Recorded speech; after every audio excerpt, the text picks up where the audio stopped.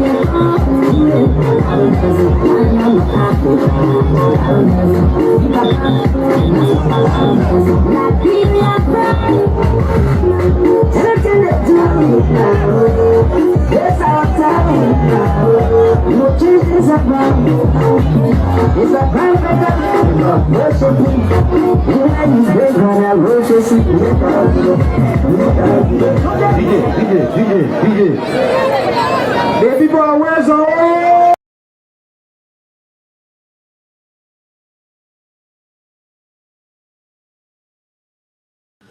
I'm going to say it once, and I'm not going to say it again.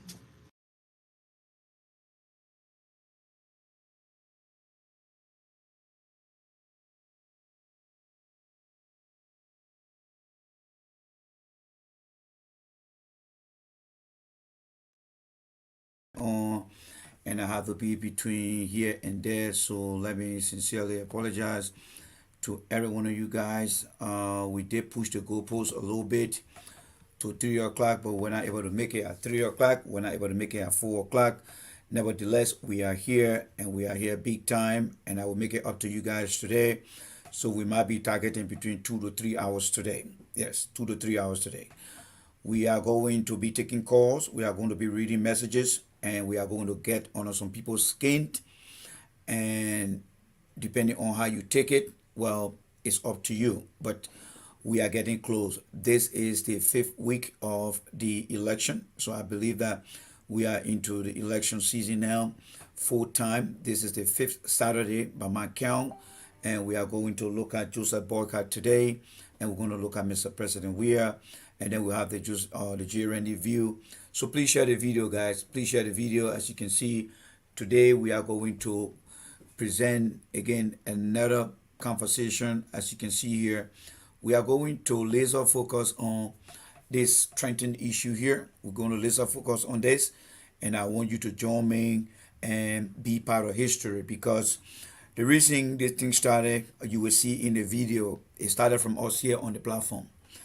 Many of you guys that follow me religiously, you will remember when I was traveling to work one time, I told you guys that Mr. Mulbah Morlue, under the Weah 5.5 years administration, he has done nothing substantial.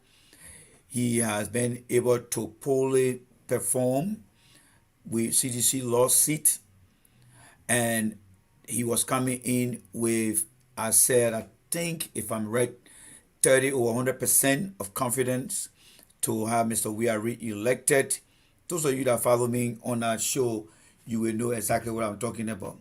And the moment we make that comment, that weekend, Mr. Weah was in the church, and then Mr. Weah decided to name Eugene Nagbe as the party chairman. The question here is, did the president listen to what we said on that day? Because what we spoke about on that day, it was a big fact that we presented, and you know it. And we are here to present those information and documentation for you guys here today. There's nothing that J. Randy will say on the show that is not backed by research.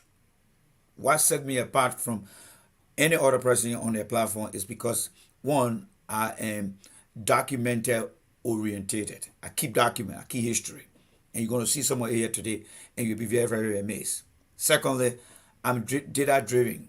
I keep data, I drive data, and inform people about what's happening now and what those who are part of the process today you're going to see. Benjamin Senvi is also on the list here today. I often told you guys that Benjamin Senvi is somebody that you cannot trust. But there's a video going around of Benjamin Senvi saying shit to the president. How do I feel about that? Well, when we get to the video, I will tell you. Today, I see Mr. Weah. It's like the movie King Kong. I don't know how many of you guys watched the movie they call King Kong. This movie started some part of Africa where some tourists went to Africa and brought King Kong and decided to put King Kong into some type of not museum, but into some type of whatever I'm looking for. Whatever I'm looking for. Oh, come on, help me with that words. Can't catch that word. Not museum, but into some type of circus. Yes, circus. And then, but in the end, King Kong got mad. He came outside and went out over the Empire State Building, and King Kong started to take shots from flying air bomber and stuff like that. You watch the movie. If you haven't watched that movie, go and watch it, because what I'm about to say, it kind of correlates to what Mr. Weah is going through today. Today, I look on Facebook, I see people attacking Mr. Weah, and the CDC is so weak. They are so weak. And we'll present the video to you guys here today. It's so weak. Am I hurt? Yes, I'm hurt. I'm hurt to see the people attacking Josh Weah. But do I think he deserves it? Yes, Mr. Weah deserves it. He deserves it. The only thing that is attaching me to what I'm hurt is because I campaigned for him. And when I campaigned for him, and you know who I am, the bullshit would not be happening today if I were in the mainstream media today. But Mr. Weah and his people decided to make the decision. But I would say deep down in my heart, I'm hurt because they are attacking him. If you watch the movie King Kong, the white girl was there watching King Kong, and King Kong kept getting hit by the bullet all over. And she was there crying, and she couldn't save King Kong. And King Kong, in the end, gave her a loud breath, and he came straight down on the ground and died. Would that happen to Mr. Weah? I don't know. I cannot see that. But what I can see is when King Kong was being attacked, that's what I see today. So I would like to say welcome to every one of you guys here. We are here to discuss. Eugene Nagbe is to the left-hand side of the screen. Mulbah Morlue is down there. And as you can see, Eugene Nagbe was the Mulbah Morlue. But then right on top of President Weah fixed, I want you to laser focus on there. He has the Weah Shen, the sedition, and the Weah Shen. So these two gentlemen in the eyes of Mr. Weah, who is a sedition and who is the Weah Shen? And if you look down here, the question of the day, did President Weah tip off the CDC balance beam? Those of you that followed me last night, we talked about the balance beam between Mulbah Morlue and Eugene Nagbe. So with that said, I want to take a few breaks, but I want you to share the video because we are here and we're going to be here for 2 hours, maybe beyond 2 hours, because I have a lot of information that I want to release today, and I also want to make it up to you guys for all the time. But I will say this, we will always win on the platform. This platform is going to win. After the election, all those who are making the noise, you will not find it around. The Liberian people are going to go back to suffering, and that's why we are here to tell you guys today, and we'll live. By next year around this time, God grace, you and I will be sitting down here again, and I will say, we told you guys. Maybe perhaps after that we'll retire and find something else to do, because the country will not be a better country until 2065, if and only if the alpha generation of that country is giving the proper opportunity. Until then, let's get ready with the platform here, and let's bring in something that will take you back. You heard Benjamin Senvi the other day, all right? This is Benjamin Senvi here. I don't know how many CDC felt bad about this, but this is Benjamin Senvi here. This is not a game, George Weah. This is not a game. No, Mr. President, you are the racketeer. You are the racketeer. You know why you're the racketeer? Because you are a swindler. Because you failed the people. And now, citizens, don't get vexed, all right? We are facing the facts here. And it's often good to tell the truth than to be in denial of stuff. So all these things we'll show you today. But let me take you back in time. Let me take you back in time. Let's rewind the tape and go back in time, all right?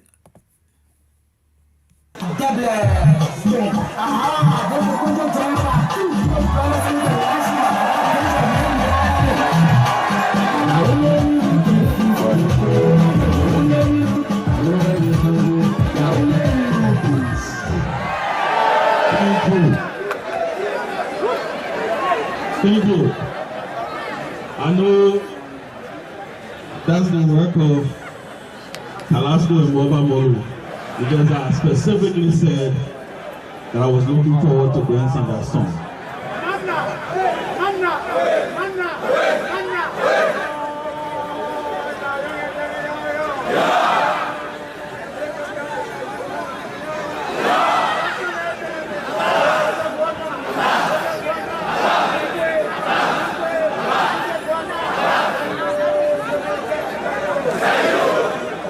Thank you.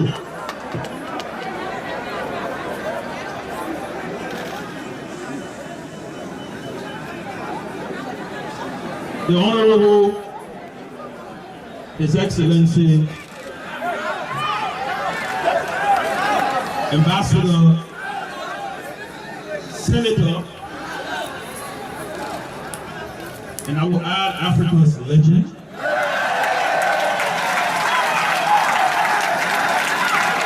All right, y'all hold all your applause over there, because we are here to carry out what I describe as a forensic investigation. How come from a celebrity or football celebrity, football icon, how did we leave from over there?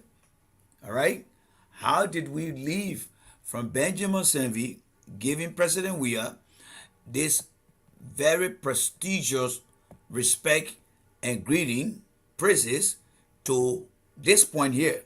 How did we get here? You failed the people. This is nonsense. How did we get here, folks? This is time that we need to exercise. This is time that we need to understand these things. If we don't get it right, we always get it wrong. Some of you guys, and let me just put out a warning here. If you are a seditious that got your emotions and you cannot stand it, my best advice to you is for you to find another platform and go and have a good time there. But on the platform tonight, we're going to carry out an autopsy. We're going to carry out a political autopsy. We're going to find out why people are flipping on George Weah. We want to make sure we do that. Do I hate what they're doing to the president? Of course, I'm not happy with what they're doing to the president. But we'll have to look at the causes. We'll have to look at the contributing factor of why these people are doing things to the president. We have to look at those things. We have to look at it, because if we don't learn from what we are experiencing, we are bound to make the mistake in the future. And because people are selectively watching these different platforms, they don't understand the mindset of these people who are masquerading on the different social media, and they don't understand these things. And for me, my role, as small as we are, whenever something gets rotten, everybody holding their nose, that one will bring the blow dryer and start to blow it all over so people can smell it, and smell it very good. That is my job. Why? Because Liberians, most of the thing we do, and this is no joke, most of the thing we do, let me bring myself closer to the camera here so you guys can see me here. Most of the thing we do as Liberians, most of the thing that we do, we never put in place preventive action. We never put in place preventive programs. We only see things and happening. Nobody should get mad with the video that you're watching of Benjamin Senvi. Not the president. No citizen should get mad. Y'all bought it. Y'all own it. Y'all shouldn't get mad. Y'all shouldn't get mad. You see, one thing about the United States, where we are trained, they often do background check on people. They often check people's personal references, their professional references, and they link up to other people to get to know who these people are. Benjamin Senvi is not a stranger. In my mind, in 2015, Benjamin Senvi ran against George Weah. He never took side to support George Weah, but he ran against George Weah in that election. And there were nasty things that Benjamin Senvi said about George Weah. Do you think with that mindset of wanting to compete with George Weah, you think Benjamin Senvi is going to sit down? No. Does he have the right to do? Have the right to do that? Yes. But how much can we invest into him? When Stanton Witherspoon came down and dropped down, there was somebody in the CDC government who decided to open up the closing argument and brought in Benjamin Senvi. Instead of focusing on George Weah's accomplishment, they decided to attack Stanton Witherspoon. You cannot attack Stanton Witherspoon when you were in bed with Stanton Witherspoon, when Stanton Witherspoon know more about you. That is the mistake that these guys are making. That's why they keep kicking George Weah in the behind. You can't do that kind of thing. The only people that can take on Stanton Witherspoon are people that know Stanton Witherspoon very well, that know Fagon very well, and they have no record on that person. That is the only person that can take on Stanton Witherspoon, Fagon, and the whole group. That's the mistake CDC making. And they flocking you guys in the ass very good. They flocking you very good. They flocking you. And y'all will watch it here because I downloaded the video. Even though they blocked me, somebody gave me that video and said, yeah, it's here. And y'all will see it here. Closing argument is no match to Stanton Witherspoon platform. They no match.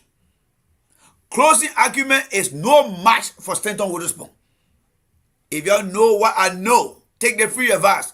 Focus on George Weah's accomplishment on that closing argument. Y'all leave Boca alone. Because if y'all attack Boca, they will expose your people you got on that show. I'm giving you a free advice, political strategy. Stanton Witherspoon got a lot of things to destroy CDC image on social media. While it is true that you cannot underestimate the poor judgment of the voter in Liberia, but Stanton Witherspoon is causing severe damage against George Weah right now. Severe damage. And Benjamin Senvi himself know that the video, if a video of Benjamin Senvi criticizing George Weah hits 7,000, that is a concern. That is a concern. This is why I consider number to be very key, because the language that he uses against George Weah is very, very damaging. And who can go stand over there? Ken Hassan will go stand over there? No, he stand no chance. Benjamin Senvi will go over there? No, he stand no chance. Temini will go stand there? No, he stand no chance.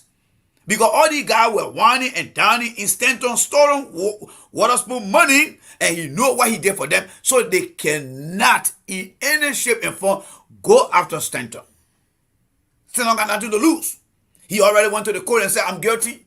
His character had been ruined in America, but he found pleasure in pleasing his soul when he fucking with George Weah. That's what Stanton is believing. That's the therapy that Stanton got today. When he fucking with George Weah out there, he feels so happy about himself. He said, I don't care, they give me 1 year in jail, 2 years in jail. I will do everything to fuck this guy up. Make his day miserable. Make all his people miserable. I'm sorry for being so loud to you guys today.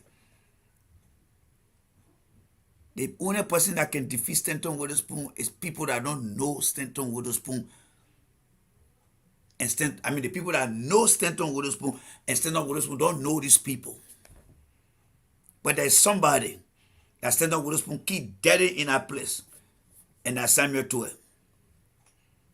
And that's Samuel Tuer. And do you think I would doubt it in my mind? If Stanton Witherspoon says Samuel Tuer is the one running this government, I would not doubt it in my mind. I would not have to verify it. Because there are some people in the Weah government that feel that they are the only superman that run the whole government and make the idea. But you get one person. One person against all the different political parties. And all the political parties have learned from the past. The strategy is different now. The strategy in 2017 is different. The strategy in 2011 is different. Was different. The strategy in 2005 is different or was different. So 2017, it was different. 2011, it was different. 2005, it was different. 2023 is different. But you don't understand the mechanics of engineering. You don't understand it. That's why the guy here, all they know he's making, they gave him one. And today he said he can't believe it. Listen to how he described the president. You see, the only thing that set me aside from most of these guys is because when I campaign for George Weah, I say, whatever George Weah don't do, I will come here and criticize him. I got my own self on record. I never pretended. I stood my ground, and up to today, I still stand my ground. That's why you see when I talk about all these guys, they don't come out to say anything. Because they got nothing to justify themselves against. I do have something to justify myself.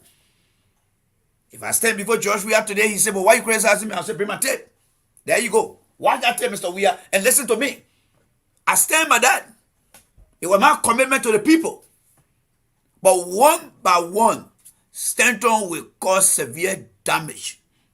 Severe damage. If George Weah survive and win the election, and he doesn't learn his lesson, I feel sorry for him. I mean, all the blessing God gave him, he not ready to take things into action. So rather he by the threat. He by the threat. To see the president in the ring, campaigning in the ring. That is one of the lowest points that Mr. Weah has reached after 6 years. When people love you, they'll tell you, don't come in the ring. We got your back. But to see Mr. Weah in Buchanan in the ring, that to what extent the people have humiliated the man 5.5 years in office because he barely can stand in any area right now and say, you know what, I feel good about not going to Grand Bassa County. He can't do that. That's the problem we're facing here today. So ladies and gentlemen, that was just my monologue. That was just me introducing myself. So let's get to some specific here. All right? Let's get to some specific here. Again, I got my phone right here. I want you guys to be very, very careful because if you come in with bad behavior, I will block you. There are some rebels living in America here from Liberia. I won't lie to you. There are many rebels here living here. Those who are rebel, they don't have to take arms, but they got a rebel behavior in them. They don't take things intellectually. They don't believe in democracy. We are all entitled to our freedom of expression. So on the platform, there are things that I'm going to say. If you're dissatisfied with it, you can say, look, Randy, I respectfully, or Randy, I disagree with you. But when you come back to cause, then you are a rebel. I will not keep you in my company. You have to go. I don't need plenty people here. The country already fucked up.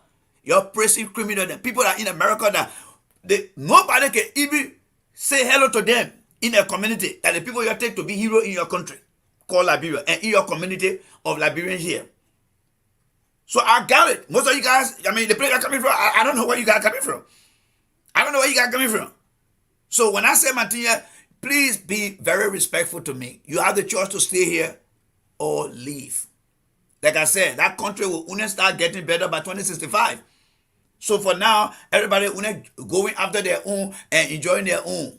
But there will not be a country called Liberia that will be the Ghana today, be the Rwanda tomorrow. No, until 2065. So we always have to do our own here in order for people to understand. All right? So ladies and gentlemen, welcome to the show.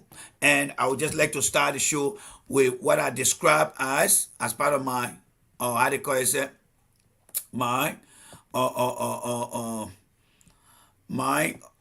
introduction here. So let me lower the screen here so that you guys can see here.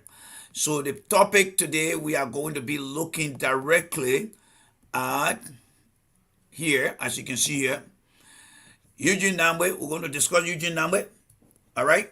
And then we're also going to look at Mulbah Morlue. But in the meantime, let's just go back to a few things here so you can take a look at a deep look here. Let's go back to a few things here, all right? Let's go back to a few things here. Let's go back to a few things here, all right? Let's see here how far we're going now. Are we going fast? Okay, let's see here. We got to go back here and we got to check a few things here on this stuff here. Let me see what's going on here. All right. Okay, so we're here now. There where we are. Okay. So if you just joining us for the first time, this show is the J. Randy Show. That's the man over there. I'm the only man so far on Facebook that many people are afraid to talk to. Yes, they are afraid to talk to me. Let me just make it clear to you guys why they're afraid to talk to me, even though between the time I was criticizing George Weah. You see, most of the guys that run this different talk show today, I have video of being on all their show. Why was I on their show? Because when I promised that whatever George Weah does, I will criticize him, whether it was focused on Africa, whether it was British Radio, whether it was SKTV, I went on all their shows. Because that time I was standing behind what I said in 2017. That if Mr. Weah doesn't do the right thing, I will come after Mr. Weah. They found that very interesting and it was pleasing to their soul because they had their own political agenda to support. But guess what? Since the campaign started, they have been unable to invite me. You know why? Because they are liars. They are very deceptive people. They see what their political leaders are doing wrong, and they know if they bring me on, I will expose it. And because they are disingenuous to you guys, so they decide to keep me on the side because they're not honest with you. But I was honest with them when I was telling them that whatever Mr. Weah does wrong, I will criticize it. They were enjoying it. And you're just wasting your time behind these guys because they're not in your interest. These guys are not in your interest. They are only using your number to get more numbers to either get popular on Facebook or they will try to see where they can get somebody elected over George Weah. And if that ever happens, you don't. They don't get a damn about you. They don't go to bed and think about you. They don't get on their knee and pray about you. They don't sit on the table and think about you. They see you as nothing but just somebody that they want to use. You know who loves you? The person that will always tell you the truth. I'm the one telling you the truth here. That's why they are so afraid. You know, when you don't want to go somewhere, you become afraid. That's why you don't want to go to the places. You don't want to go there. So, on the platform, we will win. Those of you that follow me religiously, I told you guys that Stanton Witherspoon was a crook. And what happened to him? It came to pass. Do you think, have you ever seen me cursing Stanton Witherspoon other than describing his character that is so messed up? Why you think he blocked me off his page? Because when I started exposing him, he was very smart. He was like, this guy, he's not like the rest of the people. This guy is smart. So what can I do? I will block him from coming on my show. Because if he stays here, his eyes will open other people's eyes. Smith Toby. Smith Toby back in the days when he used to be on OKFM. He started a story with Sandra Johnson. He started a story with Pizzo Time. He said Pizzo Time was hiring a lot of people in the government. I was Smith Toby. Listen, you share the video with Smith Toby. He started sharing it. He started telling people, oh, Pizzo Time doing this. And he was going to bring more evidence. 1 week passed, no message from Smith Toby. 2 weeks passed, no message from Smith Toby. Smith Toby that is now one of the press secretaries with George Weah. I started questioning Smith Toby on his platform. Smith Toby, when you will bring the Pizzo Time report up? Because I was on super alike. By the time Smith Toby come on live, I on the show. When I started questioning Smith Toby, one day in the studio, he was sitting down like this. He got up and told his producer, Black J. Randy. All because I was asking questions. And after many years, he and I met in Washington, D.C. I'm sitting down to the table like this, Smith Toby King. J. Randy, I said, yes, I'm still here. Just how you see me stretching my head, because he came from this end, my right hand side. I said, how you doing? He said, fine. He said, the J. Randy. I said, yes, I'm still the J. Randy. And I said to him, you go and do the right thing. If you don't do the right thing, I will come after you. I never took no picture with him. I went down there, I met Carrasco, I met every one of them. I didn't take picture with them because their image was not really resonating with some of the things that we put our neck on the chopping board for. We never met, we never took pictures. I'm not just somebody who just want to see people like that. I want people to understand that I'm a professional person. I came here like many Liberians, went to school. Where I am today, I'm providing services to American and other people around the world. I see myself as a professional.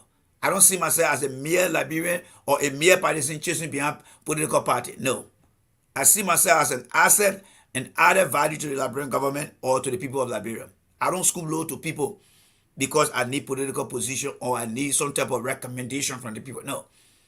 I may be sitting down here in your eyes. I'm a simple person. But the moment the day start to go to work, I'm respected when I get to my place of work. I am respected there. And I'm respected by people who never imagined that I could be to where I am. And it's only because I want to make myself proud first, my family and my country. And that's why I try to do everything. Try to do everything in my weak ways. I've been in the country now for almost 26 years. If I pull my driver record up, only 2 pages come out. 2 pages, page 1 and page 2. 2-page document. That's what come out. People ask me how you manage. Well, there are other people who got better record than me, but you just got to be able to define who you are and what you want for yourself. By me coming on Facebook to support George Weah, I was not doing it because I just wanted to be part of the political process. No. I wanted to see a change. And for change to come, we must challenge ourselves. We should hold ourselves accountable. But there are some people who went around George Weah and think that their own ways can overshadow the reality of being a transparent leader. And today Weah is being insulted, disgraced by people who are criminal in this country. You know how that feel? Go ask your own son. Go ask President Weah's own son that in America here that playing in Europe and living in Europe right now. Whether a criminal got any right to criticize anyone with clean record. But do you blame the guy? No, you don't blame the man. Because some of you guys just want to support somebody no matter who they are. You want the Barabbas or the Jesus. Because you're so desperate. That even a criminal who worked in the district court of the United States on an FBI investigation have been criminally indicted. You're there, you're praising them. That's the curse that on the country. That is the curse that on the country. You won't tell me you can find somebody within your own group to say you be the spokesman for us. But you will solidify and glorify the criminal. That's how sad the country is. Very, very sad. I mean, I can care less. You can say anything you want to say about me, but I just look at the brother and I say, this current generation, you're fucked up. The current generation fucked up. Nobody going to respect Liberia. Nobody going to respect Liberia. It's not for George Weah. It's not for George Weah. It's what we are doing on social media. You think the FBI, they don't know what we're doing here? The FBI didn't know. They put not see our platform. Like the other guy who went late for that get up, they get now interactive with us now. She get to know who we are. She look at. I mean, she tell her friends, go see how to behave on the platform. They got no sense of direction. That's how social media is exposing our illiteracy on Facebook. You got a criminal that coming to be a hero. That's something you're proud of. It's a shame. It's a shame. So guys, welcome to the J Ready Show. Let me just take you guys through a little journey here. So if you ever want to subscribe to my page, if you believe in yourself, you trust yourself, you believe in yourself, this is my page. You can follow me, J Randy Doppel. You can follow me on Facebook. And you can also follow me on my blog. All right, University of View of J Randy. And then of course on YouTube, you can follow me there. You are free to come and get a true story. Yes. The only thing I will caution you here is I will hold people accountable on my platform. You don't come on my platform here and you say anything, I will challenge you. We should learn to challenge things that people say. And challenging people, the two things that people don't like.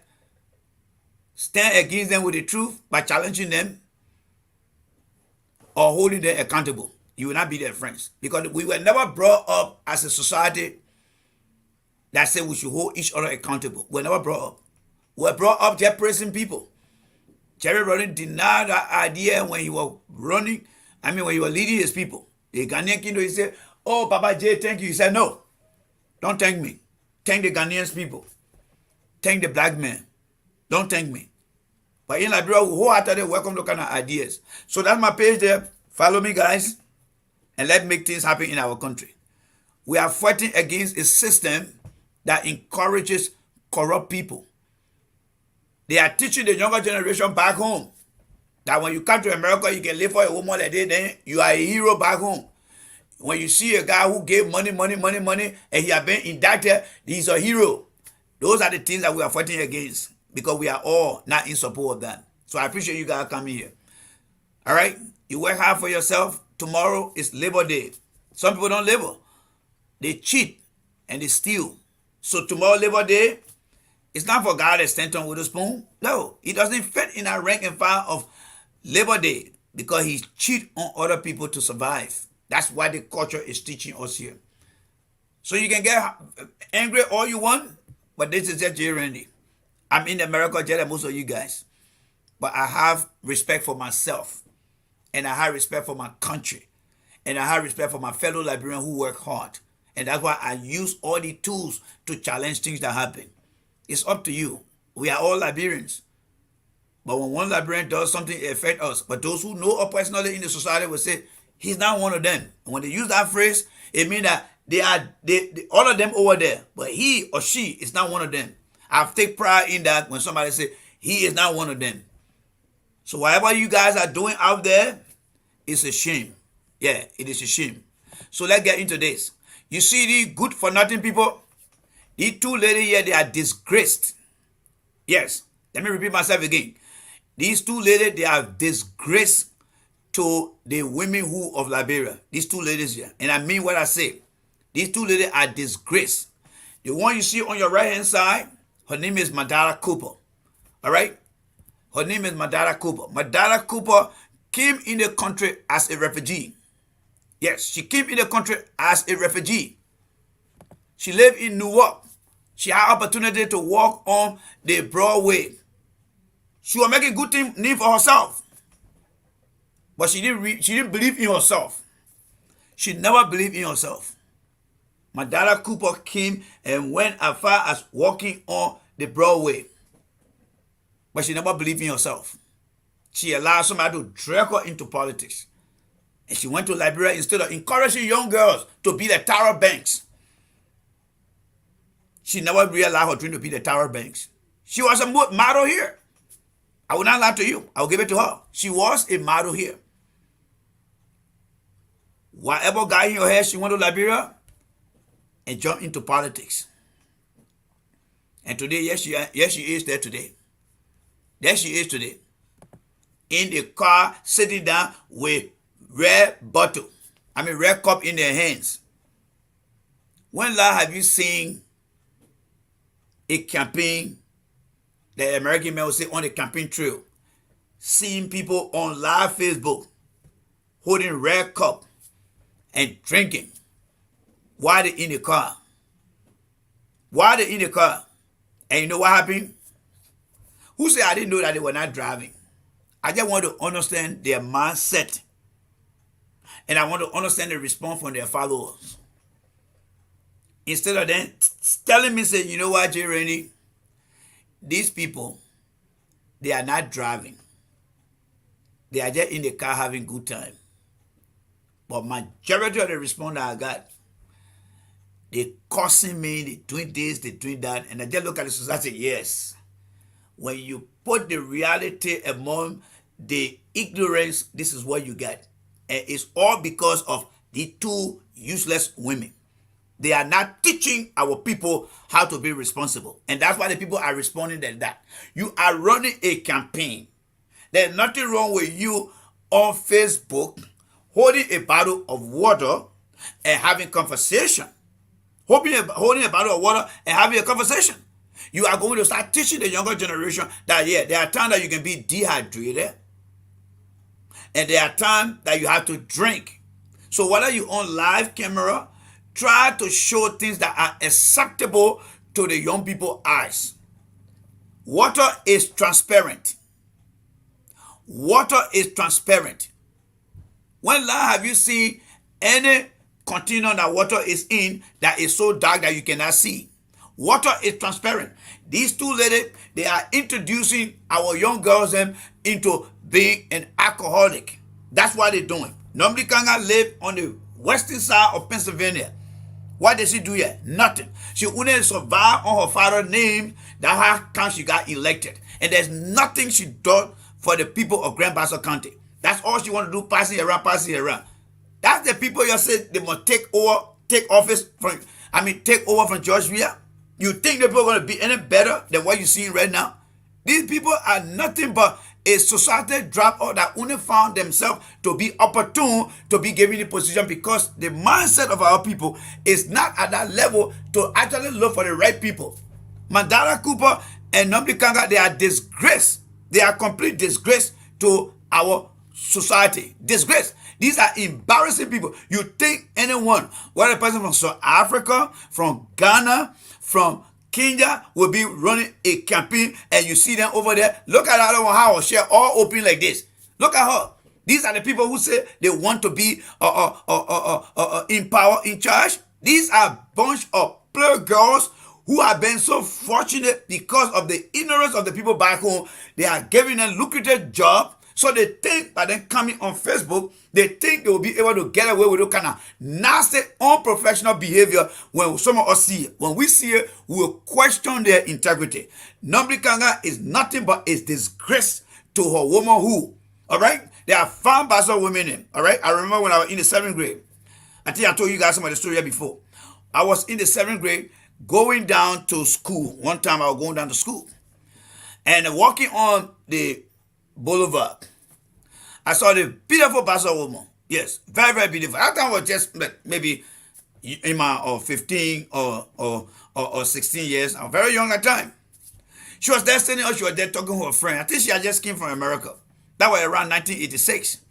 So I'm walking, going, and I was looking at her, and at that time I was very young, man. Very, very young. I had a very sharp, long nose and stuff like that. So I was walking, going with my book in my hand.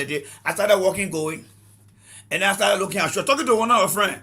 And then I started looking at her while I was walking, going. And she made eye contact with me. And she said, "You like me?" And she said, "Yeah, you like me." Then I opened it, confessed. I said, "Yes, you're looking good." She said, "What class are you in?" I said, "In the 8th grade." She said, "You get a long time to go. The day you graduate, you must come find me." But I just came from America. I'm trying to bring this story to tell you that there are some good, disciplined Bassa women out there. But Nnamdi Kanga, she's none. She is a bad influence, a bad role model for the young girls in our country. She got a very nasty character, all right? To sit in a car and on social media holding red cup in your hand. Those people were drinking liquor in her car. There's no doubt in my mind that she was drinking water over there. No. Nnamdi Kanga was drinking liquor in her car and they were intoxicated. They are teaching the driver in her car, they are teaching the people around them that this is all good. This is the good time that we want to have when we get over there. Both of them are disgrace to the young women and some of the young men who follow them religiously. Very, very disgraceful. Campaign is about being on the message. It's about showing good character. Where you think you're going? To some kind of prom? No. You trying to change an administration. Then you get red cup in your hand.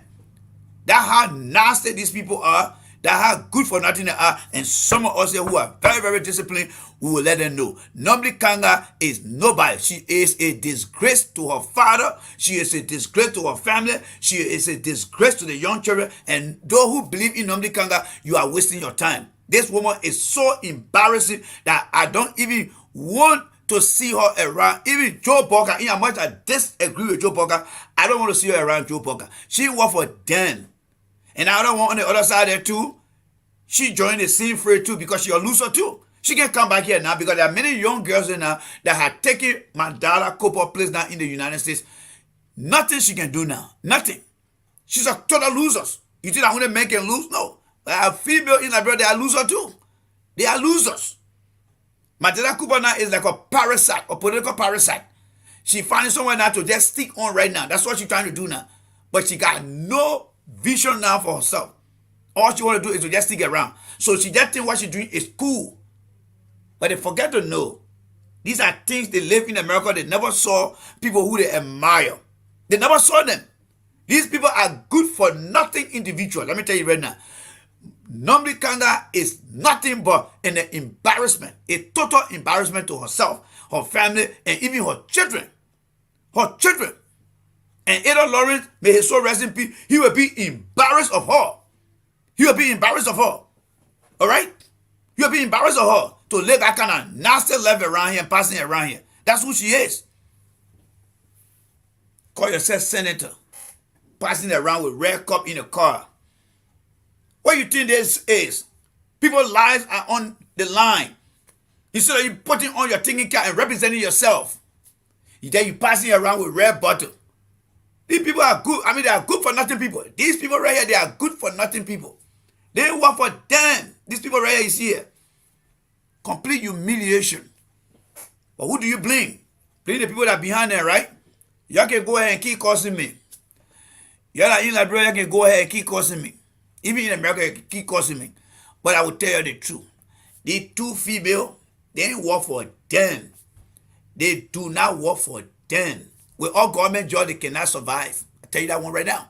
Without government job, they cannot survive. Nobody cannot resign today and come back to America. She will not make it. Madonna Cooper cannot come back to America to survive. She will not make it. I challenge them. I challenge the two of them to put down that thing and can't live in the country here. They can't do that. Because they know the people in that country called Liberia, they are low in their understanding and they have found people to use that while they're doing all that crap. Nobody know what I'm talking about when it comes to discipline. You know what I'm talking about when it comes to discipline? She don't try that shit in America. All the time she live in America, I also her doing no kind of thing. No. But that's why they want to teach the young people back there. But you got me to deal with. When you bring any bullshit on Facebook and see it, I will criticize you. Nobody can, you are a shame and a disgrace to your womanhood, to your family, and to your children by showing up red cup in the face of young children and teaching them how to be alcoholic. That's what she's doing. She's teaching them how to be alcoholic. You need to share the video here. You need to share the video. It's not just about political power. It's about installing, and setting good example in our society. All right? You need to set it. The reason Liberia is not going anywhere is because you allow somebody think to power by you and not seeing anything. I would not say that. As a leader, we must be disciplined, and discipline should start with us. Good behavior should start with us, so that people can look up to us as role model. Do you think these clowns know that somebody can take to be a role model? No. I will never ever show any girl, child, or any female who these people are. These people are a bunch of good for nothing people who are just in our country hoping that when Boga become president, that's what they're going to be doing. They're going to be riding from one party to another, and when they come to America, they're going to meet their same good for nothing people. Then they're going to be passing around here, wherein people from Kenya, people from Ghana, people from Nigeria, the female them. Have you seen them? There's one of them. When she opened her mouth to speak, people respect them. Who respect these clowns in America here? Who respect them? When the Liberian community, people they get 2,700 to that only put that respect them here. Nobody can get Matera Kopa, they can walk in the street here every day. Nobody get it damn but them. Nobody get it damn but them. They got no name in this country here. When the Liberia they can go and you think they can show their faces on Facebook, somebody can say that here. People ain't work for them. Let me tell you right now. They work for them. They do not work for them. All right? So guys, the line is open. If you want to call in, because we're going to be here for a little time, be my guest. What my phone? Let me turn the phone on. So that's it there for Nnamdi Kanga and her good for nothing friend. People are a bunch of useless people. Let me tell you right now. You know, uselessness, it doesn't have to be somebody who is in an open relationship. No. You can be useless when you get a very nasty character that you portray of yourself to what? To conjure other people to come and join you. That is what these two people are. All right? That is where I'm speaking from too. They are not good. They are not good people. They got a very bad character out there. And nobody should respect them. Nobody, I say, nobody should respect them. Because they don't work for them. They don't work for them. So, I'm waiting to take your call if you want to participate. I just turn the phone on. Let me turn my stuff on here. Passing around with red cup then in their hand there. And they call themselves good people then. What a clown individuals. Yes, that's who they are. Clown individuals passing around here acting like they're some kind of good people. They are not good people, folks. They are not good people. So the phone line is about to be open. So in the meantime, let me read a few things here. All right.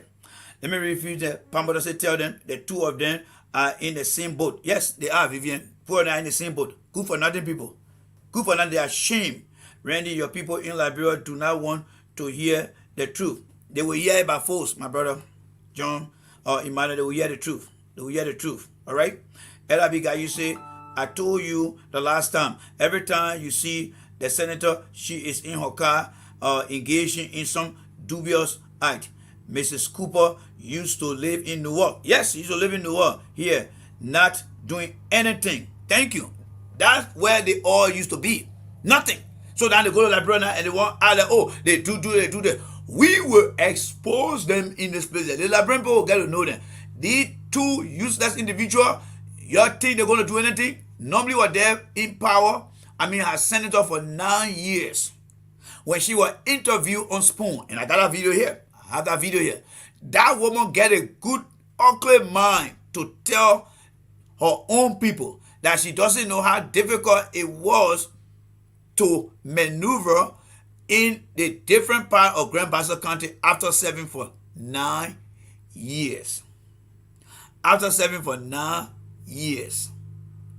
That's how embarrassing it was that time. After serving for 9 years. After serving for 9 years, she told the people on Spoon that she doesn't know how difficult it is to maneuver in that place. You see, there is something wrong with these people. Nobby Kanga is another useless one. The other useless guy too, they got it called Besonga Finley. When you see Besonga Finley anywhere, share the video with him, because what I'm about to tell you, he will bounce on himself. That man left for America here and went and lied to the people of Liberia over there, say he was electrical engineer. Besonga Finley attended Franklin University in Columbus, Ohio. And he was deported. But he did not go to Liberia. He went to Sweden with one girl. He never graduated from University of Finland. Franklin University. He never graduated from Franklin University. He was deported. He was out of status. He went to Sweden. That's why he sat down and went to Liberia. And never told anybody that secret. Your kid, I went to Martin Colley, let he go ask him. Your kid in there. That's how they are when they leave from here, they go on outside, they go lie. The people of Liberia, you need to open or work with some agency in the country to start checking all these people's background. That's who they are. So the other useless one they here, don't mind them. That's who they are. So the phone line is open. When you want to call in, please be my guest and call. Don't be a stranger here. Call and express yourself. Call and express yourself. Tell me what you make of the conversation here. All right? There go the number. Call. I want you guys to call. I don't want to be the only person talking here. We got more things to cover here, folks. This is just the Randy view here. The line is open. While in the meantime, I'm waiting for you, let's go to the next page. Look at the other people that surround the criminal here. Look at these people here. Look at these people that surround the other criminal. Look at these people there. Look at the people that surround the other criminal. The man don't even have his own name over there. Everyone else got their name, but the man don't have his own name. But at the main people behind today, you know why he don't have his own name over there? Because he know the platform is in America. And he know when people start to see the platform, they will start to share it among the American community of people. So he didn't put his name over there, and he would never put his name over there. But just a man that people glorified. But you know what? It's good for CDC government. Oh, I enjoy everything that Stanton Witherspoon is saying to George Weah and CDC. You know why? I'm happy about that. Those of you who follow my show here, One time I came and spoke on the issue of having a media monopoly over the people broadcast, the people in media system in the country. I said on that platform that day, how can the government of Liberia allow one guy to take charge of all the major radio stations in the country? CDC, none of you guys listen to me, right? So a good for you. A good for you. A good for you. A good for you. You will learn the hard way that the other people will see the better. In America here, you think a fast take over all the new network, you think you'll be okay? No. But you live in the country here, right? Yes. And you always see some of the things that people try to restrict so that one man cannot be having power, right? Yes.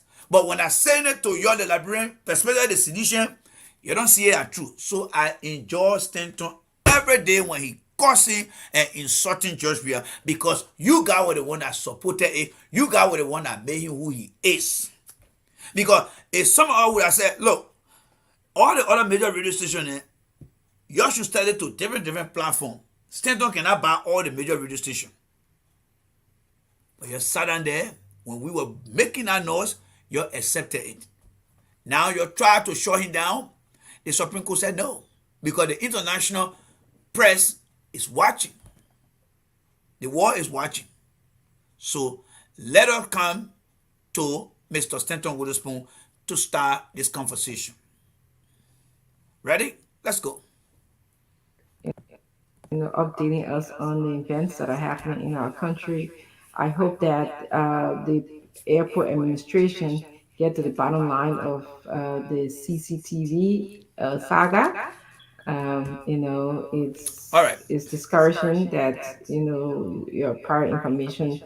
So there are some specific things I want to bring to your attention here. So let's try to go into this. But this guy was making some good headlines, and I want to speed it up a little bit. So let's try to speed it up and see where we can go. There's a lady that came here, all right? There's a portion where a lady came in, and I want us to go through that with a lady. Remember, we're not here to play the whole thing here, right? Look at all these faces in down here. All right? Look at these guys' faces in here. These are people that want to take over. The other guy they call Emigre. This guy here, when Doe died, they wanted to carry military junta. And never wanted to wait for ECOMO to bring in their people. That's Emigre. Today he's sitting down here. All right? He's sitting down here. These are the kind of people that take inside with the men. They live in America here, majority of them. And they know that this guy here that call himself Stanton, he's a felon. And they're sitting down on the platform with him because they are not teaching any ethics to the people of Liberia. They're making the Liberian people to believe that, look, you can commit crime and we still support you. That man have been convicted. He has confessed. He has pled guilty to the thing he did in America here, pending sentences. Whether it's 6 months, 1 year, 2 years, but he has pled guilty to the indictment charges that have been brought against him. But again, Liberians, because of power they want in Liberia, they don't care. If these people in America here, the country of law, if your fellow Liberian can sit down with a criminal, I don't want to see when they give them power and go to Liberia. You better think about what I just said. The people in America here, they take it out with a criminal. And do you think when they go to Liberia, can you imagine what that would be? To a country that don't respect the law? Yes. Sometimes I can regret, and that's why I say the day I meet God, I will tell him to put his hand up. Put them up, put them up. Hear myself get into a face for it. I know I will not defeat him, but I will tell him the truth that you made a mistake to send me to a country that believe in the devil, the country itself. What kind of country do we live in today? You see this group of people then. You see them. They sitting with a man who is about to go to jail or do some jail time. A man who we all heard that he had been taking, his constitutional rights. or privileges have been taken away from him because of the things that he had done to other people. And these people sitting down on the platform, then the other one called and said, Dr. Francine. I want to see the school where she's teaching. I want to see the school. I think she's living two lives. Because a Dr. Francine is teaching a discipline school and she's sitting down on a platform with a criminal. A man who carry out academic fraud, and she calls herself Dr. Francine, and sitting down. I want to see that school. I want to see that school. I want to see that school. I really do. I want to see that school.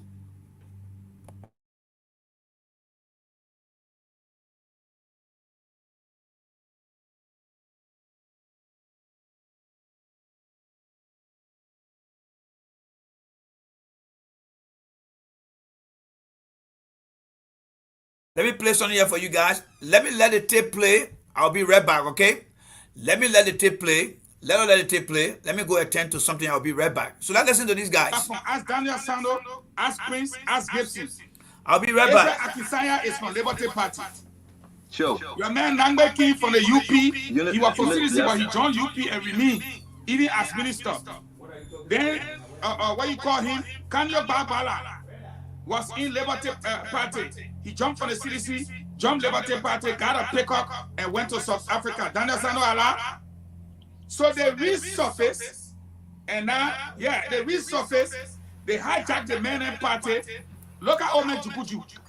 Let me hold you right there. Let me hold you right there. Let me bring in Prince real quick, guys. What's wrong with this result? Do you think these guys then just stepping on Mulbah Morlue and the rest of them? Look at Fada. Fada is not even campaigning no more. But today he was sharing peanuts money to folks at this university. Look at all these guys and they are frustrated, but they are saying the institution. Prince, talk to us real quick, my brother. Stanton, this is the reason why Liberian people are very, very concerned. And they have been concerned for 6 years now. What we see happening to Mulbah Morlue, he's become a liability within the ranks of the CDC. And right now, the CDC is carrying out a cleaning house. But that's not just the point. The question we be asking ourselves is, how does this behavior of the ruling party affect the Liberian people, and what message is it sending to the Liberian people? All right, guys. That's it. Sorry there for the confusion. That's something I was trying to take care of here. So let's get back to this video here. There's a portion in the video where there's a girl, all right? A girl came on the show, and I just want to provide, I'll give my take on it, all right? All right, this girl right here. First of all, before we go back here, all right? You see the rule here? Let me say something about the Southeastern rule. Let me see why I can hear myself here good here. I think, okay, I can hear myself here. If you've never been to the southeastern part of Liberia, I do have a lot of videos. I do have mostly pictures of how that place used to be back in the days. That very road you see over there, it leads from Ganta going to Grand Gita, lower Grand Gita that is now River G, all the way to Maryland, Sino. That road has been bad off like that. But when I see people trying to portray these photos, image, and blend it on George Weah, it's good for George Weah too. Yes, it's good for George Weah. And if you listen to me, Mr. President, it's good for you. You know, they say you can run for 100 days, but for 99 days, but on the 100 days, you will get caught. Whatever the guys are doing to you, Mr. President, it's sweet for you. Because the people who know how to counter these guys, those jackasses around you, they're making ass out of you. And that's why the guy are humiliating you. There are photos upon photos that the missionary then that were used to be in Liberia in the 70s, 60s, they took picture of the very roads that they traveled on when they were there. I have all the pictures. So for people to come and want to blame it on you, I have to say that Ellen went and put Kota Road there, and Weah came and took all the Kota Road from there.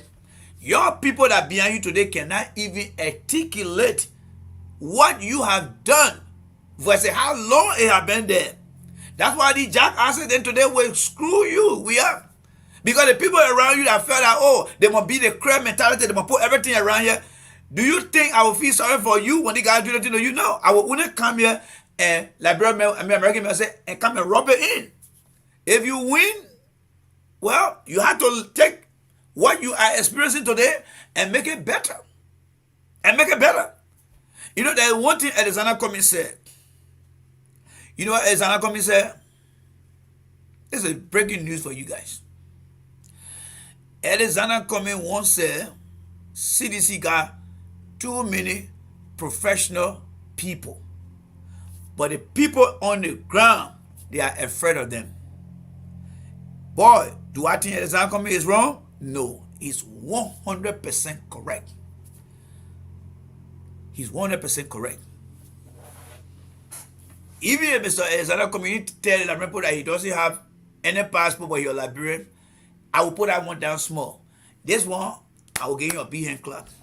CDC as the party of the common people, the party of the post-war generation, there were a lot of professional people. But because the president of Liberia allowed inexperienced people to lead him, he fell down flat. There were so many ways that Mr. Weah could have kept the people quiet. He tried one, but it did not work, but he never paid attention to it. You see the iPhone we got? The man they called Steve Jobs, when he discovered the first iPhone, it was a prototype. But he tried it on the market and it started growing. There was one opportunity the president had. And he had used that opportunity today. All these jackasses you see making noise around here, they will be sitting down between some corner and hiding themselves. You see, when Mo Ali, this guy they call Mo Ali, he was sent to the United Kingdom to pursue some type of degree. He got a degree into water and sanitation, from what I heard.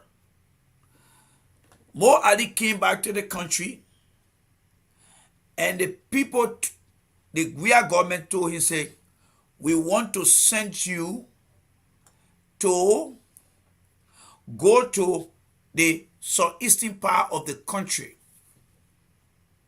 to go and lead projects to improve the water and sanitation in that part of the country. You know what Mo Ali did? He resigned. Even though he went on government salary, government taxpayer money to pursue his education, he resigned. That was a perfect opportunity for Mr. Weah to have exploited to get most of the guys in America who are greedy for jobs. But nobody smart against, was in Mr. Weah corner to get the things to be done. Now it's over now. Let me tell you guys how it should have worked.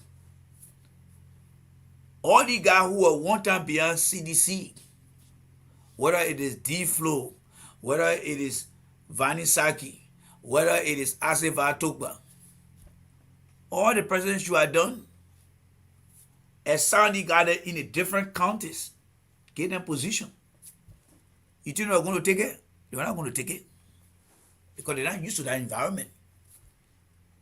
And you know what the president is going to say? You came here, I told you I want to improve the country. I said, I sent you to be superintendent in Riverside. You refuse. How can we grow the country? That's what the president should have done. Let's take the call here, folks. Let's take this call. Hello, this is J. Randy Show. How you doing? Welcome. I'm fine. Hello, this is Emily Kelly. Okay. All right, the first caller for the day. First caller of the day. What you got for us? What you got for us? Yes, this is my point I wanted to make, or just something I wanted to say. The first thing in Liberia, people got this saying where they let us forgive anything that happened, whether it's bad, serious, or damaging. They always like to say, let's forgive it, let's let it go, let it slide. You know, he's our brother, he's our sister. Yeah. Or, no, they don't waste things. They're always wasting. I think this letting go. It probably have been happening for decades because it's one of the people that got the country behind, low, and nowhere today. And people just, all they know is that we just want a big man, we want president, we want to vote for this person, but they don't really think about what they need to do to get ahead of how things can get better. Yep. Because of course, the people who are even running for all these seats and all these offices, they obviously don't even know some of the right thing to do. Nope. They just want to take care of themselves and their family, their girlfriend, and whatnot. Yep. So, and the next thing I thought about again, what in the world they will even reopen the station of this criminal man who was in the station? Why would they even reopen the place? That's a valid question. That's one of the things. They all mixed up. Their friendship are all intertwined. This person is with that person. This other group is here, and they're talking. They don't know what is best and what is right. Yep. So now, they open up his station, and just in the time they open up his station, the lawyer, the judge here, have given the man sentencing or found him guilty. Now he's going to be behind prison while he still want to be making money. It never should have happened that way. They never should have opened that place. Yeah, and that's a very valid point there. And, because there's some legal technicality to that. Maybe he may, because he had, I believe, he registered and carry on most of the acquisition in our country in his name. And if he is criminally involved with something in America here, perhaps legally he could not be held accountable in Liberia because the crime was not committed in Liberia. But what I want people to understand are two things. Number one, the lesson learned here is you cannot have one person because they have money to buy many radio stations. And that many radio stations today, they try to close it down, but due to some technical reality on ground, they cannot close it down because it was legally done. However, the image of this guy could be another way that they could do some things to him, because many will recall here when he was first indicted, he came out and said, "Look, I'm not going to be in charge of XYZ," but we on the platform were asking whether that acquisition, the ownership, was going to be turned over by legal means. But it was not the case. And the government is still trailing on doing those things. Because it's one thing for somebody to kind of say, you know what, I have been found guilty, I'm turning over everything to Emily. But are you turning it over to her by word of mouth, or are you going to notarize it and give it to her legally? That was never done, and the government did not explore that. And that's the weakness of the government. Yeah, because by right, whoever own that thing, if the man is indicted, then you can hold the man on the issue of not being very ethical, and it does not give the decision any integrity to have someone who have been found, who are pled guilty to a crime that he committed. So that kind of person cannot be a face on any of that radio platform. But they are not reached those standards, and all we can do is to just discuss it here. It just goes to show that it's not just the Weah government. These things, like you said, have been going on for a very long time. We are forgiving people, and that's what been going on here for record ages.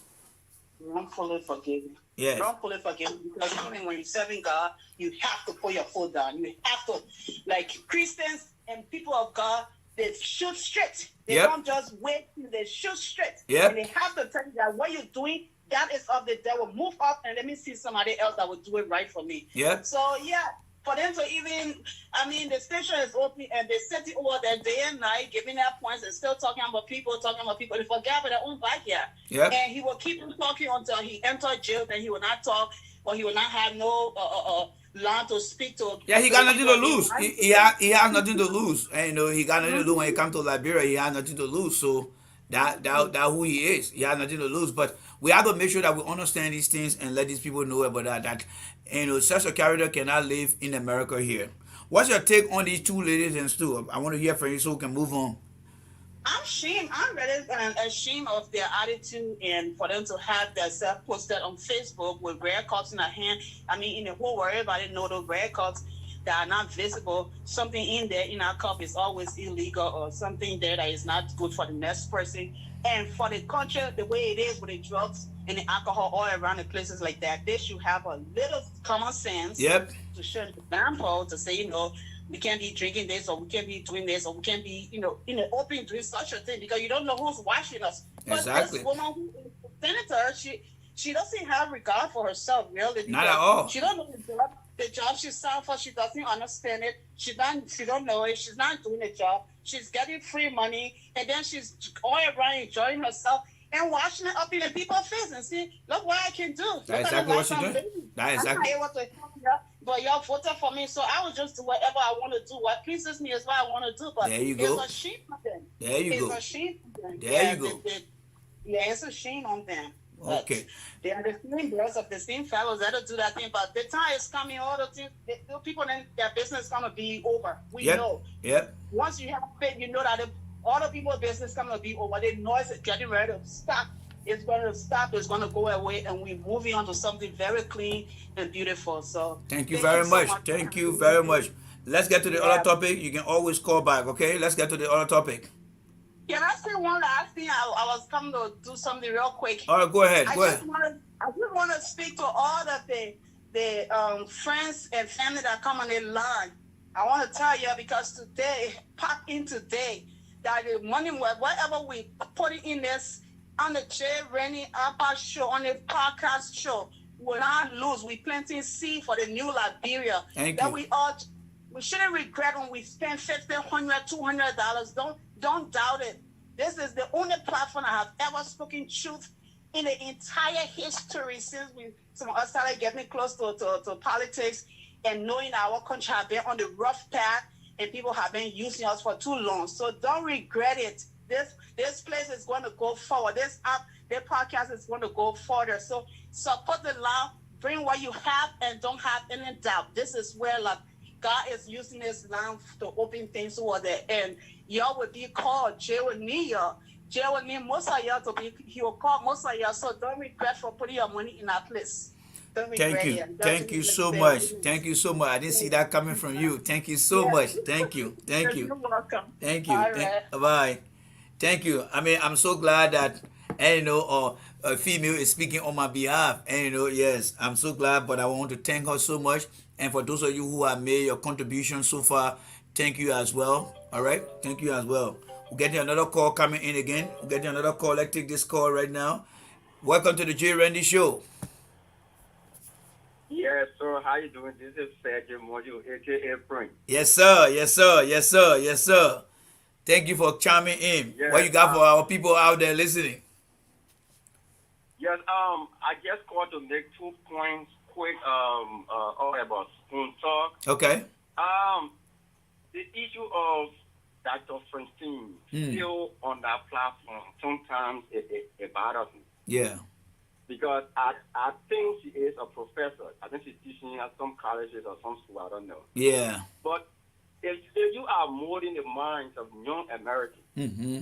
and you're sitting on somebody's platform that is a criminal, Mm-hmm. I mean, what lesson are you trying to portray? That's true. I don't get it. It bothers me. Yeah. Likewise myself, and I believe many people too. Not just those on the platform here, but other people out there too. And although they does not think any positive thing, as Liberians, is that we always have to support the wrong people and the wrong idea, and that's not good for Mama Liberia. That's true. Honestly speaking. And that's why we need to be speaking up. That's why we need to be speaking up. And that's a very valid question you just posted over there. And I don't think she have any integrity. All right, Frederick. I don't think that woman has any integrity, because integrity is built by you having good ethics and moral standard. So that means she doesn't have no standard or how she does things, how she carry her life about. And that's how it is. She doesn't have no standard.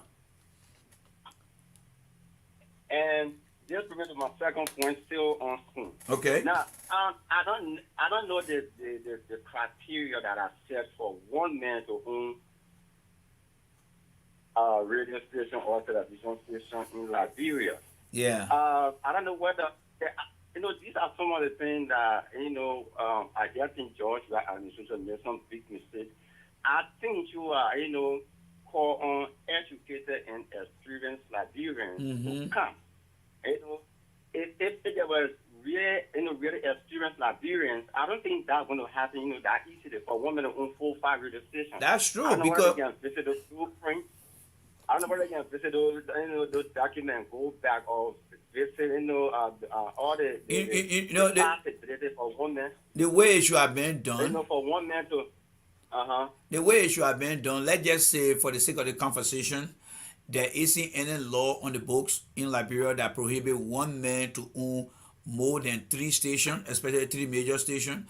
If that is the case, then what the president could have done was to issue his own policy, because policy is just a term of reference for a particular administration. So he could have said, look, under my administration, I will not allow one man to own 3 major radio stations. You can own 1 major radio station, but then you can have the other sub-major radio station, because other radio stations have to compete in disseminating the information. That even if you take it to the Supreme Court say, yeah, for the fairness of media information dissemination, it can work that way. But nobody thought about that. And nobody thought about that. And this is where I will always say that he made a big mistake of not calling educated and experienced Liberians. If That's he true. has done that, Yeah. or if he has surrounded himself with educated and experienced people, smart say, hey, the person can do X, Y, Z. Yeah. Because we don't know this man's intention, Exactly. for next election or for the future. Yes. But he didn't do that. Yep. And you see, and today, the mistake he made coming back now. It's coming back to haunting now. Yes.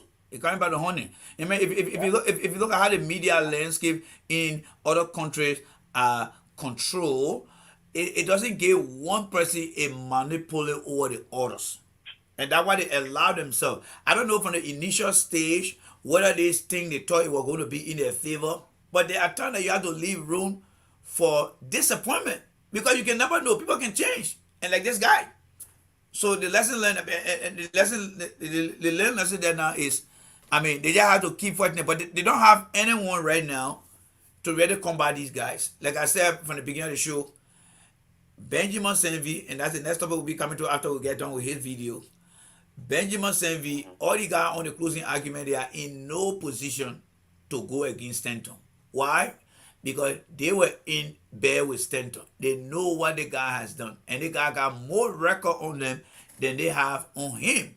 So he will unleash information that will really chastise the minds of Liberians and say, I don't think they got them, they can be trusted anymore. And that's the dangerous path that the government is walking through right now. Yes, that's the dangerous path. Okay. All right. So those are the 2 points I wanted to make. all right. So as we go through every topic, you guys are welcome to call by. You guys are welcome to share your comment. So going down to the Stanton video. So keep your eyes on the conversation, Mon. Thank you very much. Okay, sir. All right. Bye-bye. All right. So guys, let us move now to the whole Stanton things here. I want you to understand how there are a lot of distrusted people in the country. All right. So let us make progress here now. Let us listen to the video here. Stanton, Just imagine. Stanton, what you are looking? Let me say my own, Maxwell. Let me say my own. I know you won't cut me off. I beg you, Maxwell. This is bad for our country, man. Let Weah put his bulletproof car on that road. You see how deceptive it is? You see, many Liberians live in present memory.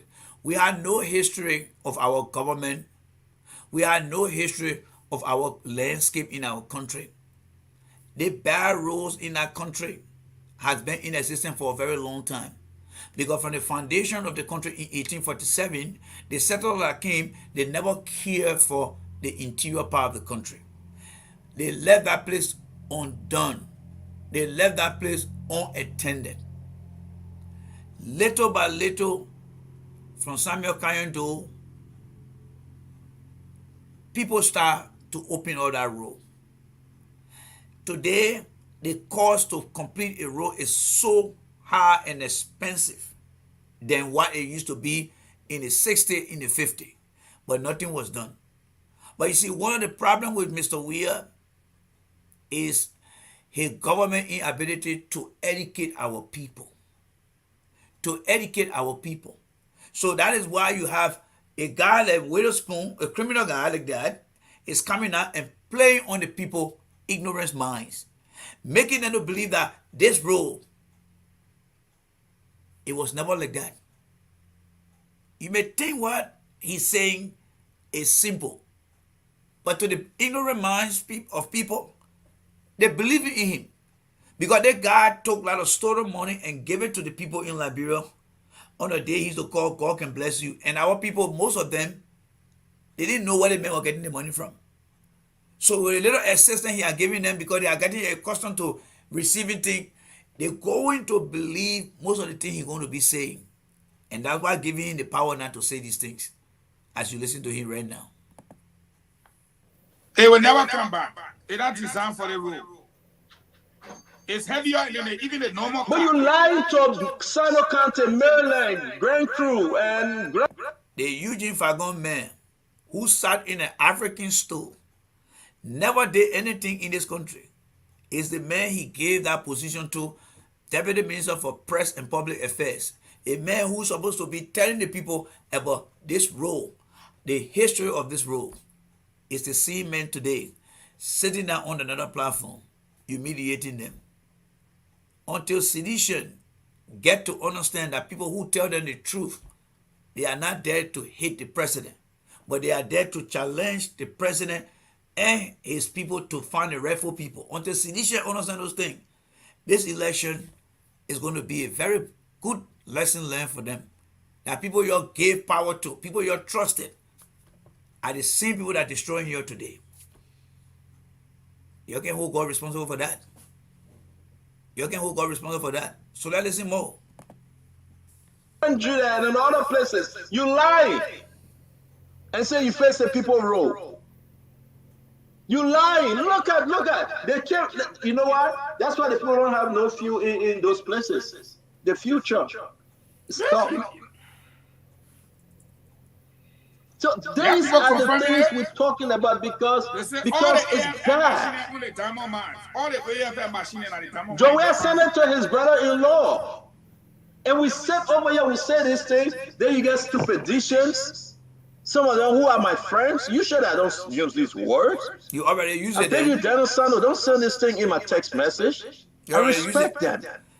They're giving me information.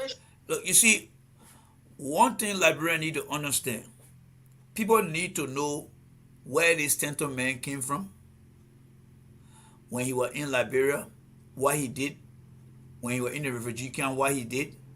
Now that many of you guys know what he had done in America here, and build that pattern of him, and tell the Liberian people that this guy you're talking about, he's a criminal. He's not doing what your children doing in the country there, called America. But you think that we are put on going to listen to that? No. There is somebody in our Weah man here. Oh, just forget it. Just do the one here. And that's a sad thing that is affecting George Weah today. George Weah in his own right need to step up to the plate and say, you know what? I need to hear other people too. Whoever is giving George Weah all the advices that we are seeing today, that person is a failure. Because everything that happening against George Weah today, if George Weah took other person's advice, that's what happening to him today. So that means they didn't do anything right. So let's move here, quickly here. All right, let's move quickly here. You got men that MS grade and will come and be laughing on platform. When some of us sitting down there, when they men wanted to ruin the future than what it was before. When has he come out to talk about what he and other people are trying to do to the people of Liberia after Doe died? But he's saying that because he knows that there are a bunch of ignorant people in the country that don't know what he did yesterday and they want to see him today. Those guys are winning, to be honest with you guys. Those guys are winning. Because people who got the voices, the information, they are not giving them the chance to talk. So those guys are winning. They are winning. Every day they are winning. Yes. So let's listen to the other lady here. All right? Let's listen to the lady. Actually, did he call you? Yes, he did. So let's listen to this. Be exact, the 28th. You spoke to him on Monday. Yeah. Conversation. We No, come to that. that goes to the level of dysfunction in governance within the CDC-led government. I'm not talking about the paper. I'm talking about the fact that you go to an international forum and you sit there and they give you paper to read. Instead of reading the paper, understanding what the paper means, you just sign the paper. You mortgage the future and Thank the you. decision-making process of the entire generation to something that we can Thank you. understand.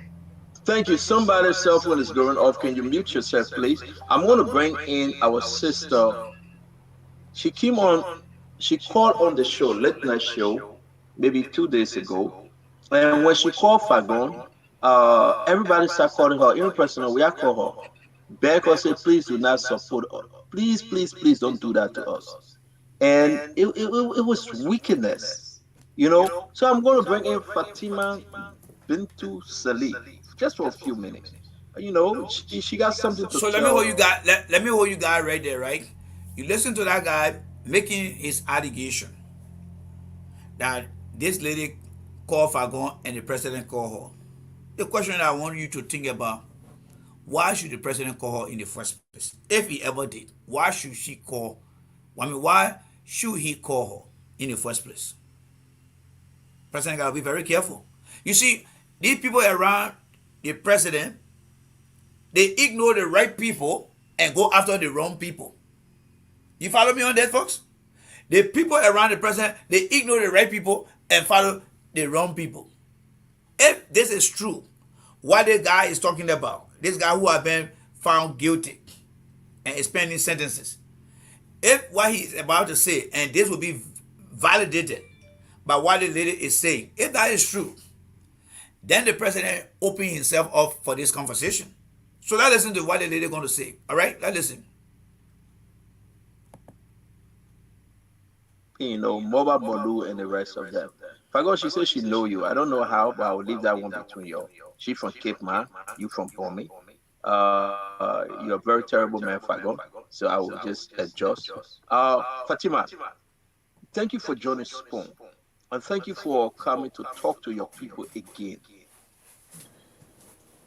Your friend, Mulbah Morlue, is in some deep Shikohano RST. What do you know about that story between Mulbah Morlue and Weah and the whole Well, CDC? I think he has been sidelined. You know, George Weah is a man who unfortunately does not forgive. Anything you do to him, just remember that he's going to come after you. He never forgives, he never forgets. So I think there was a time where he was caught having a conversation about. So this is the lady that this guy is saying the president called and had a conversation with her. This is the same lady now on this platform telling you out there, sedition, that your president cannot forgive. He's a nefarious person. Now you see where I'm going with this, right? The people who really want to help the president, they don't encourage the president to call, to talk to them, right? So, do you think what I'm hearing from the lady, you think I'll be in my right to say, oh, I'm going to say the lady is lying? No.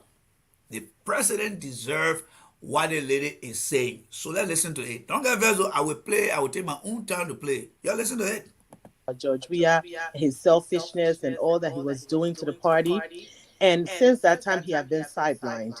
Usually in a major election as an incumbent president, when you're coming to run for your re-election, you have a campaign manager. You don't name another campaign manager.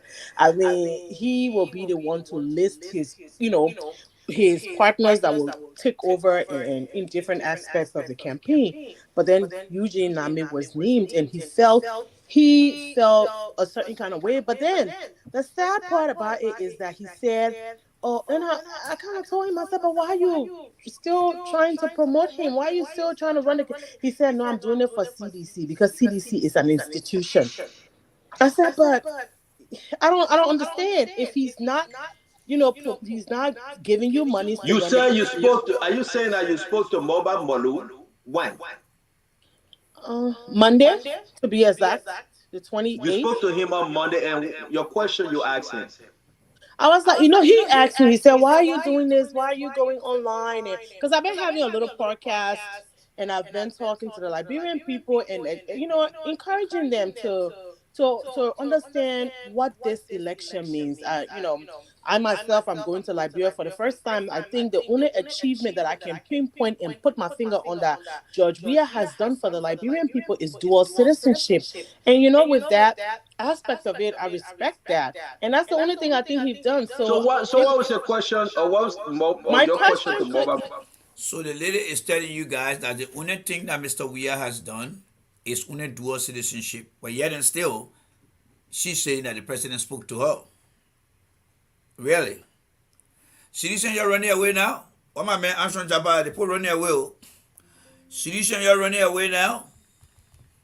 Why are you running away, Citizen? You need to be here. You start running away, folks. Citizen, don't run away. You'll be here. Anson Jabba? Where are my Citizen brothers and sisters then? You're running away now? Citizen, you're running away? You need to come now. I mean, you guys are in majority, and you need to come. I see my man Nido. Nido say he here. Okay, Nido, share the thing on your platform. Where are people then? You share the thing. You see the reality that unfolding now? The people who lay their character down on the line to support the president. Nobody can pick up phone call to say, oh yeah, call that person and say thank you to that person. But the very people they can talk to, that the same people can come on the platform and say George Weah is selfish. So I think in my mind, the people who insult George Weah, the people who didn't respect George Weah, are the people that George Weah respect. Maybe that's his character. I don't think Mr. Weah loves people who got good character, who want to make him look better. I don't think he loves the people. Neither are his people. Maybe that's why they're medicine men telling them, I don't know if they got medicine men. Don't love the people who care for you. Go after the people who insult you. Maybe that the medicine strength. So that listen to a little more. That listen here. I'm just saying you. His question to me was that why am I doing this? And I said I'm doing it for the Liberian children. I'm doing it for the Liberian. And you asked him why he's doing it. What did he tell said you? because CDC is an institution. He's doing it for the seditions, the little children that look up to him. He's not doing. He only doing it because CDC is an institution. He doesn't care if he's being sidelined. It's because of the institution. So I said, but you guys are divided. There are Weahians and there are also seditions. So he said no, but he was doing it for the institution. And I didn't understand that. So I just told him, I said, I told him, I said, okay, I'll do what you asked. But I wasn't going to because I just feel that Liberia needs a different direction. People are struggling. So did he tell you that he had realized that George Weah just... So she said Liberia need a different direction, right? I wonder when she was talking to the president, did she ever say that to the president? And how would the president take that? That's what I want to know. If I were to ask her right now, you say you spoke to the president, right? Did you ever tell the president that, Liberia need a different direction? You see, the people who are very deceptive in their attitude and behavior are the people that will be encouraged to talk to George Weah. This one here, and all the other one we are talking about, that coming from Stanton Witherspoon, is good for George Weah. It's good for him. Citizen, you can take it hard against me, but that's the truth. The president does not like people who like him. He likes people who hate him. He calls people who dislike him. And if you saw Carrasco hanging out with Costa, don't worry. We got more video here. What time is it right now? Let me see the time here. We probably be leaving for here around 8 o'clock today. Because I got enough for you guys here today. We're going to mess things up here for you guys today. So go get your coffee break. Go use the bathroom. We got enough here. All right? And Carrasco are taking picture with Costa. You're coming to come here another one again, folks. So let's continue with the one here. You don't see nothing here. Don't like him no more. Just cannot associate with him. In honesty, I don't think he trusted me enough to say that. Or he was just protecting his thing. He was just saying that it's because CDC is an institution, and I want to preserve the institution long after any one of us is gone. The institution will remain. That's all he kept saying. I said, but you are being sidelined. Do you see that? He said, well, I'm not really doing it for that. All right, guys. We're going to hold this video here now. And we're going to take you back to all the conversation. You see, Citizen, I told you one time,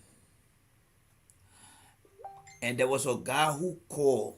I know what my picking LRB guy, you and I think when you were here. One time I was on my show and I told you guys that I will not campaign for CDC, I will not campaign for Boca, but what I can do can cause damage to CDC. I think it's coming. This recording was yesterday. This conversation was yesterday. Let me take you back to something that I said between the end of July into August. Let's go to that so you can hear exactly what happened that triggered all the conversation. So let's come to this conversation right here.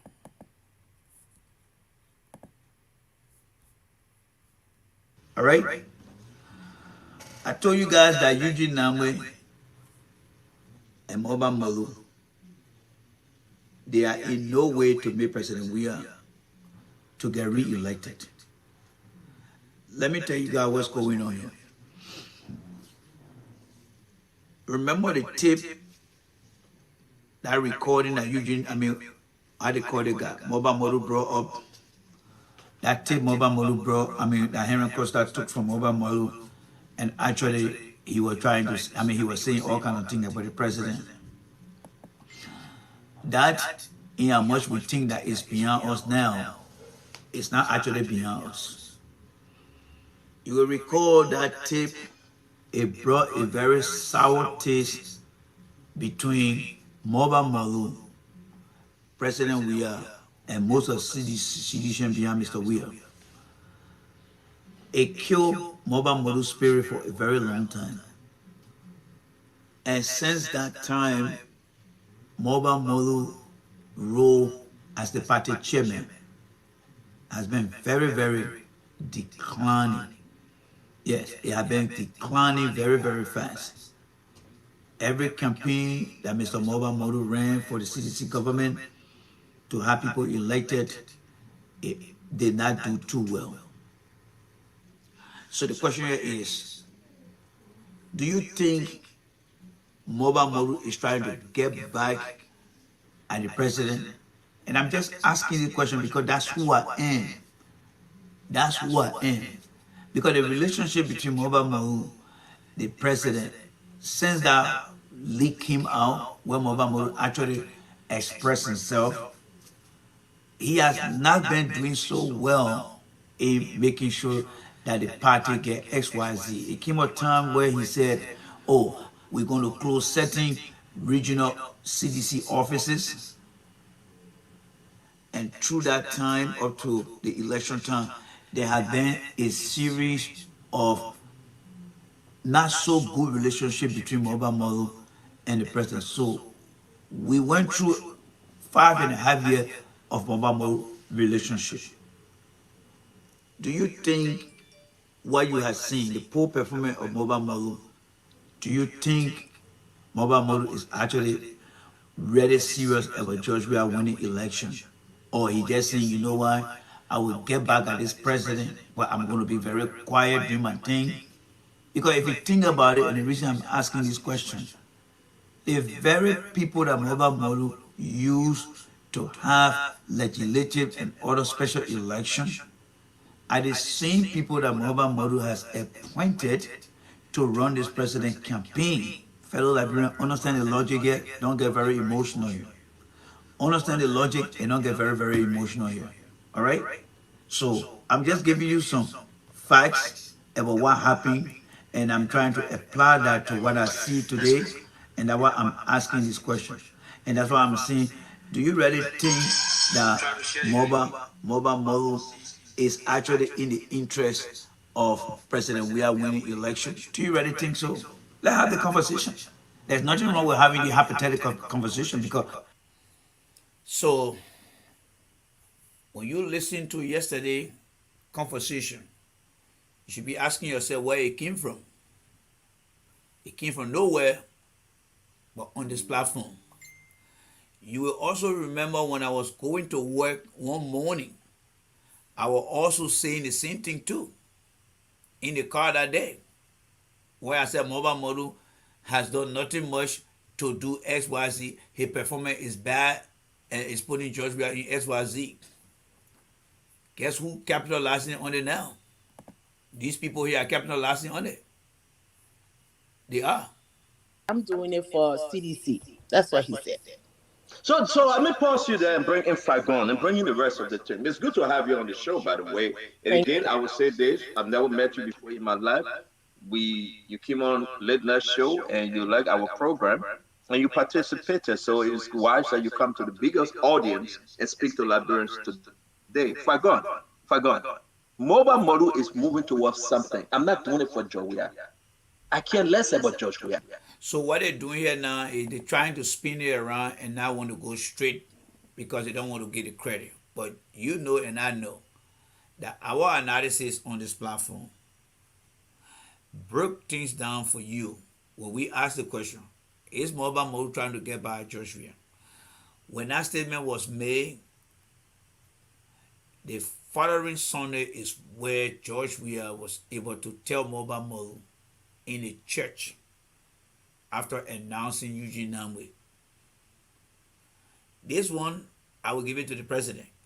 He may have taken cue from what we said, and that's why gave him the right to overstep Mulbah Morlue and gave the party campaign manager position to Mr. Nagbe. But is the president wrong? No. The president is not wrong. This is election campaign, all right? This is election campaign. Let me find something for you guys, but listen to these people. I'll be right back. Listen to them. The institution, that's my baby. Joey is now listening to this message that Mulbah Morlue called Fatima, and he told Fatima, how you think, what position Joey in right now, Fagon? You don't know this guy very well. I think George Weah is in a bad position in that he's losing power, and he's going to lose power. He's losing now the power within his own party. But the best thing I can say when you say what position is George Weah in, what position has George Weah always been in? A compromised But position. George Weah is hearing from, now hold on 1 minute now, let me make myself clear, and I want the other guys to jump in after you. Fatima, did George Weah call you? He was disappointed in me, actually. Did he call you? Yes, he did. When? You see that criminal? You see the question that criminal asking? He asked the lady, did George Weah call you? The lady went ahead and started explaining.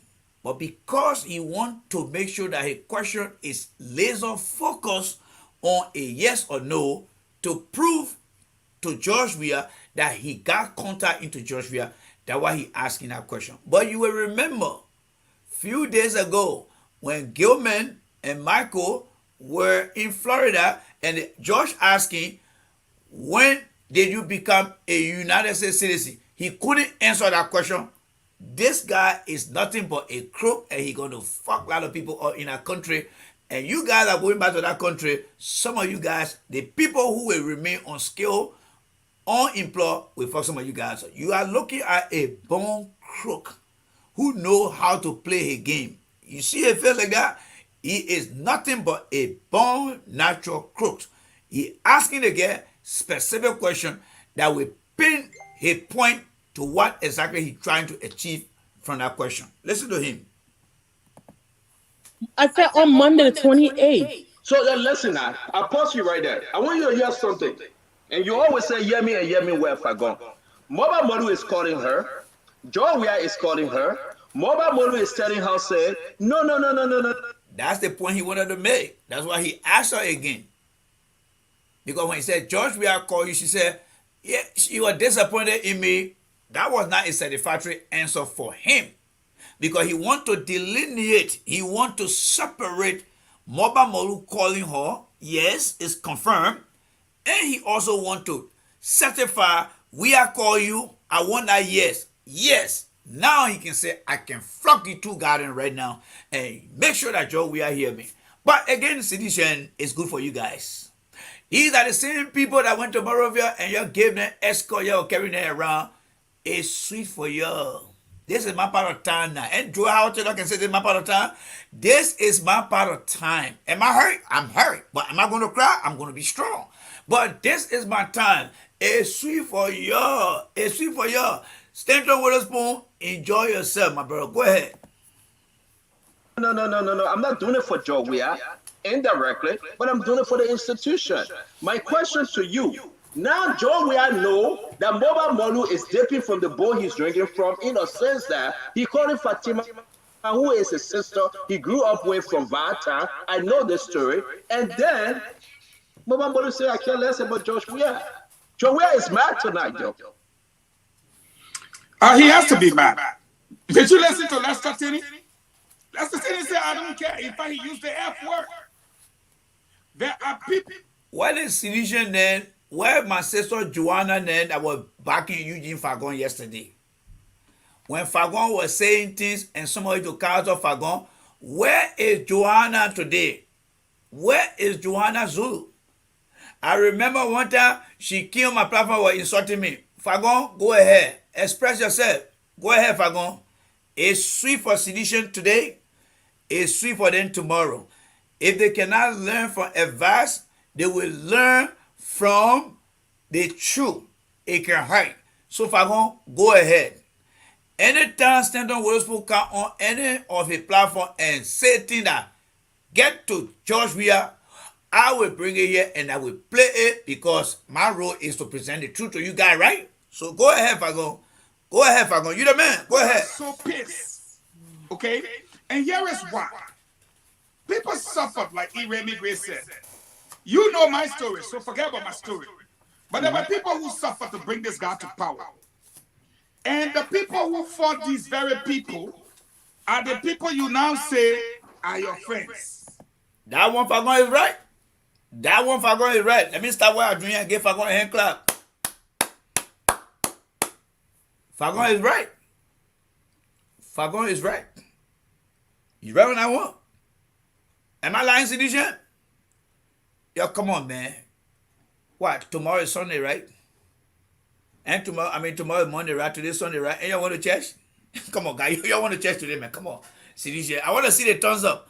Sedition, I want to see the thumb up. Y'all get a thumb up. Y'all tell the truth and shame the devil.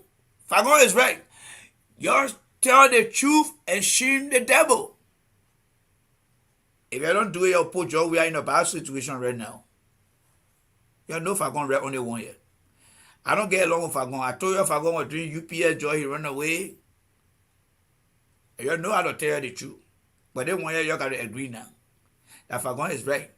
Everything that Fagon is see, Joe Weah brilliant. Okay, I see all the thumbs up going up. Good. Fagon is right, right? So, Mr. Fagon, go ahead. You got the flow. You got my permission.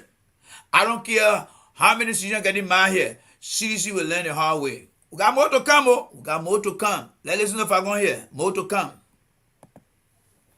Then you give them positions of trust, lucrative positions, and you fire all the other people. Election time has come. Here is the question. And I'm telling you because I'm in the chat room. The first in the chat room is, can Pisota pre-grand leader people? No. Can Mawani teach it? First of all, that chat room that Eugene Fagon talking about, people saying that Eugene Fagon in the chat room, what the president need to do, you dissolve that whole chat room. You dissolve that whole chat room and everybody start from over. Because if Eugene Fagon in that chat room and getting information, bring it out here, you need to dissolve that whole chat room. It's just like me. When I get ready one time, I just sat down in the chair here, spent 3 hours deleting 5,000 people. I deleted all of them and started from over. Une Armstrong Jabba and that time it was my mentor Awaji. Those are the only people I left there that time. And I rebuilt my page again. Sometimes you gotta go through pain to get result. This guy is saying that he in your chat room. You dissolve all the chat room. Dissolve all the chat room.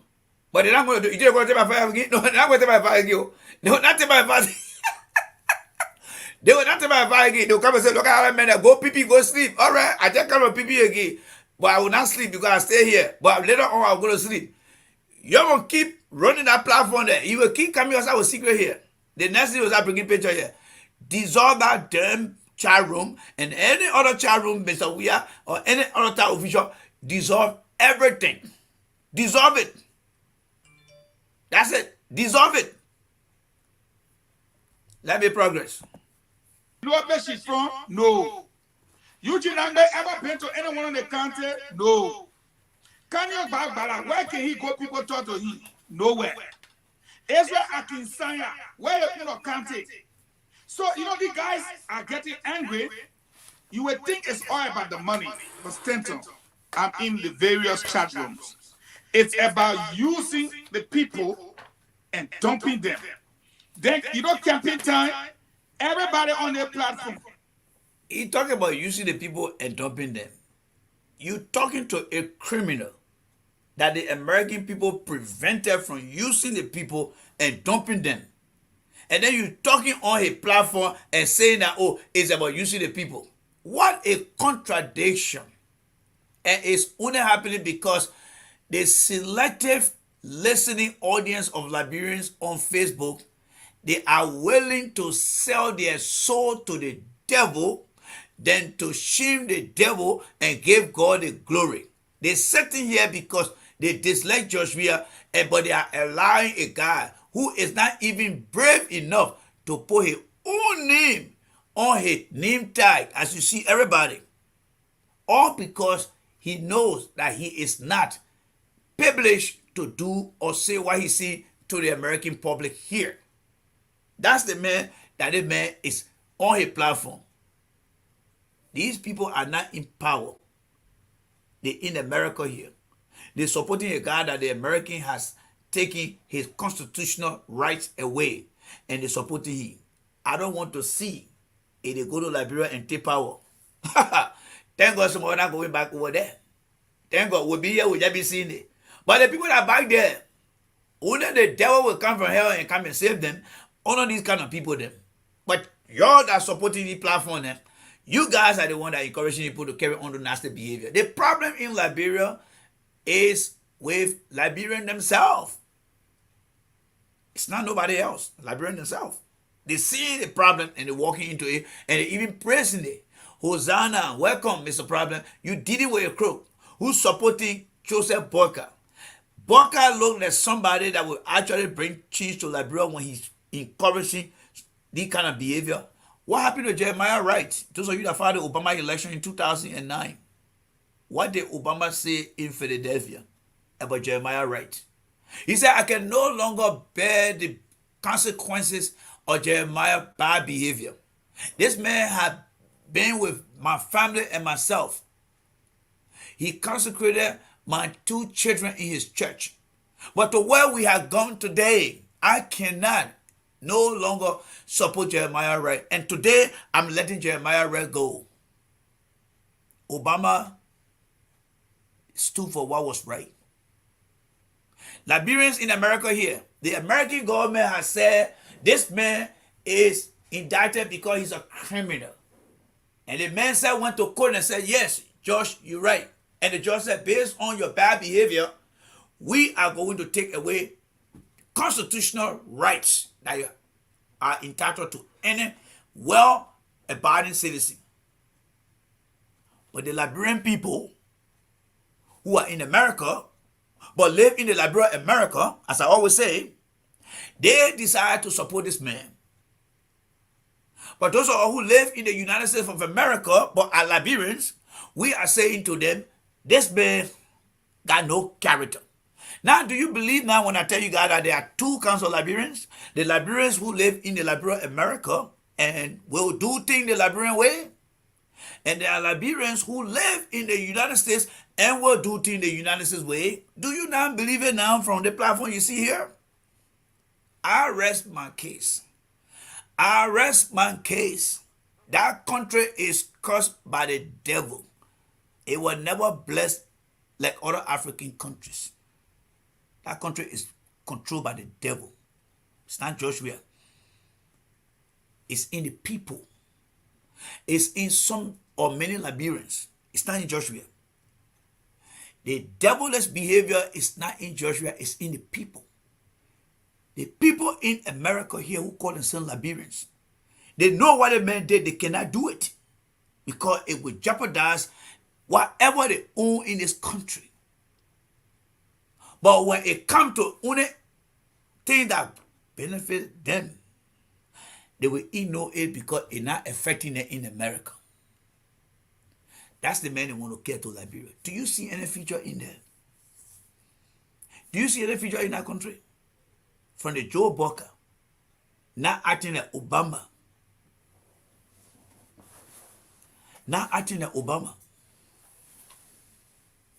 The Al Gore who lost the election. When Al Gore was running as vice president, as president after his vice president role with Clinton, Bill Clinton said, "Can I help you run your campaign?" He said, "No. The thing you did to Monica Lewinsky, I'm not going to allow you to run my campaign." Even though he lost, but he lost with pride. Joe Boca in that town. He has read, he has seen, he has heard this guy, bad behavior, yet he is allowing this guy to continue to say things in his name. And he's not trying to be the Obama. And no journalist on the ground is asking him, "Mr. Vice President, this guy they call Stanton always supporting you. Are you aware of what he has done in America? Do you think such a person should be calling your name all the time?" No. Liberia will never reach that stage. It can only happen in Ghana. It can only happen in Nigeria. It can only happen in Rwanda, not in Liberia. We are a country of no ethics. We are a country of no integrity. We just living among people because we got to live and survive. But there is no standard of how we should be doing things in our country. You think the women don't know? They know. They know we are unserious people. They just don't want to be very open about that before people start labeling them as people who are discriminatory, people who don't let American people, American people don't let the people from Liberia. But the people know we are nothing. They know we are nothing. If somebody FBI is just in that one and say, "But isn't this guy is guilty? Why is he doing over there?" Then you get the other one that called, said Dr. Francine. And then she says she teaching. What kind of school? That school said need to come into question. That school need to come into question. That school need to, I don't know what school she's teaching, but that school need to come into question. You sitting there by a criminal, an academic fraudster who try to cheat the system to put people's lives at risk. And then you share the same platform with him. Something got to be wrong. Look, Liberians, let me tell you guys one thing. There are two types of Liberians in this country. All right? Two types. They got a Liberian who live in the Liberian America. They are Liberian, but they live in the community of Liberians in America. And they got a Liberian who live in the community of Americans. You got to set that straight. The Liberians that live in a community of Liberians in America, they will always do things the Liberian way. And most of the guys you see on the platform right here, all the people you see right here, they live in a community of Liberians in America. They see a guy who has been cast into some type of punishment that is pending, waiting for him. Yet, they don't care about what he has done. And they share the same platform with him. Even if the guy was listed as a CADA member, that person was still going to be sharing with him. Let me repeat myself again. If the guy was going to be listed as member of ACADA, the Liberian people are still going to be sitting down with him. That's how our people are. All right. Let me progress there, folks. Let me progress. Maybe Dr. Francine, you will say, Capita, I'm telling you, Stanton, if you don't eat, you're not eating again. Especially when you see Remy Gray, because that's when the party dish out. You see Daniel Sano knew. So you heard what the guy just said? Campaign time is that when you eat, that when the party dish out. So the question I want you to ask, this is campaign time, right? What is he getting out of the dish from Unity Party? The man just broke his own neck. Campaign time, this is why people eat. But he's supporting Joe Boca, right? So that means it's campaign time. They all eat it. Now you see why some of these guys will not come on the different platform to say with some of us to tell the truth.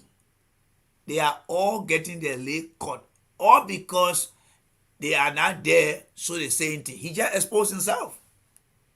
So the question that need to be asked of him is, well, you just said that campaign time is time for people to eat, it's time to dish money.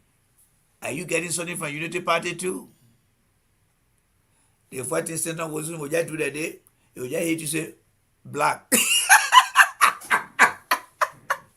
Look, I don't enjoy the stupidity in our country. I don't enjoy the ignorance. I don't enjoy it because I know there will be a bad result in the end. So what I can do in my poor little corner is to just come in and mesmerize myself with you guys and have fun. But when I look at that country, nothing gonna come from that country anytime soon.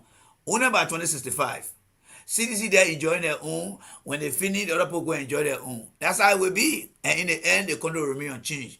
If we can do it for 170 years, what more about maybe 20 years from now? It's nothing. 20 years from now, 30 years from now is compared to nothing for 170 years. So why should I can't be hitting my head? I do enjoy that. The only thing I want you guys to understand that not all Liberians think the same way, right? Yes. I want when people see me on the street, when you guys see me say, yes, you see that guy over there, he pulled a chair around. At least his composure on things is so unique. I respect him for that. I'm not here for the popularity. All right? All right. So let's listen to Fagon again so that we can move on. That's when the party gets something out. Okay? So, it's like you marginalize these guys. You see all of them laughing like that? Because internally they know what they're getting. If that was something they were very concerned about, they would have been asking Fagon, tell us what we don't know. But the reason all of them laughing, they know what they're getting. See Dr. Francine laughing hard at that because she know what she into.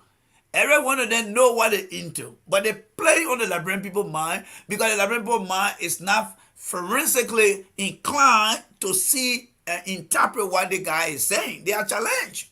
But they all know that's why they're laughing. All these guys, they know that people that really want to change that country. Look at the guy faces. They know that people want to change that country. Oh, big girl, yeah. You just start playing fun with yourself, yeah, man. Just start playing fun with yourself. 6 years. Look at my man laughing. Then you come again. You brought in your whole crew. Now you want them to go in the trenches. Let me warn everyone on this. The only reason the guys are saying all these things is because they are not in a role of getting what the other people are getting today. Bottom line is, these guys not going to change anything. They are only fooling the Liberian people that are going to say just to get to power. When they get to power, they bring few people around there, give them 2 cents, 5 cents, nothing going to change in their lives. So let's stop the video here. Anybody want to put in their call? We are now moving on to the next discussion phase. So let us move on to the next discussion phase. But the line is open for you guys to call in. So let us now come to, all right? Let us now come to this particular area here, all right? Let's see, where is it? All right, but the line is open, so you can call if you want. Please don't be a stranger here. Call and add your 2 cents to what you just listened to, folks. Call and add your 2 cents. So we are going to come to this portion of the conversation right here now. Right here. No, not here. We are coming here now. All right. So we are coming to this portion here now. All right. So let me give you guys the opportunity to see. The lines are open. You see the number there. Don't be stranger here. CDC, my man, why you can call now, CDC? I mean, speak out, my man. Why you can call now, my man? Speak out. I don't know what happened to you. I don't know you got amended. Speak out. Did you get amended? You telling me it's a long time. What happened to you? Run away from your view down now. Speak out. I can see you. The man tell you not to come here against speak out because you're on your government. I won't stay here. We can't go anywhere. So speak, I don't know what's going on. Okay, guys, so let us come down to this next topic here. You see, our platform, we don't take party side. That's why we don't get too many people watching all here. Because our own, we tell the truth to everybody. So ladies and gentlemen, we are about to look into something very different. And we try to understand what is actually happening in the CDC here. All right. So let me just try to minimize this thing here quickly and really put things into context before we start the other phase of discussion here. All right. So what I want you to understand here is on this side here, you are looking at this guy they call Eugene Nagbe and the other guy they call Mulbah Morlue. I'm going to give you a play-by-play description that will help you understand what I will be concluding with if I tell you what Mr. Weah mind is as it relates to a Weah shin and a sedition. Mulbah Morlue as party chairman, I want you to understand this, do not necessarily have to be the party campaign chairman. The party campaign chairman is just a temporary position that is given to anybody during the campaign time. It can change. But the party chairman got to play a role in determining who is supposed to be the party chairman. Sometimes, in fewer cases, the president can override that and say, this is the person I want. I'm the one trying to get re-elected. Why it is true that is the case, but the character of person is what I want us to focus on. The character. And how does the president in his mind look at the character of an individual? This is where I want us to focus. Eugene Nagbe, you will recall, has been with President Weah for a very long time. But it came a time where Eugene Nagbe actually resigned from CDC. He left CDC and went and started working for Ellen while CDC was still in opposition. And there were a lot of things that Eugene Nagbe said. Remember what Fagon said? People who struggle were kicked under the table or kicked to the curb. I want you to keep that in mind because we are about to go into this particular topic here now. All right? You ready for it? Are you ready? Okay, so let's start the ball rolling here.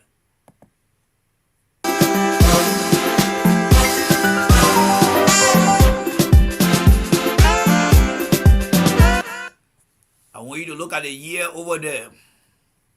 Some of you guys, back in the days, I remember when we used to be in Liberia to know all the months that got the 30 days and the month that got the 31 days. We used to say 30 days has September, April, June, and November, except for February, the other one that has. So, November the 17th, 2014, listen to Eugene Nagbe. All right? Let's get the ball rolling here.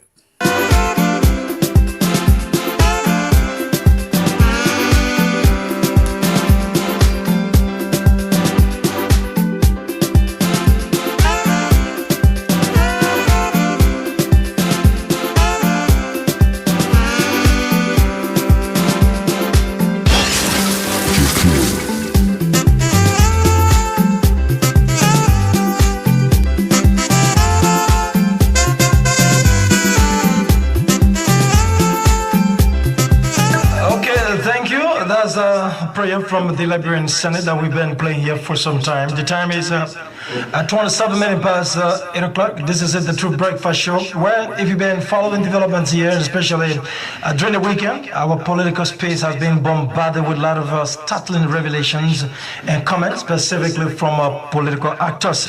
The Secretary General of the ruling Unity Party, Wilmot Payne, has issued a statement that many persons see as very harsh and strong. So today, all through this week, that statement will be expanded. We have no choice. That is what this business is all about. To begin the week, we are pleased to have with us Mr. Eugene Nagbe, who has a very strong position entering the political space. Let me say this here. If you're a sedition out there, you're running away, well, you are only harming yourself.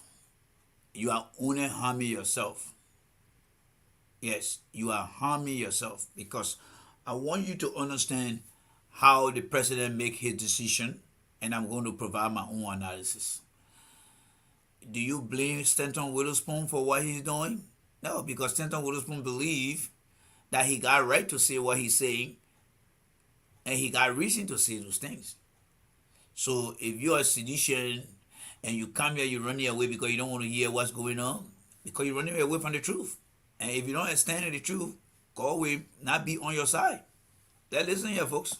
As an ally of CDC's Joshua and the Congress for Democratic Change. Later on, he found source, of course, within the corridors of the ruling Unity Party. We're going to give him the opportunity, and he has some ideas on what is happening, to talk about all of these political development and where he's taking our country to. Eugene, good morning. Welcome to the True Breakfast Show. Thank you, Mamadi, and thanks for the opportunity. And how do you feel being here this morning? Well, as usual, I am appreciative of the fact that you've given me a platform to express my views. Okay. So I'm thankful. And we also thank you for accepting our invitation on a very short notice. And I want to put this strict question to you, and this will constitute the basis on which we will proceed. Do you have some concern and fear for this election? Are you sensing that we may, if we are not careful, end up into a violent post-election? Now, the election he's talking about, it was Ambassador Weah, because remember, the interview on November the 14th, 2014. November 17, 2014. That when the election was, that when the interview was held. The following year was the year of Ambassador Weah trying to vie for the senatorial seat. So Eugene Nagbe came in on behalf of the Unity Party to discuss other things, including the incoming election of 2015, where the greatest and biggest opposition party in the country, the CDC, their political leader, George Manuel Weah, was part of the senatorial race. So a question going to be posed to Eugene Nagbe. I want you to listen to what Eugene Nagbe is going to say. What we're trying to answer here, or what we're trying to find out is Eugene Nagbe a Weah or is he a sedition? Now that he is part of the head of the campaign team. Based on the backdrop of what Eugene Fagon said, that people who struggle with the CDC have been kept to the curve. And let me add to say, the disenchanted sedition, whatever they did, why are they not being incorporated into the party? Is it because they are not Weah or just regular sedition? But what about Eugene Nagbe? Is he a Weah that is exempt from certain things that he had done? And today he's right next to President Weah. Let's look at the conversation, folks. You listen to J. Randy. We want to hear to tell you they got the truth. Let's listen. Well, I'm not just concerned about that, but I'm aware that some prominent persons in the society, including Dr. Emma Sawyer and a few others, have taken some positive and proactive steps, have been interacting with some of the candidates, urging them to ensure that their supporters are civil.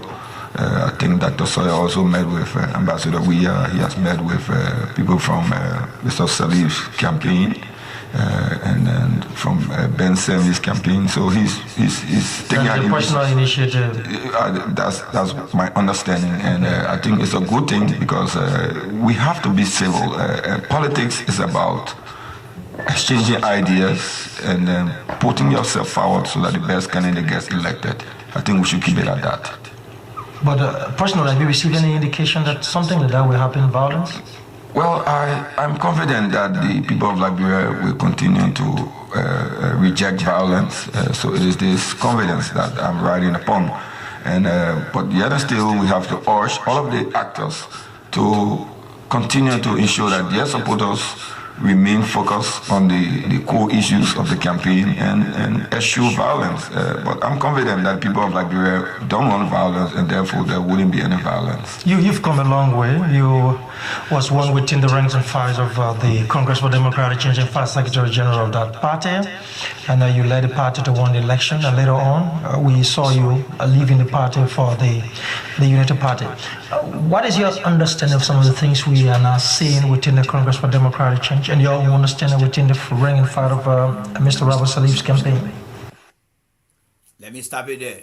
Did you hear the question? I'm sure you did hear the question, right? So listen and listen very carefully. We are trying to dig out reason. And behind the reason, we want to understand whether Eugene Nagbe is a reaction or is he a sedition. Once we get done with Eugene Nagbe, we'll try to go to Mulbah Morlue and determine whether Mulbah Morlue is a reaction or a sedition. And this is coming from the fact that the president has nominated or named Eugene Nagbe. But there are things that other sedition has done that people consider them to be not a real sedition, or they are called themselves disenchanted sedition. But what has Eugene Nagbe said and done? Is he exempt from these kind of descriptive words? Let's listen here, folks. Well, first, I just heard that one young fellow who I knew very well, James Gray, has passed. I would like to extend my sympathies to his family and to the CDC family. And we also want to quickly, before I go to your question, say thank you to the president as the... Let me say something about the late Jean Grey. Many of you guys don't know who Jean Grey was, but he was one of the strong men on the ground for CDC. Very, very dedicated young man. The last time we saw his photo, he had an IV in his right arm, and that the last photo we saw of him before he died. Jean Grey once said to us who were supporting CDC, especially my buddy Nokofo, his faith in CDC, his commitment to the party, made him to describe those who did not support George Weah at that time. We used to be on the radio station, but we were split up. And it was this Jean Grey guy who said, you guys in the United States, that you guys are internet citizens. You guys are not citizens on the ground. And we all were like, yes, this guy makes some sense. Yes, that's why that's the last thing I will forever remember him by. He said, you guys are internet citizens. And then we all laughed. Those that were supporting George Weah CDC party, and those that were even supporting Ellen, we laughed and were like, damn, they picking got us for true. But may it so rest in peace. But let's get back to the main issue here. I just want to throw light on how far CDC has come and the sacrifices that some Liberians have made, and what we see today within CDC. It just speaks volume. But let's go ahead. Minister of Youth and Sports. I look at her cabinet now. We have a very young cabinet. In fact, several of the ministers, I think about 40% of the ministers were born in the 70s. It shows competence. It shows that we have generational inclusion. So it's the task now of we who are relatively young to live up to the task and the expectations of both the president and the people of Liberia. You know, very young cabinet. Judy Moore was born in the 70s. Patrick Semdulo, Amara Konem, Gafuan, Axel Adi, Nito Lai. These are all people who were born in the 70s. And I can look in the cabinet, one of the oldest in the cabinet. Will you believe that? I'm older than almost half of them. So it shows that the president, has the youth at heart, and we now have to deliver in the space of time that she has left. Is it the beginning of the generational change? Well, I subscribe to the idea that we should have a generational fusion, not a radical change, but a transitional one where we tap in on the experience of those who are older, and then we merge our youthfulness and our young minds into governance, and not just in political governance, but also in the private sector. You can see a lot of young people in the business sector, in the professional sector, a lot of young lawyers. So that's the kind of change that can change Liberia. Okay, then back to the question about your reading of what's... Well, firstly, I must say, for the sake of being upright, that I support the candidacy of Mr. Robert Salif. I will vote for him. I think he's the best candidate, and when it is time for campaign, I will talk to people to also vote for him. There you have it, folks.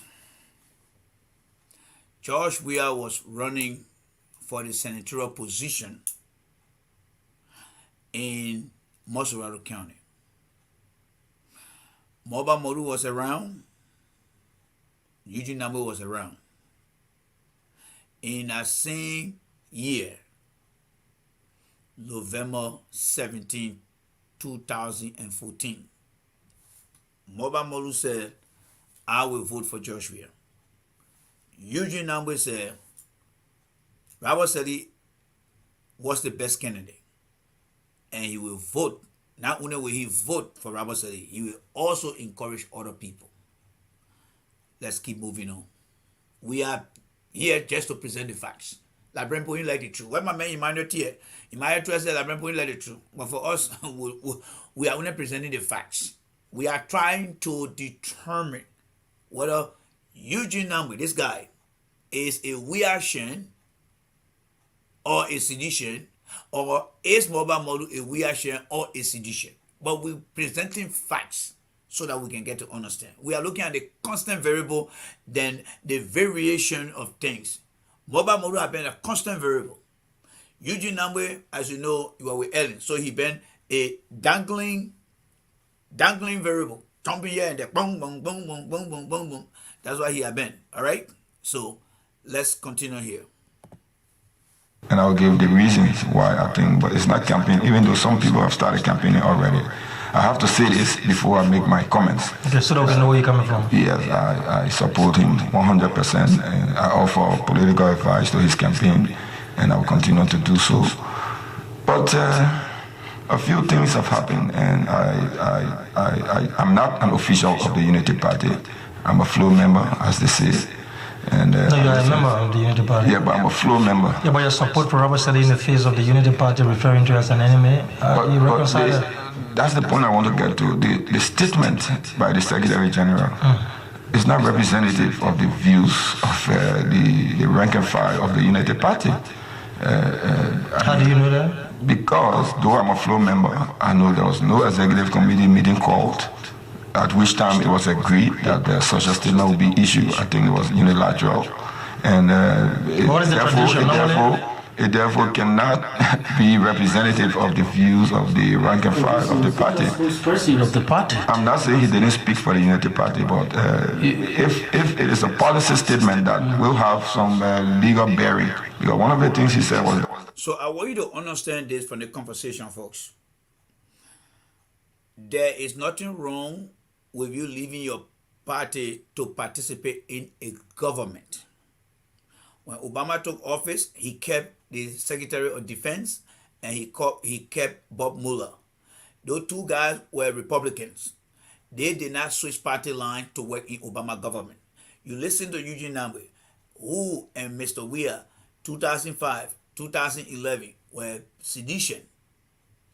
But between the election of Ellen Johnson Sirleaf or re-election of Ellen Johnson Sirleaf, you just listen to Eugene Nagbe saying that he is a Unity Party member, but a floor member. There are times that you can have government of inclusion. You don't have to leave your party to be part of a government. He made that open confession. We'll come to that later on, but I just want to make sure that we capture that part. All right? Let me progress. That anybody who supports Mr. Salif and the Unity Partisan will be punished. It means for that punishment to occur, there must be some legal basis. And when I say legal basis, the party has rules, it has a constitution, So why would he be relying upon to punish those who support Mr. Salif? So that's another matter, but his views are not representative. I think he was referring to the lawmakers from the governing party who he said unilaterally did it. He did say that, and the statement is clear. And I wish he hadn't done so, because as the spokesperson of the party, as the one who runs the party day to day, there has to be broad consultation before you come up with such a statement which you intend to be a policy statement, but that's not the case. It was a hasty, emotionally delivered statement which doesn't represent the views of the rank and file of the party. Yes, it wasn't supported by any facts. He called people morally deficient. Mr. Salif is not morally deficient. He provided no evidence to that. He called him a monster. He's not a monster.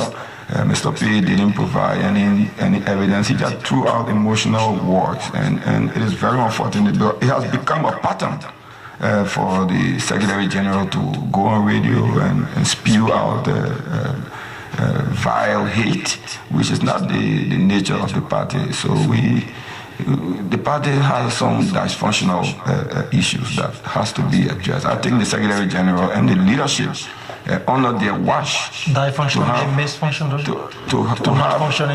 have I intended to use the word dysfunction, and that is strong though. That's the reality. And under their watch, the leadership should be more concerned with addressing this and trying to bring the party together, trying to strengthen the party, instead of going outside and continuing repeatedly to make statements that are not well thought out.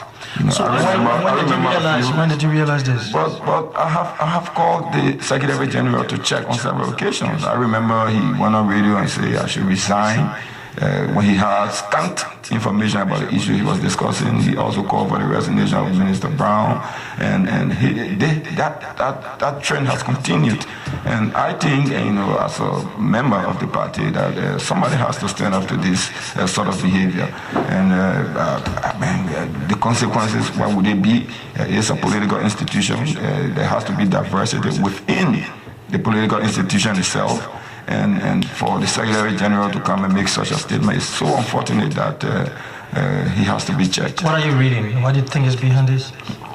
Well, the structure of the party provides for broad consultation. The Secretary General did not do that. I would think that if he had done so, if the leadership had done so, they would have had more information instead of listening to yes and then jumping to conclusion. That is exactly what has happened. And it's also very unfortunate.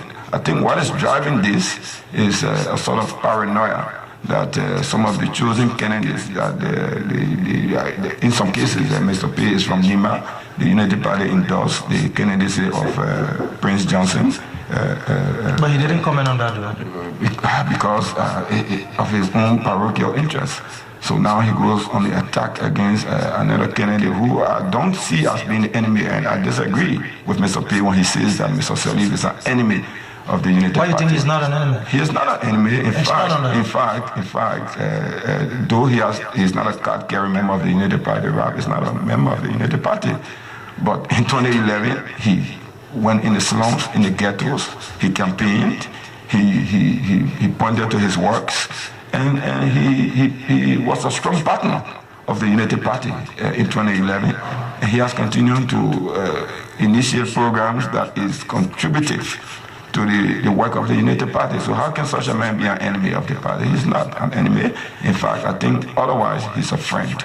So the conclusions that Mr. P drew are conclusions that are not based on any facts. One point is stressed that Mr. Salif is supporting a candidate in where is the evidence?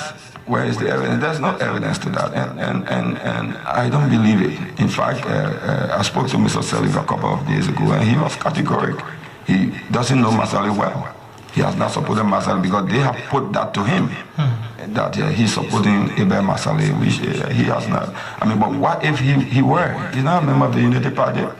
What if that's what he was doing? Does that make him an enemy? So why would other people in Nima say the United Party has, through Mr. P's instrumentality, endorsed Senator Prince Johnson? though he's not a unity partisan. So does that make Weah be an enemy of the unity party?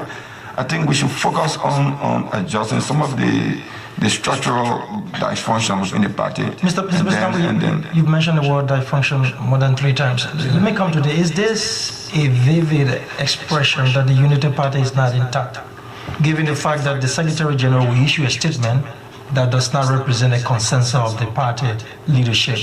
And 2, we are seeing that... I did not say the party leadership, I said the rank and file of the party.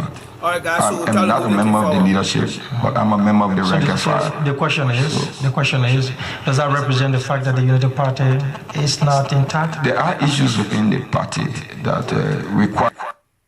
We'll try to move it quicker, all right? Leadership and the rank and file. Those are not the words I would choose, but what...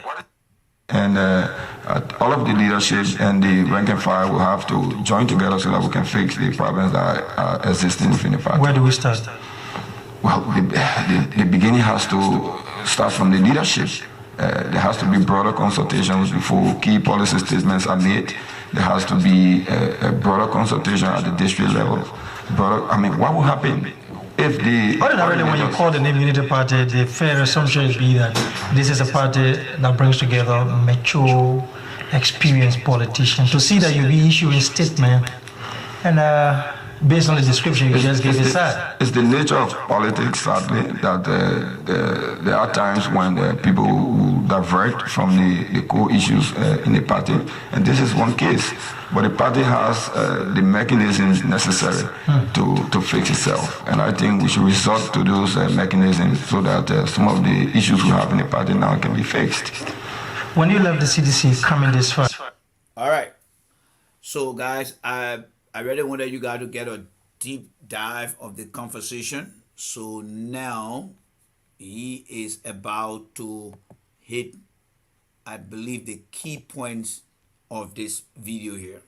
So I want you to listen and listen very, very carefully. All right. So it is now time to hit on the CDC aspect of this conversation. So ready? Let's listen now. Did you anticipate a situation like this in the Unity Party? As a politician, I know that there will always be problems within a political institution, but the institution should have the proper systems in place to address these problems when they come about. And I think the Unity Party does have the systems and the mechanisms in place to address problems. Whenever I talk to politicians, I see very, very interesting way of answering questions. I talked to you after the election. Some of the reasons you cited for leaving the Congress for Democratic Change was based on the dysfunctional aspect of it. Now you here with the Unity Party, you are sensing, feeling, seeing the same dysfunctional aspect. Are we seeing Eugene Nagbe? So you heard that? Eugene Nagbe said he left the CDC because of dysfunctional factor.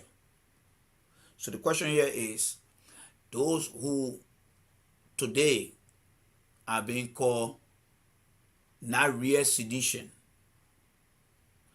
those who are calling themselves disenchanted sedition, can we not call them that name and say there is a reason why they left because of some dysfunctional? Because the very man who said he left CDC because it was dysfunctional factors is the man today that is back. We are trying to determine who is a Weah and who is a sedition. Let's listen more. Turning his back to another party where dysfunctional aspect would not be present. No, I was very clear when I resigned from the CDC. I had said then that an extreme faction within the CDC had taken over, and there was no space for the moderates to operate. So that was a shut door. I mean, there was no way to. We're beginning to see some of these elements in the future and subsequent actions did prove me right. But within the Unity Party, I'm telling you now that it has mechanisms that can resolve some of the problems. We are not at the extreme yet. And I believe that the party has the right mechanisms and equipment to deal with internal problems. So there is a great difference between having a group overtaking the party and then stifling its ideology, and for us to have some internal differences that can be repaired. You think the Unity Party will remain intact up to 2017? Given what I'm hearing now with the kind of dissent, here is the Secretary General issuing a statement that does not represent according to you, that did not meet consensus. Definitely, it did not meet consensus, but at the same time, there have been cases where people disagree within the party, and that did not break the party apart. I'm very confident that the party will remain solid and that the voice of reason will prevail, and we will steer the right course. Okay. Going forward, the Unity Party in its statement and pointed to or questioned the moral credential of Mr. Bravo Salif. He says, Mr. Bravo Salif doesn't have family in Liberia. Which is totally, what is family? Which is totally untrue. You know his mom, you know his father, he has a kid. I mean, so for somebody to make it goes back to the core. I don't want to, the Bravo Salif campaign. So at the start of his statement, reading his statement, he mentioned some of those party hierarchy. The Ebola message, that has been his key focus, and he's not distracted by the attempt by Mr. P to get him distracted. So what do you make of his comment concerning squeezing people like Ebola? I suggest that you listen to the full tape, which having. One thing I can say is that it was edited, it was slapped. Supporting Rob, but the way Mr. Salif's campaign runs is very organized, and the campaign will come up with a formal statement, I think today or tomorrow. I'm not the spokesman, and I have not listened to the full tape. The one I listened to on Facebook, I mean, I just cut it off because it was disjointed. People pieced it together. I think the CDC USA chairman, he sent that to me. I listened, and I think it was a purely propaganda piece. So let's continue to focus on the real issues. I mean, there's this other issues of people endorsing candidates and making political statements and campaigning already, but in the end... And that brings us to the question of the lawmakers' support to Judge Weah. Now listen now, this is the final kill. This one is the final kill. The question Mamadi already started to ask Mr. Nagbe. There are other lawmakers who are throwing their support behind Judge Weah. Remember, November 17, 2014, that's the clip you're watching. Eugene Nagbe left the CDC because it was dysfunctional. Eugene Nagbe became a Unity Party member. Now, in the midst of the pre-election year, he is being asked, a former sedition, then a Unity Party member.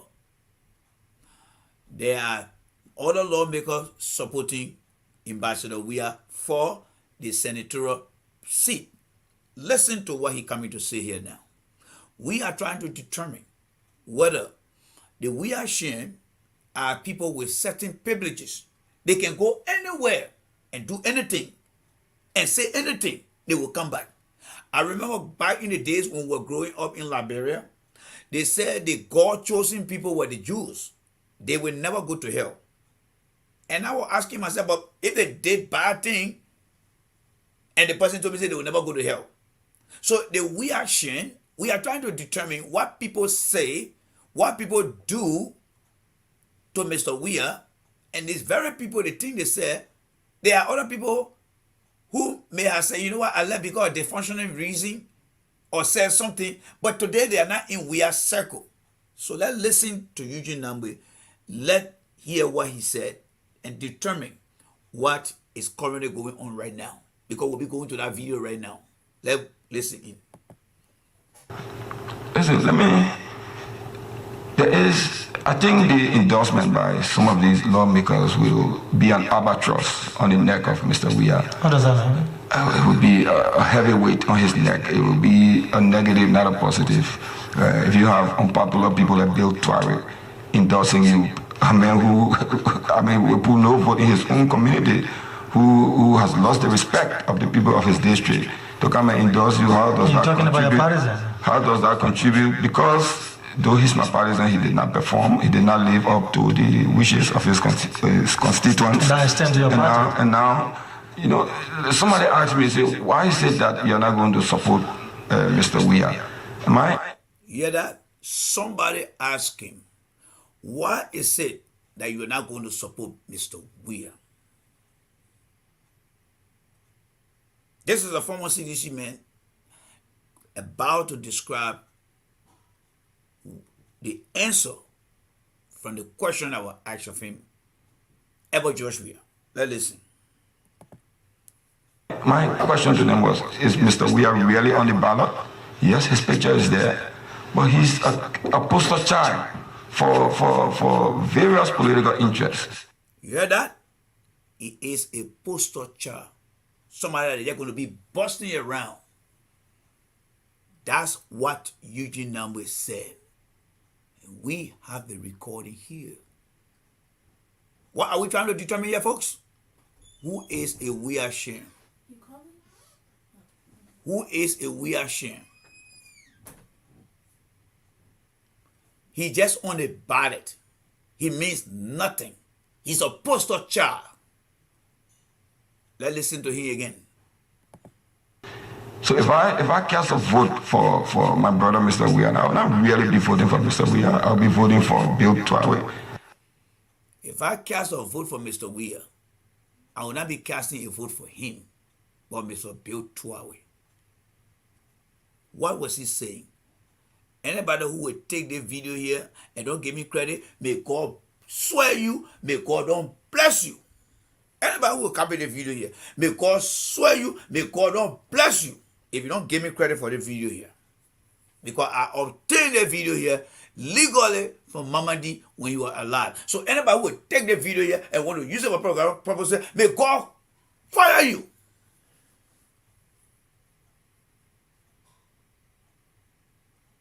Let's listen more. I'll be voting for Gabriel Nyinka. I'll be voting for Adolph Lawrence. I'll be voting for Snow. I'll be voting for all the other people who are pushing him for their own selfish agenda. So he's not the one who really is on the ticket. He's not the one on the ticket. Is he the one on the ticket? You mean Bremer family, Henry family is doing this because of something? Because he has sensed that his popularity in the district number 4, has sunk so low that he's grabbing for anything that he can hold on to, like a Johnny man will even grab the straw. You want the video, you got to pay me for it, my friend. You got to pay me for it. Let's move on. Let's move on. You want free thing. When somebody tell you, send cash out to me, you will not do it. Mr. What it needs said, Mo Wilmer. When somebody says send cash out to me, you would rather take that money and go put it into Ray-Ban. Instead of you giving the money to me for me to bring more video, you will take your money and go give it to Ray-Ban. Then you want to ask me for my video? No, I'm going to give you my video. And if you copy my video, I will know. I will know because I have the right to that video when I got it from Amadi when you were alive while we were with Freedom and Fabric FM back in the days. So if you want it, send money to my cash app and make sure that you tell the Ray-Ban to hold on small because you got something important here, all right? So, Mr. Mo Wilmer, that's it down there. I need a video. Put money into my account. Somebody post my cash app. All right. That it is on that video there. We'll hold it on that video. Now, let's go back. Let's go back to something here. Let's go back to something here, all right? Let's go back to something here, all right? Somebody said, I hope we will listen to some of these guys to know the type of people he's dealing with. Thank you very much, Wilson. Wilson, thank you very much. Let me draw my attention to Brother Wilson here. He wrote something very good here. Brother Wilson, let me just address you looking in the face of the camera here, all right? It hurts me to see people today saying all kind of nonsense thing about George Weah. It hurts me. Why? Because in 2017, those are all who committed our professional character to support this president. Like Eugene Fagon said, he threw most of them out of his ways. In spite of that, we are hurt today to see criminal indictee like Mary Stanton Witherspoon coming to say things about George Weah. But the same George Weah man is talking to people who going on Stanton Witherspoon platform and saying shit about him. That is the unblessed or unblessing that is behind Mr. Weah. Not blessing, but he's not getting that blessing. Because people who committed themselves. And now you see it now. Now you see it now, Brother Wilson. You are a man who is committed to CDC. And I respect you for that. But we need for Weah to understand that there are people who are around him. I'm not saying Eugene. I'm not saying Eugene. I'm going to present the thing to understand who Mr. Weah really call his Weah Shen or his sedition. But to your point, there are people who around Mr. Weah that selectively say, oh, talk to the other person here, talk to the other person here. And when we see that, and it becomes a big issue that tarnishes his reputation, I will not hesitate but to come here and let the people know. So thank you very much for your comment. There you go, the Cash App over there. My sister just posted it, guys. You see the Cash App. So if you need a recording, you got to send me good money. All right? Thank you very much, my sister Vivian. So we'll take the video, the image down, and then we will get to what we call the present reality now. All right? So let's take this out of the screen and, excuse me, let's come to the present reality now. All right? Let's come to the present reality. So we're going to start here. We're going to forget about Eugene Nagbe. Let's come to our man 45,000. This is 45,000 here. This is 45,000, Mr. 45,000. There is him now in 2017 trying to praise Mr. Weah now, Mr. 45,000. The next president of the Republic of Nigeria.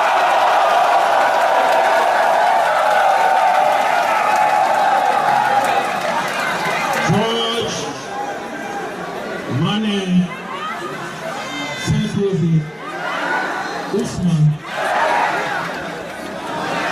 Weah,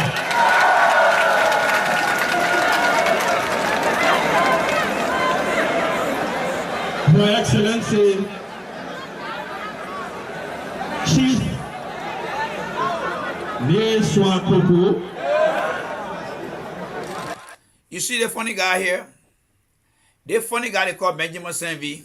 Some of you that don't know, he started being a crook from small. This guy was appointed by Charles Taylor while he was married to Joel Howard Taylor.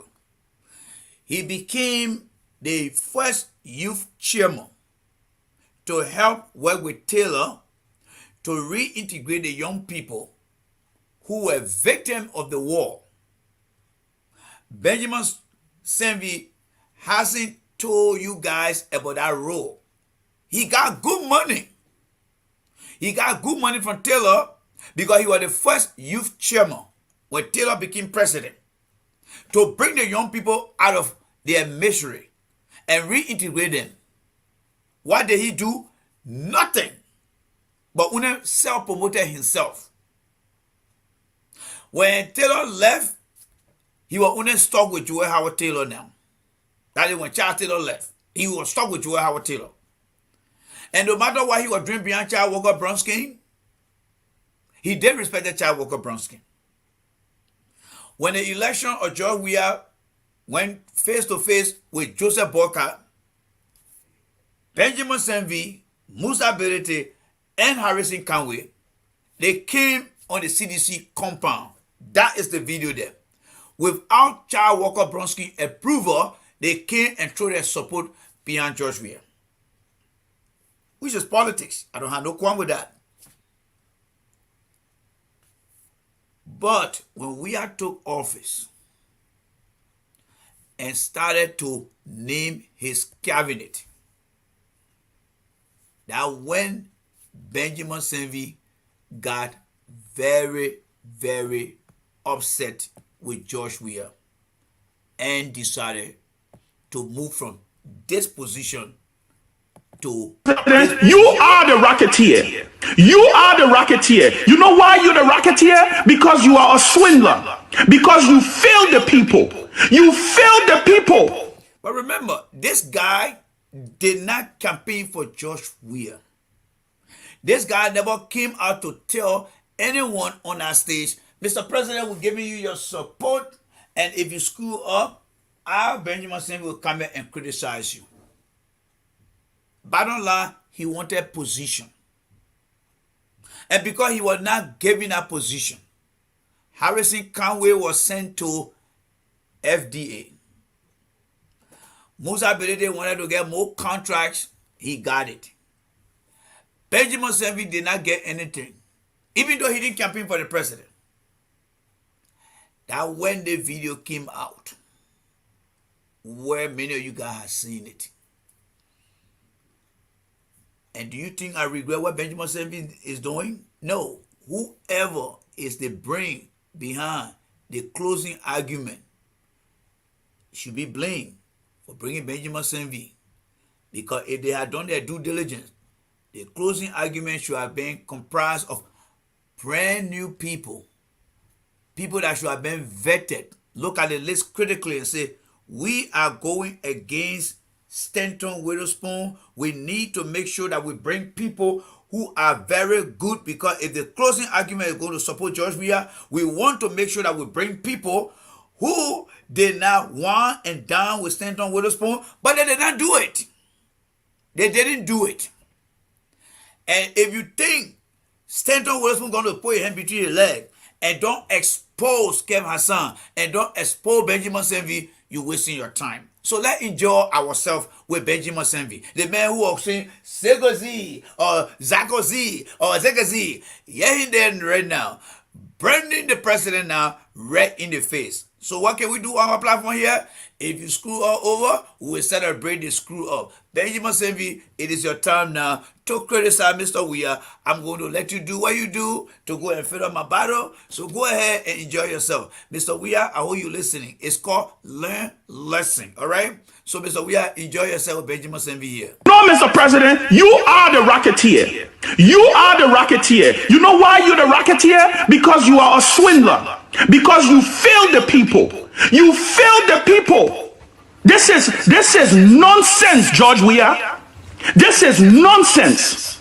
When you come to power and you decide that you will change and you will do the things that you're not supposed to do, the people will stand up. And I know you're gonna watch this, or you watching it. This is not a game, George Weah. This is not a game. This is not a game. Every day, look in the region. Everybody is progressing but us. Every country is progressing but us. We took ourselves, our reputation, people who believed in us. We took ourselves and we stood up and we said, you know what? Let's give him an opportunity. Let's give him a chance. And you decided to take it and flush it down the toilet, and then you expect that we will not stand up? Oh, hell no. Hell no. You have us to deal with now, George Weah. You have us to deal with. Put it. So, same when they us to deal with. So when you have us to deal with, that is now on the closing argument. When will George Weah understand that people who come to tell him the truth, they really like him? Then people who come and be faking to him, they don't like him. That's what the video all about. I'm not going to play the video for a very long time. But it's up to the sedition who trusted Eugene Fagon and refused to listen to some of us here. And today Eugene Fagon is having the parade of his life on George Weah. It is up to the people who listen to the closing argument and don't come here. It's up to them. But in the end, it just showed the poor choices that George Weah continue to make. That is the bottom line. And that is an energy, a fuel for the opposition to use.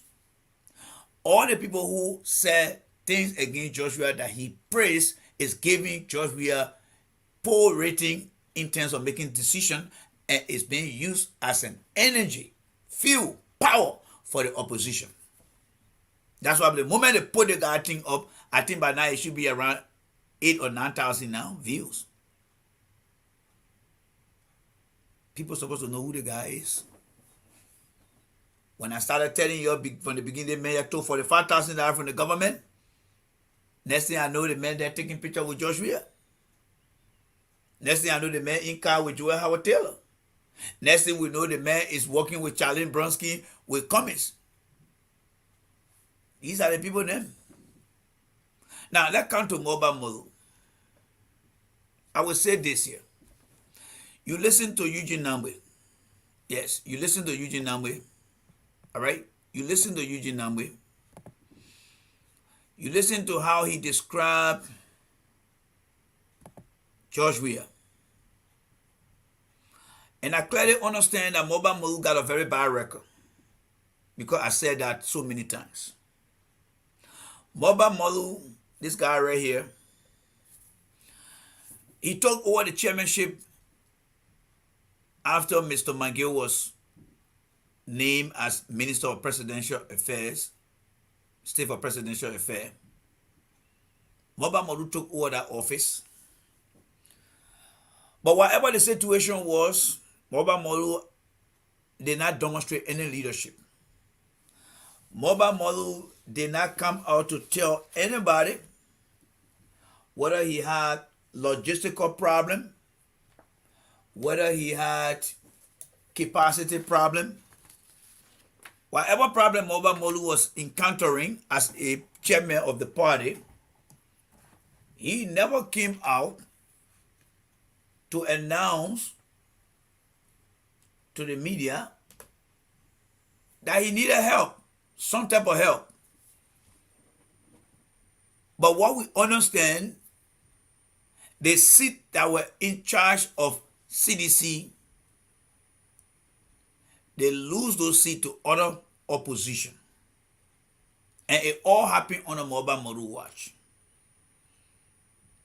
Mulbah Morlue failure to really be a manager a party chairman who will coordinate things to get things to get the president elected, to get the president official elected in open position. Mulbah Morlue failure came from one, his inability to define what were his challenges in our role. Whether it was logistic in terms of money that would support the strategy to gain more element on the side, he was not able to do it. He went and allowed Morlue County on his watch to be taken away twice by one individual, impersonal direct loan. That was a complete disaster for CDC. In Grand Cape County, Mulbah Morlue did not put up a candidate. Again, no reason came out where Mulbah Morlue make it clear to the public that CDC, we need to carry on X, Y, and Z. Mulbah Morlue did not come out. As a leader, when you believe in what you think your strategies are, when you believe in what your challenges are that could impede you from making strive for gaining things, you need to come up and say it, or either resign. There were people in the early government that resigned because they felt like they were not doing the right thing. Mulbah Morlue did not do none of those things. So when Senator Dagose passed away, who was one of the senators from Grand Cape County, Mulbah Morlue came out and said, we will not put forward any candidate. That's he went unnoticed. The recent election in, I think, Lofa County or Bapuru County, that candidate did not belong to CDC, but he managed to switch and join CDC. Mulbah Morlue poor performance led me the latter part of July to say that he has a very bad score as a party leader. He caused Weah to lose more seats than we are gaining more seats. And I rated him as 40% or 30% over 100. And I said Mr. Weah has a 52% chance, but Mr. Weah, with Mulbah Morlue poor performance, I said on that very fateful day on my way to work that Mr. Weah could be looking at a 47 or 48% rating or 100. Not to mention Mulbah Morlue failure. And the third component that I added there, Mulbah Morlue came and listed people who he put together for the past 5.5 years to what? To be on the campaign team for this time around George Weah. And I feel that that was not in any way or shape to get George Weah elected. Did the president listen to us? Well, you be my guest. After we had a discussion, the president came and named Eugene Nagbe.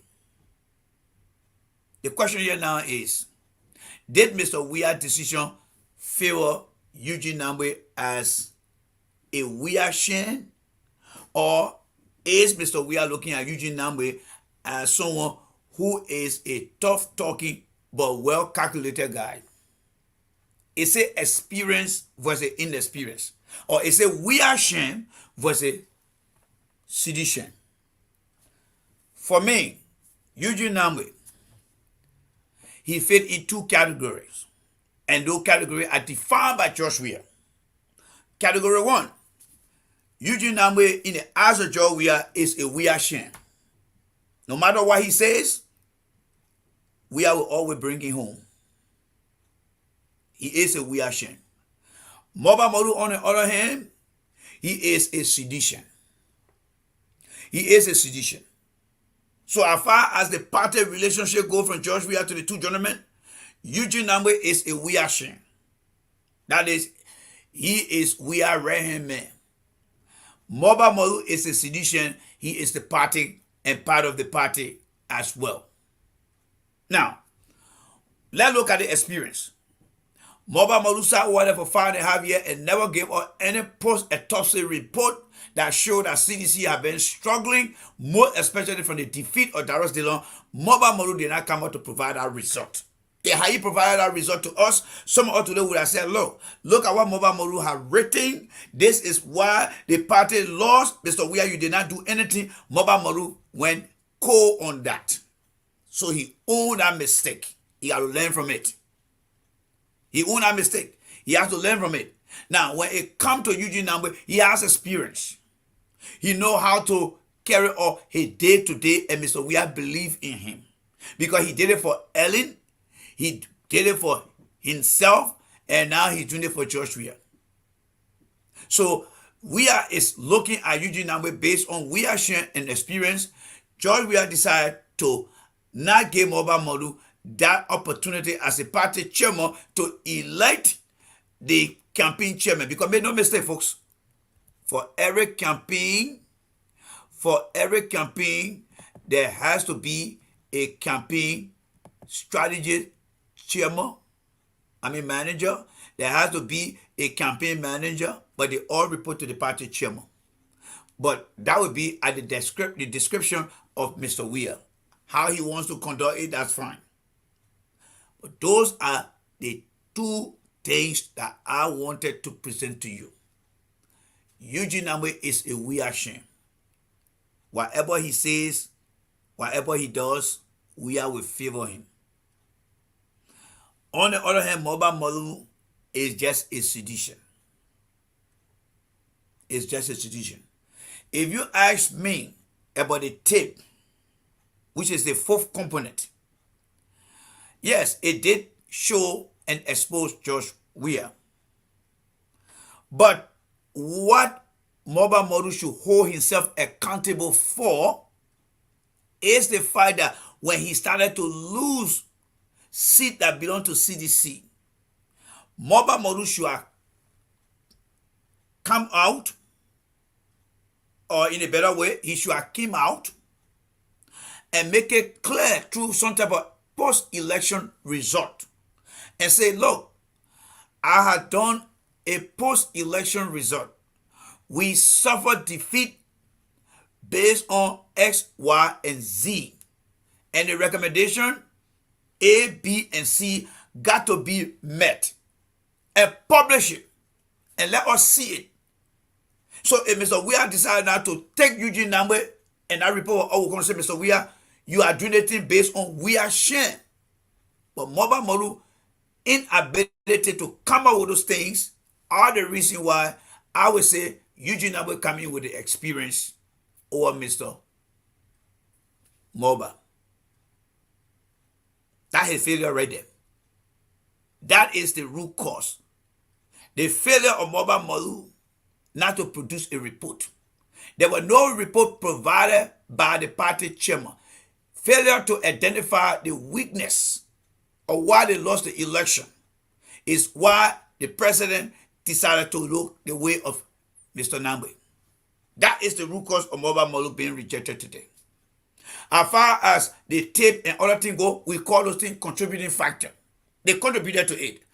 However, the root cause is not Mulbah Morlue himself. It's what he failed to do.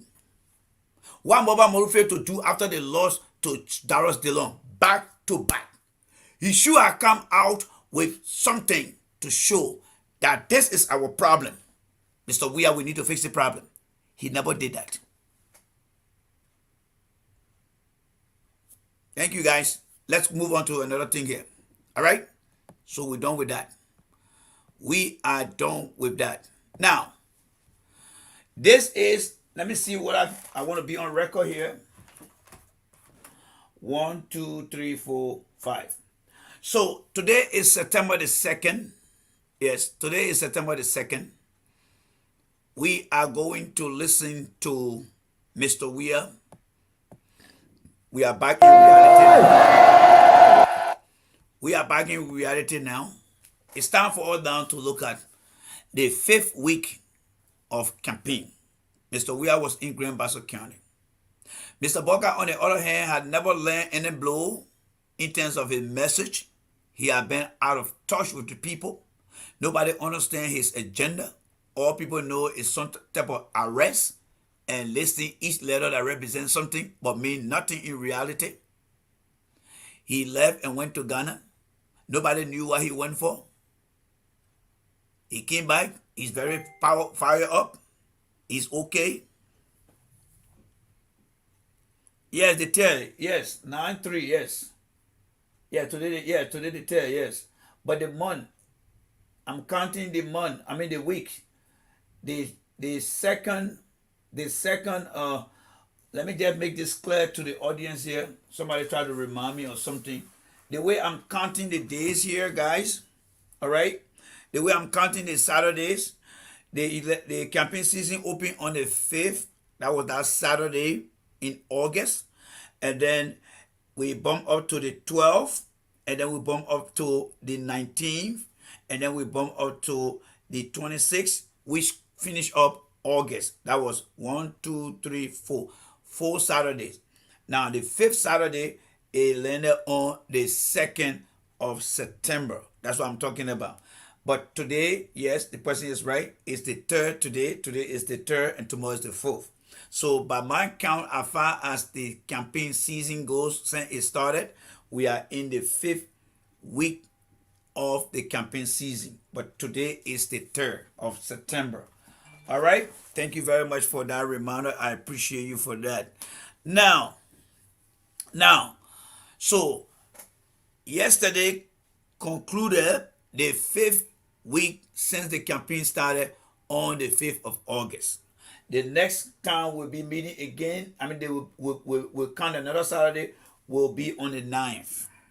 But let's see what happened during the week of the 27th to September the 2nd yesterday. Yes, right? September the 2nd yesterday. So, Mr. Weah was in Grand Bassa County. Mr. Weah has been on message so far over the 3 top people. He has been explaining things about himself, what he has done, and why he thinks he wants the people to have him re-elected. But I will be coming up with some summary today to give the sedition and the Unity Party people my perspective, since we are now concluding, or we already ended 4 weeks now in a row. So I'm going to move the thing to Mr. Weah. I'm going to listen to Mr. Weah. All right. This is Mr. Weah right there. We're going to listen to Mr. Weah. And we're going to be breaking this thing and analyzing it. All right. We're going to be breaking it and analyzing it. All right. So let's listen to Mr. Weah. And then after that, we'll be going to Joe Booker, because Joe Booker spoke yesterday as well. I believe it was yesterday or today. Maybe today. I said it because, yes, I think it was today. Yes, it was today. Joseph Boga spoke today. Somebody correct me. Joseph Boga spoke today. I think it was today. But let's listen to Mr. Weah, all right? And this was during the week of the 27th to the 2nd of September. But I think Mr. Boga spoke today at District 15 in Morlue County. All right? So let's get into this.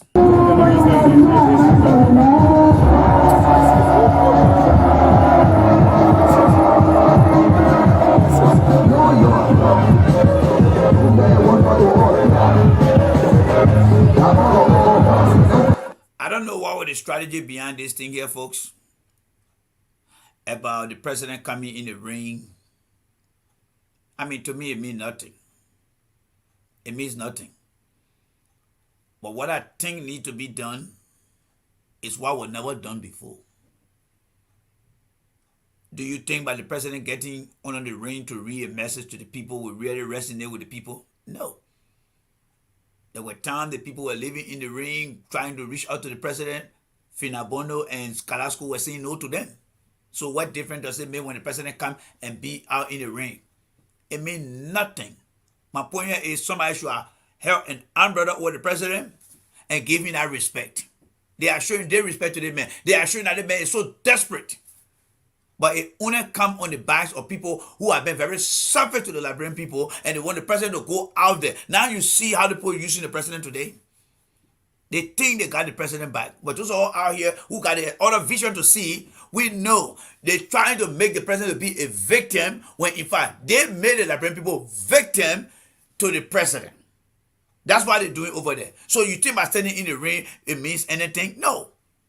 When the people were in the ring trying to reach to the president, Carrasco there, Finabono there was saying, no. But now they're coming in the ring now. For me, this other image, it means nothing to me. Nothing to me. Nothing. We have to be very honest here, folks. Y'all went to church today, right? You guys, y'all went to church? Yes. Today was first Sunday, right? Y'all took communion and dinner, right? I'm speaking the truth. So you better start giving me tongues all right now to get some blessing from God so that Mr. Weah can make it through the first round. Because I don't see the first round happening right now. Let me progress here. Thank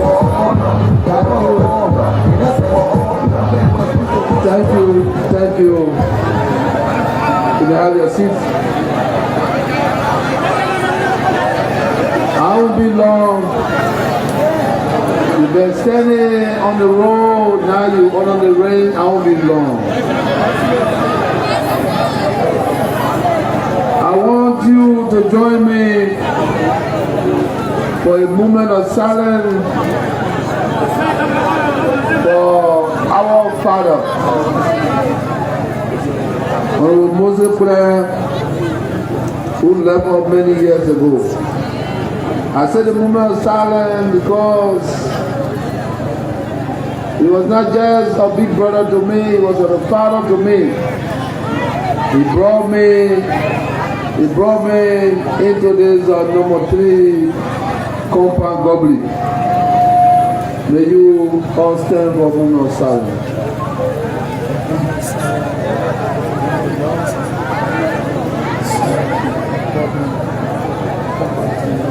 Thank you. May his soul rest in perfect peace. People of One Nation, I want to thank you. Thank you for the respect. Thank you for the love. It's good to be back here in Goblin, number 3 compound. I'm glad that this place, when I came here, we have one shop. Eugene got a shop. Today you can see that Goblin is filled with a lot of people. This is good. And I want to thank you. I want to say to you, I'm one of you. I've come to say The mandate you gave me in 2017, I come to renew. I come to you to again repose that confidence in me because I am your choice.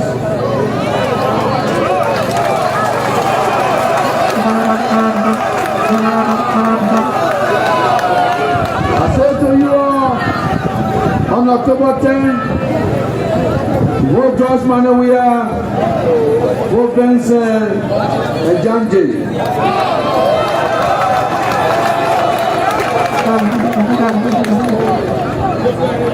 You know, when we come to this gathering, of course, we know our people will ask. But I want to promise you, when we were in opposition, those that are in government had 12 years. We waited for 12 good years. After the 12 years, we believe that we could change the country. They did not do much. So we came to you to change the government in 2017, and you did that. What we're seeing today is you're doing the free school, the free wires, the new hospital, building the roads is you're doing. But we want you to continue what you did in 2017 because giving us a second mandate will allow us to leave a legacy, will allow us to complete our work.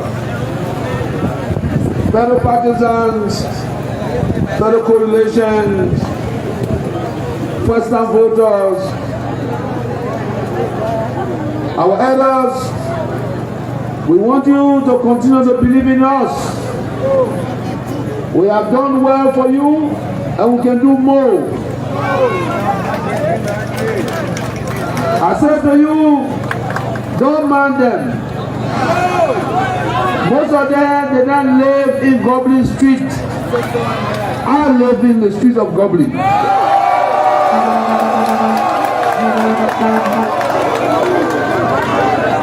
Don't mind them.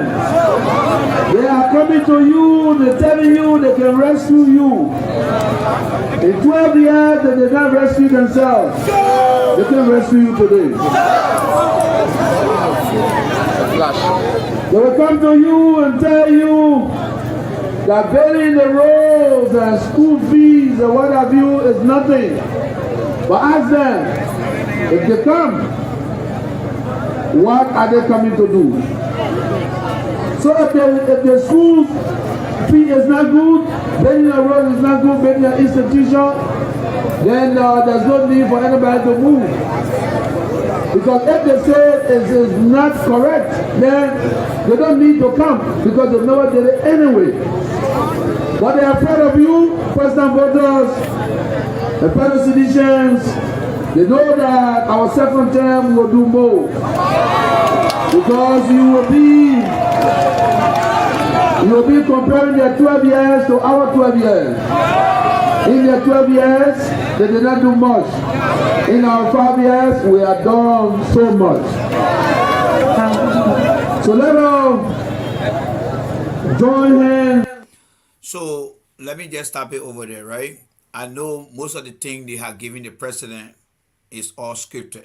Because when you listen to the different districts and county he has visited so far, he has been on message, which is good. But I think as he continued the movement from one district to another, he need to start looking at some specificities now. All right? Like he said, they were there for 12 years and they didn't do XYZ. Well, I was 6 years. This time around, the president should be able to list things. Let him take his full pillow with him. Like, for example, on education, we did X, Y, and Z. We provided free tuition. We did this, we did that. On the TVET program, we managed to do this, we wanted to do this. Can you imagine how much things we had done within the past 6 years? You're seeing it for yourself. Instead of the president, they can list it or they can bullet point it, all right? They can bullet point it. When Obama then going to speak out there, they used to go speak out there, they were on teleprompter. They were reading exactly what the people, the speechwriter then gave to them during the campaign time. So these guys need to make sure that whatever Mr. Weah managed to, carry out during his first 6 year or 5.5 years, whatever area that he may strive or progress, this time around, it shouldn't just be a blanket statement that we have done more. No. You have to be very specific because you got it down. It's part of your grade sheet. You got it down. I got 70 in science. I got 90 in math. I got 80 in social studies. You got to list those things down for the people to understand. All right? Y'all listen to that again. I'm not saying your man can't get for me again. Your man can't get because I say that again. I say your man can't get for me again. All right, because I say my own ever get for me. Then the same people can't be putting you anybody again. I'm gonna say it just to help the president here because the president need to understand that the generation is growing. These people listen to different people on different platforms. They learn from it. Unity Party people come here and listen. They will steal something and go give it to Joe Boca. Yo, watch Joe Boca. He coming up. Yo, hear what Joe Boca will say. Some of the things I will say here, they trying to perfect it now. All right. But we got more to do. So the president need to be more specific now. There are things he had done. Look at different counties, what you have done. Call those things that you have done. Whoever is looking at the president daily speech or county tour speech, you need to start to bullet point those things in there. Whatever you did in each county, list them. Whatever needs to be done, tell them that we got 6 more years to finish these things. You don't want somebody to come here and start from over. You gotta be very specific with these people. All right? That's what we do in America here. You gotta be able to stand before your boss, your co-worker, and those that you provide supervision to make sure that you state exactly what you're going to do, why you want to do it. All right? So let's listen to the president here, folks. Honorable time so we can make the government continue the work that we started. Fellow citizens, I am nobody, as they said, you make me somebody. A young man from the street of Gibraltar came here to Goblin to hustle. All my man beginner. I came to the place to hustle. My little cousin is behind me, Vincent Willis knows. I come from Morlue to come here in Goblin to hustle. Day in, day out, I was here hustling. Today, the same young man from Goblin is the president because you made it possible and you can do it again. I'm one of you, you can see, I'm not different. I'm one of you. So let us join together for the safety of this country, for the peace of this country, for the development of this country.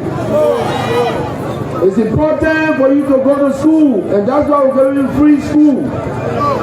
When I was young, I never had... And the one thing the president also need to do too as part of the strategy, and I'm not in their circle, so I'm going to be releasing the information out here. If it benefit the Unity Party, that's fine. It benefit the ANC, that's fine. It benefit because ANC had a talk with me yesterday, and very soon I'll be appearing on one of their shows, not to support them, but just to speak my mind. They want to give me the audience to go and speak out there, which I'm not refusing. I'm not going to support them. I'm going to tell ANC the truth. I'm going to tell CDC the truth. I'm going to tell Hadikoi or the Unity Party the truth. But somebody who represented ANC, they talked to me yesterday. They want me to come on their show and be able to at least talk to the audience in Liberia, which I'm very grateful to God for. CDC not doing it. I don't give a damn about them. And I just want to make sure the people understand because we're going to touch on a variety of subjects. All right. And then I'll be making that announcement very soon. But we did talk yesterday while I was in Philadelphia. And hopefully when things work out this week, we will be, I'm targeting Friday to be that day, which will be 8 o'clock in the morning, my time here, according to his schedule. And I think it will be 12 o'clock in Liberia. But they want me to come and just have that general conversation, and the individual is very clear. So let's keep our finger crossed.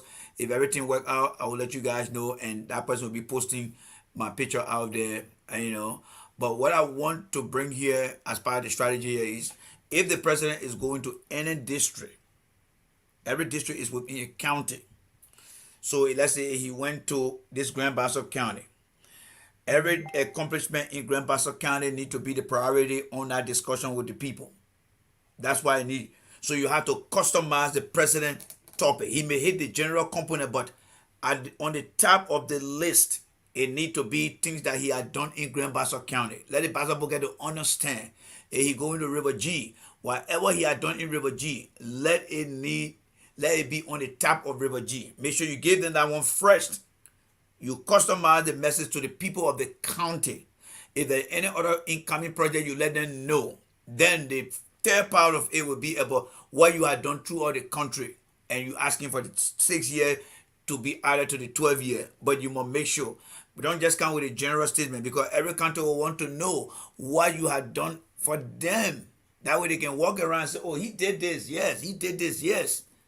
And then if there's any senator representative from that county that work with you, make sure you include them there and say, look, these are the people who help me to get things done in your county here. And those who want to be aspiring, say, look, if you can have additional people being added to the list of your people here to join me, guess what we can do here? We can do more for the county here, all right? So those are things that the president need to be doing. I'm putting this out here because the selfish people are still around the president. They are doing more harm to the president, because this kind of information here, number one, I should be paid for it. Number two, it should be done in confidence, what we call offline, and the president will release it. But because it's so fucked up, and we cause serious damage to Mulbah Morlue now, we're trying to help the president, but will help other people too to go and say, oh, my man, yeah, you know what Jay Rennie said? We got to do this, yeah, go do it, but we got to change it some kind of way. But no matter how they try to change it, Jay Rennie will know, because one, he's saying it here on your platform for the first time. Two, they never said it before. And then the third, when you haven't seen it, I mean, that they done it from here. So that is what we bring on the platform here, all right? So let's listen to the president here, folks. Opportunity. And the only opportunity I had was to move around from one county to another county, hustling, playing for team to team that had energy bubbly to play for young barrows.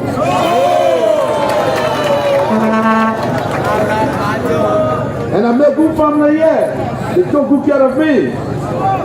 So you can see that I'm just like you. I want you to know that where we are, we listen to the young man, he asked for a spokesman. But I know they will say where he campaigning and he promises, I am talk and do.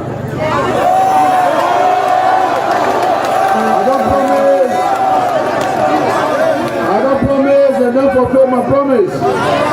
So to my young brother, since he wants us to build what we build in Clarendon and in West Point and the famous Invisible Park, I ask you if this land is for government, we can take all the land and build your fee and your park right here.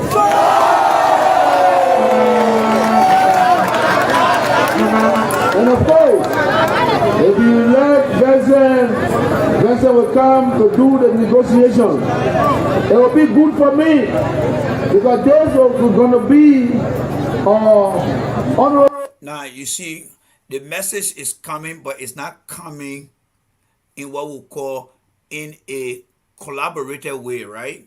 So you just heard the president saying, oh, if you guys want me to come out and build a park, similar park in Monrovia, this is what I was trying to say. That when the president get to any county, let the message be customized to the county development project that he has undertaken, that either have been completed or is still in the process phase, and then the future progress or project that need to come out, then he can list those things. So that means you have the completed project, the ongoing project, and the future project. That way you give me the people a bigger picture of what they need to look at. Oh, we got the other project done, the one is going on, and we want this. And then you say, look, whatever you need, y'all got to make sure y'all let me know through my XYZ, because what we are achieving in the country, we believe that you need more. These things were never done for 12 years. And look at the 6 years. We are carrying on project. And I'm asking you guys what you want to be done. Because every country will have project that the president has completed, whether it is road, whatever. Make sure you discuss the finished project, make sure you talk about the ongoing project, and then the future project, which will put you in the position of saying to the people, this is what I want to be done. You also ask them, when these 12 year people left from here, what you can show me that they did here? Show me something that they did here so we can finish it up. Nothing. Nothing. That's how you do it. So it need to be what I would call put into a catalog form. Finished project, ongoing project, and future project. And we must work together. And make sure that you include the lawmakers who partner with you to get that county project done. When you get to Nima, that one a different one you told them because Prince Johnson that Kalakala man. Make sure that you, when we get to the Prince Johnson, we'll talk that one. So let me progress here. For me to play in this community and the community not get free. It's not a good thing because that's how we pay Invisible Park. I pass by Invisible Park every day when I go to work. Man, you goes by Invisible Park, the Edmund Scarborough is right there. I went to that school. And on the other side, I practice on that field with Invisible 11, I.E. Majestic. On the end where you have the church or the mosque, I play for the Muslim Congress there. So you can see the two schools plus the team I played for were right there. One day I'm going to work, I see the young people playing on a scene, get a place that I played many years ago. And I stopped my car and I felt guilty. I felt guilty and I also encouraged that if a Ballon d'Or can come from the field. And today, I'm the president and the chancellor running in the rags and the dirt. Talk on, we need to change this place. And right away, they change the Invisible Park. But you see, some people, they don't feel guilty. They don't care. When we started Invisible Park, you heard the update. A lot of people were saying, why is he coming to pay Invisible Park yet? Because that's something they never did in 12 years. But I did not listen to them. I built an Invisible Park today. You see so many Liberians from different counties are going there. And everywhere, West Point asks for parks. Claratown where I live asks for parks. And these are the things that we do when we go abroad. We take our children to parks. But in our country, we don't have one. Sure. And this is why we're building parks around our country, because it's necessary. Sure. It's development. But we are proud of other people's country when we see the children in the park. But we have it here, we say park is nothing. Do not mind them. Everything that we see abroad, with the possibility, we will make sure we put it in our country. But what I want to say to you here, our country is 176 years old. In 171 years, the 5 years that you gave me, you can see that Liberia is changing. We have done more projects. Someone asked on the Facebook, could you please ask President Weah what one of the tangible projects he have done and he's proud of? And I said to the president, I don't need to answer him because he's kidding me. Are you kidding me? You asking the president, I should tell you what's a tangible project? You don't know what is going on in this country? And you are opposition, you don't know what is going on? 12 years ago, the way you left the country, how you see it? 12 years ago, when you were in power, we were paying rent. Today, most of our agencies have their own building. You don't know? 12 years ago, Chen was struggling from one office to another office for YSP. And I think this particular position of the president is very strong. And like I said, he has been on the campaign trail. He's doing well. And I must appreciate him for that. And see, CDC, that's a better thing you don't understand about me. If somebody, especially in the case of the president, is doing the right thing, I will come in and say, look, this one is right, and I commend him for that. But when he screw up, you also got to understand that he got to be criticized. You're acting like when you eat, you can go poo poo. I mean, who here will eat and no poo poo? You want to be eating, but you don't want to poo poo. No. When you eat, you gotta poo poo. So when the president do the right thing, we'll clap for him. That means he eat. But when he poo poo, I will tell him, man, you gotta go do your take care of yourself. So unless many clinicians get out of that their emotional behavior, because they see emotional behavior is in all the other people then who are supporting the other political party. But CDC, you should be mature enough now. You have been in the opposition for 18 years. You took what, how many years? 15 years? Or what? 12 years? You're in opposition for 12 years. You're at a 6 year as part of leadership. You guys should be very refined. You guys should be very mature now to say, you know what, we understand what criticism is. We got thicker skin now. So let the people say what they want to say. Let's hear what they have to say and make sense. But I think the president is on message here and, you know, challenging things. And I think, like I said, for every district he visits in any part of the country, talk about that county achievement, the ongoing project, and what you're hoping to achieve. Then you talk about the senator or representative that supported you. One major thing that I want the president to start talking about too, and that go to the so-called educated people. Mr. President, I want your people to listen and take note. Why it is true that you meeting the voting population in majority, what the so-called educated people want to know from you, and you need to start cataloging those things. Number one, let me see my note here. You need to tell them, Mr. President, and it should be a bullet point. Look at some of the legislative reform, and you know what you have done through legislative reform. For example, the girl who was on Spoon, she said the only thing I'm happy that I saw the president doing is the dual citizenship. Tell the people this thing was never done. Little history, a lot of people left from here, they went abroad, they got dual citizenship, they say people cannot come back to work, they can't take any position. Under my government, I work with the national legislature and we pass legislative reform. So, Mr. President, you need to have legislative reform accomplishment as well. That would be appealing to the so-called book people around here. Number two, you look at executive order. What did you put into place in terms of executive order? Well, look at the COVID-19. What you did. Maybe you issue some type of executive order that prevented COVID from spreading in the country. That is what we call executive order accomplishment. So the legislature is what you did with the lawmaker to get things done. You can even talk about the salary harmonization. That part of the legislature agreement or maybe part of your executive order. Then you come to infrastructure. Of course, you have been talking about infrastructure. So you come to infrastructure, you talk about your roads, your building and other stuff.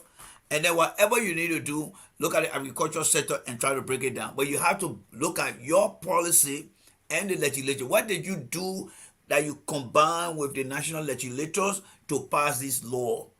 Let the people get to understand. Because if they don't tell them, they will not know. Go to the point and say, look, do you guys know that before we pass this law, your child you take care of here? I mean, you have got children in America here, grandchildren there, and your own children there. You all know that they left from here, they went to America, they went to Europe, and they take one country passport. Do you know the law that was in the country here? When your child becomes citizen in another country, they don't own no more land here. Who got land in the children in here? How old your son when left from here? So, do you know that the law that was on the book here, it said that when your child go to America and they get different country paper, they don't own no land here, they can't do nothing here because they still want other citizenship. And do you know what we did? Let your representative here, let your senator here. They and myself work together with 50 people now. Your son can be citizen of America. They come by, they can still take the land for themselves here. But before it was not like that. That's how you explain to these people to understand what has changed. Say, look at Boga them. It was all the Boga them your children. I'm going to care what you're more at Boga them when they come here. You ask them. That's how the president should do it, all right? So let us make progress here, all right? So we'll stop the thing here. Let's finish the president on here, then we'll come to Boga. Free, you don't know? Right also the opposition will tell you anything. They'll tell you anything. The running campaign, they'll tell you otherwise. But don't mind them. You Lofa road and somebody will tell you, say, oh, Georgia did not build a road in Lofa, that the Unity Party. Our senator, when I broke ground for Lofa country, I broke that ground. And then so the president is on message here, so we're not going to waste our time. But the few additional things that we added there, I just hope that we'll be able to see it coming the next time the president visit. All right, to have the kind of conversation. So now that we press with time, Joseph Walker has been very, very poor since the election season started. But he has said something, so with all due respect, we'll take the president picture down and then we'll bring in Joe Walker. Let's try to listen to Joe Walker here and try to analyze what Joe Walker is going to say here. But I will remind you and I want to caution you, this man is coming out of a 12-year vice presidential role. He should be coming with a laundry list of accomplishment, achievement that he and Ellen has done. Whatever road they put quota on and George Weah took the quota of the road and turned it to a model road, Joe Walker need to tell the Liberian people what he and Ellen did that Mr. Weah did not do. That is the bottom line. He's not supposed to be coming here to can't talk about anything that will reinvent the wheel. And I hope Liberian can understand this thing I'm saying here. All right? So let's listen to Joseph Walker right here. All right? So this is Joe Walker right here. Thank you. Thanks to all of our people who have assembled here. We drove past thousands of persons who are walking to come here.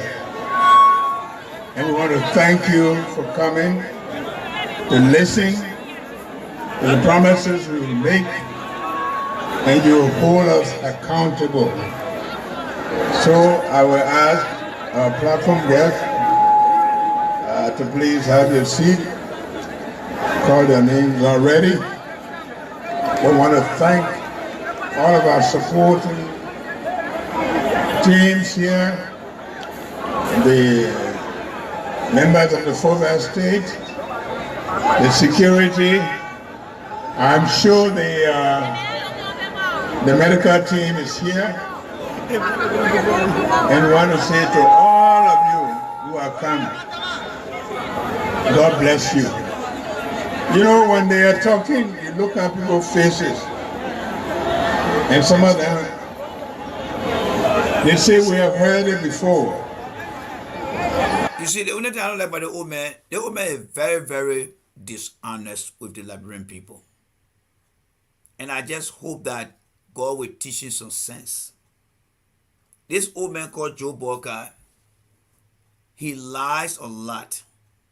This old man walked through the airport and went to Ghana and came back, and up to now, he has not informed the people about why he went to Ghana for.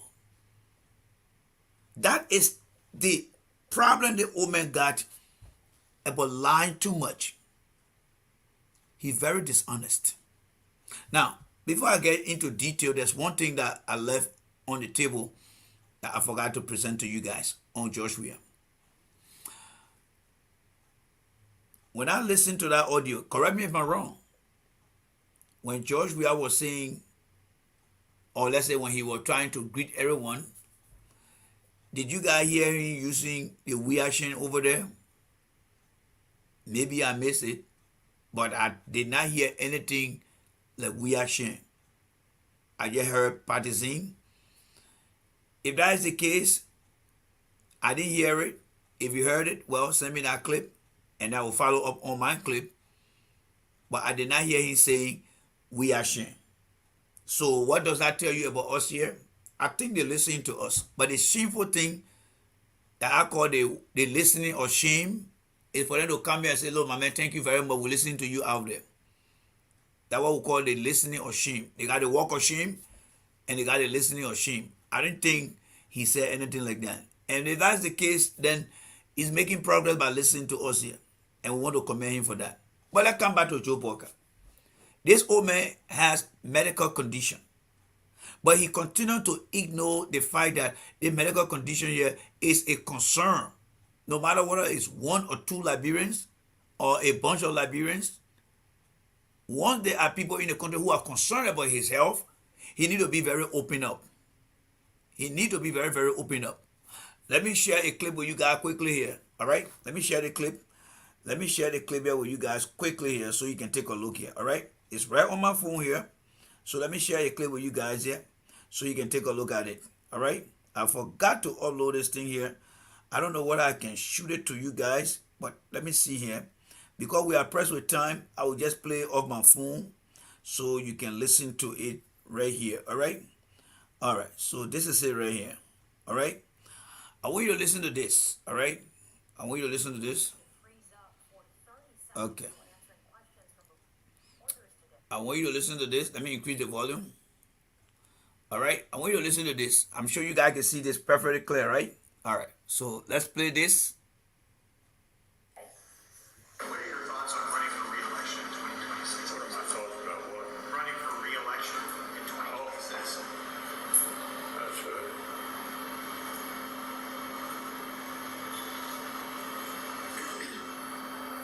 Did you hear the question, Senator? Running for re-election in 2026? It does seem quite concerning here. His team has not commented on this, but this is not the first time this has happened. Last month, the 81-year-old Republican he froze for almost 20 seconds in front of reporters at a press conference in Washington, D.C. He tripped and fell at a D.C. hotel in March and suffered a concussion back then. All right, so let's go back and roll the tape again, folks. Let's go back and roll the tape. So that was Mitch McConnell. He was having a press conference, and then in the process of having that press conference, and then he froze there. He froze there for a moment, and then he started talking again. Right now in Kentucky, Senate Minority Leader Mitch McConnell appearing to freeze up for. Okay, so let me just rewind it, guys. Let me just rewind it back for you guys again. All right, so let's try again. In Kentucky, Senate. Okay, let's see. I just move it here again. All right, so that's the short one there. So let's go back to the last one here. This one, yeah. So he froze for 30 seconds. Listen to this. Right now in Kentucky, Senate Minority Leader Mitch McConnell appearing to freeze up for 30 seconds while answering questions from reporters today. What are your thoughts on running for re-election in 2026? What are my thoughts about what? Running for re-election in 2026. That's good.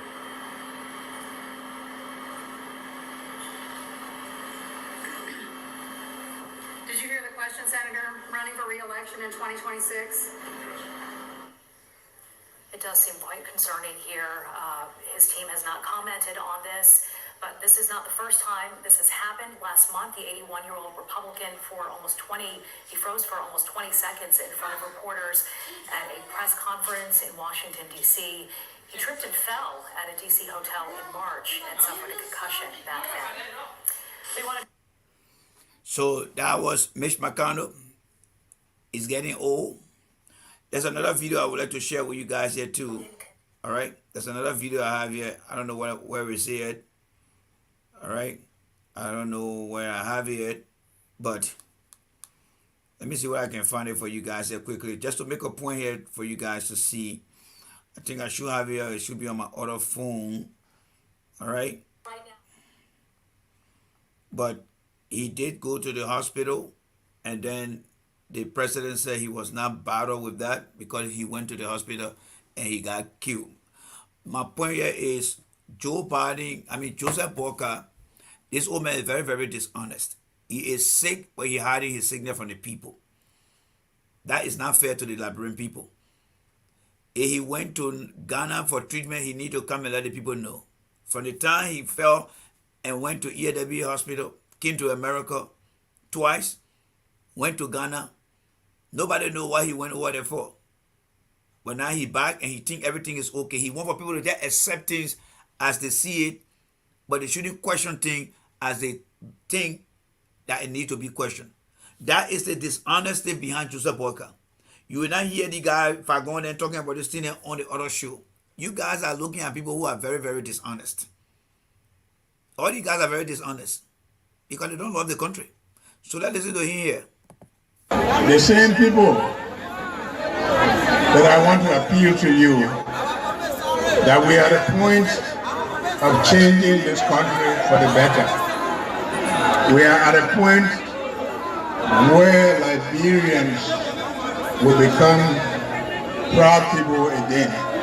So now he telling you, say we are at a point, right? But there's a man who served for 45 years in the government and served with Ellen for 12 years. And he tells you we are at the point of making things. So what is he trying to tell you? That he and Ellen did not do anything in that country? Then why did he stay on for 12 years? If you working with somebody, you're dating for the first 6 years and nothing worked out to what you think the people deserve, would you want to spend another 6 years with that person? I guess your answer will be just as mine, right? No, you have to move on. But no, this old man sat with Ellen for 12 years, and now he coming back and telling you, oh, we're going to be okay. And then he telling you that if you say he never had no record, he's a new candidate who just coming into the race, never participated in nothing. But that is not true. Joe Boca got record that he ran on. He supported any agenda. He approved some of any agenda. Costa has said it, we are showing you video. This old man is just fooling the people, want to lie to the people. Just how he not honest with himself, that's how he want to fool and lie to the people.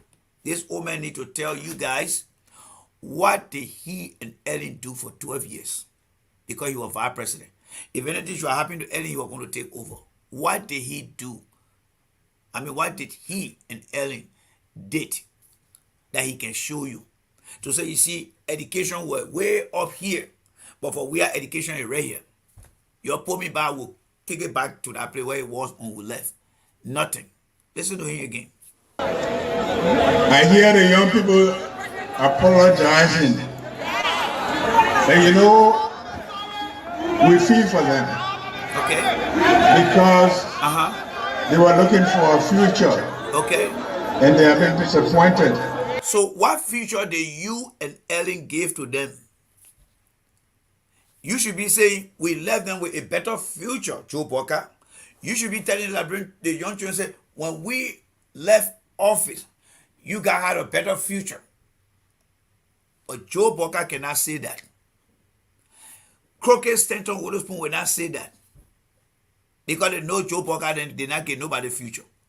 So where is he coming from now to say, oh, the people promised your future, when you cannot compare your 12-year record with the present president 12-year record? Their campaign should be about the issue. Joe Boca, when it comes to the issue, he standing no chance. Remember, Joe Boca ran on 12 years record and was defeated in 2017 because the record was very poor and bad. Not to mention he sat down for 6 years and then he came back and said, oh, your high future. No, that saying should not be coming from Joe Boca. That saying should be coming from Cummings. It should be coming from Tewo. It should be coming from Clarence Moneyba, because the people did not serve in that capacity of making policy changes to change the lives of people. Joe Boca was in that role. He served with Ellen. He should be running on Ellen record. Do you think if Joe Boca had a very good record, he would not going to be president today? Think about that question. Let's listen to him here again. We as parents are now to make that future better for them.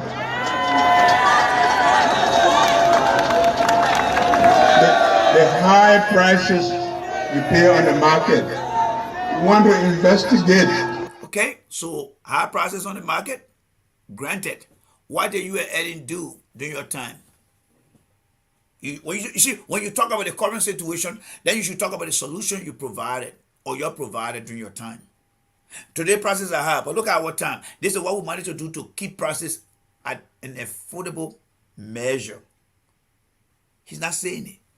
He's identifying problem. This old man got no clue about what he's going to do.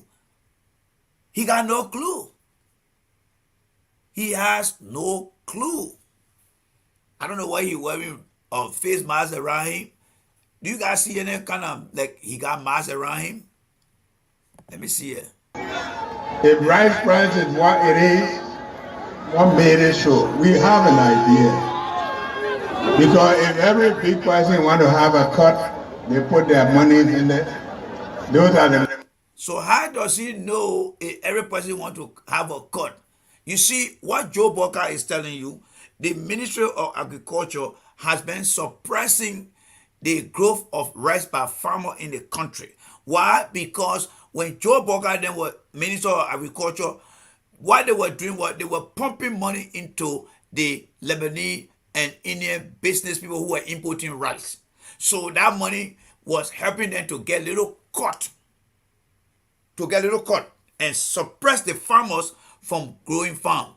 That is the idea he's trying to change around to tell the Liberian people. Joe Boca, that's one of the reasons why he got fired from agriculture ministry. That's the story he's telling, but he's not honest with the young people. Oh God, I wish the people then could listen to some of us here before they make the mistake. Because when they get in that hole, they will never come outside. They will born their great-grandchildren in that mistake. But God in heaven knows. This old man is lying through his teeth. There's one thing I will always say. Joe Boca is a master liar. Yes, he's a master liar. He lied on his own health. He lied that he never had no record with Ellen. Now he lying about things that he did. Listen to him again about the agricultural sector. Money that we're going to take out so that the real price will be paid. But we cannot just depend on imported rice. We have everything here to produce. So what did you do? Folks, you see where we're coming from now? This man is saying we cannot import rice. Thank you, Boca. When you are agriculture minister, what plan did you put into place that we can see today and say, wow, that plan was so nice, and don't fire you for this, Boca? Yes, but what can I play? What we do? There's nothing Joe Boca will show you. So what make you think in the age that he is right now, where he cannot even run? Joe Boca cannot run. What's Joe Boca running? Joe Boca will never run in your left hand. He run a last run, you will run over there. Then the man can't he come agriculture in place. This man got no record to run. I don't hate Joe Boca, but I'm just telling you that Joe Boca is not going to do anything better.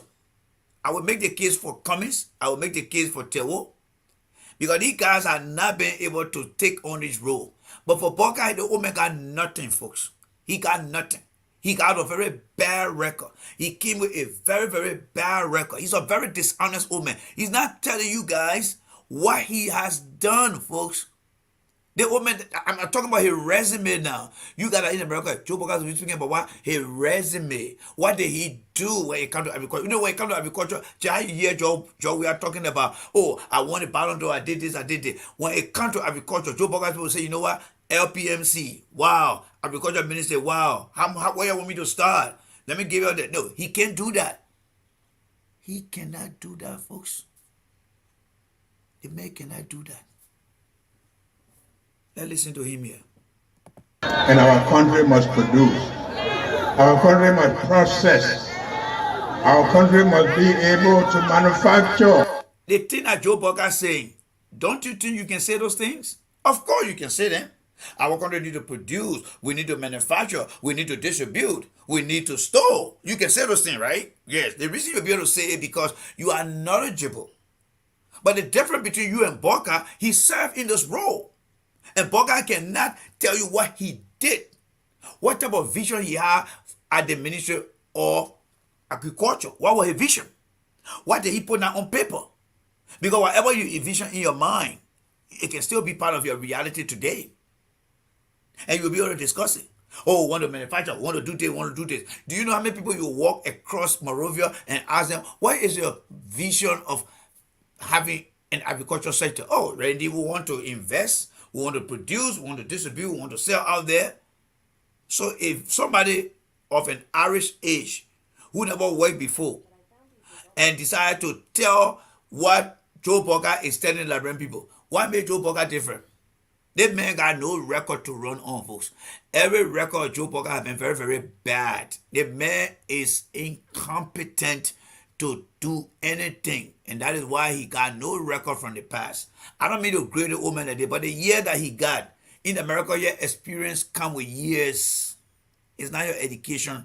Your education only gives you the academic that we call the intellectual ability. But the experiential qualities is what you call my years of experience on the job. Joe Boca does not have any experiential qualities. He cannot transfer his past experience to the other experience and to the future experience. That is the problem the old man got. He is a complete liability. He knows nothing about what he's talking about. That man should be running on any record. He should be telling people everything that Weah is not doing. He should be able, Joe Boga should even be able to tell the legislature accomplishment, the executive order, how it became very beneficial to the people of Liberia. Nothing. The old man is talking just like you that never ran for any political office and you trying your chance. Our country must be able to provide jobs. Any country that cannot secure its citizens, if that leadership is not working. Okay, so our country must be able to provide job. Joe Boga, what did you and Ellen do in terms of job? What was the job number? What was the unemployment rate? Come on, Joe. Those are records that will be accessible to you.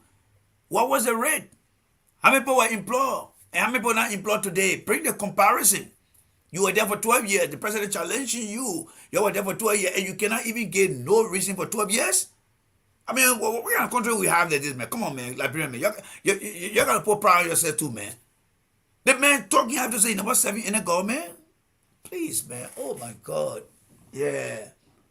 Why are our people giving the old man the kind of chance like this? I would rather listen to Cummings. I would rather listen to Tewo. I would rather listen to Clarence or whoever come after these other people. But not this man here, man. This man is a complete embarrassment, man. Because the leadership purpose is to provide for them, to plan for them, to plan. Most of the young people we see here, they have no hope. The little girl that stood here, she wants a better tomorrow. That better tomorrow doesn't come from her. 12 years ago, I don't know how old that girl is, but what benefit did you get to her parents that could empower the the parent to make the little girl who she is? This man is talking about things that he acting as if to say that he never been in government before. Oh my God. Yes. Where the old man coming from that people just follow him like this? What do people want behind the man here? What do people want behind this man? Let's forget about his age. Let's forget about his sickness. This old man is very, very incompetent. He cannot discuss anything that align with his own record. Joe Boga cannot run on his record. Because he did not do well on his own record. He did not do well. Package, it comes from the way we use the resources God has given us.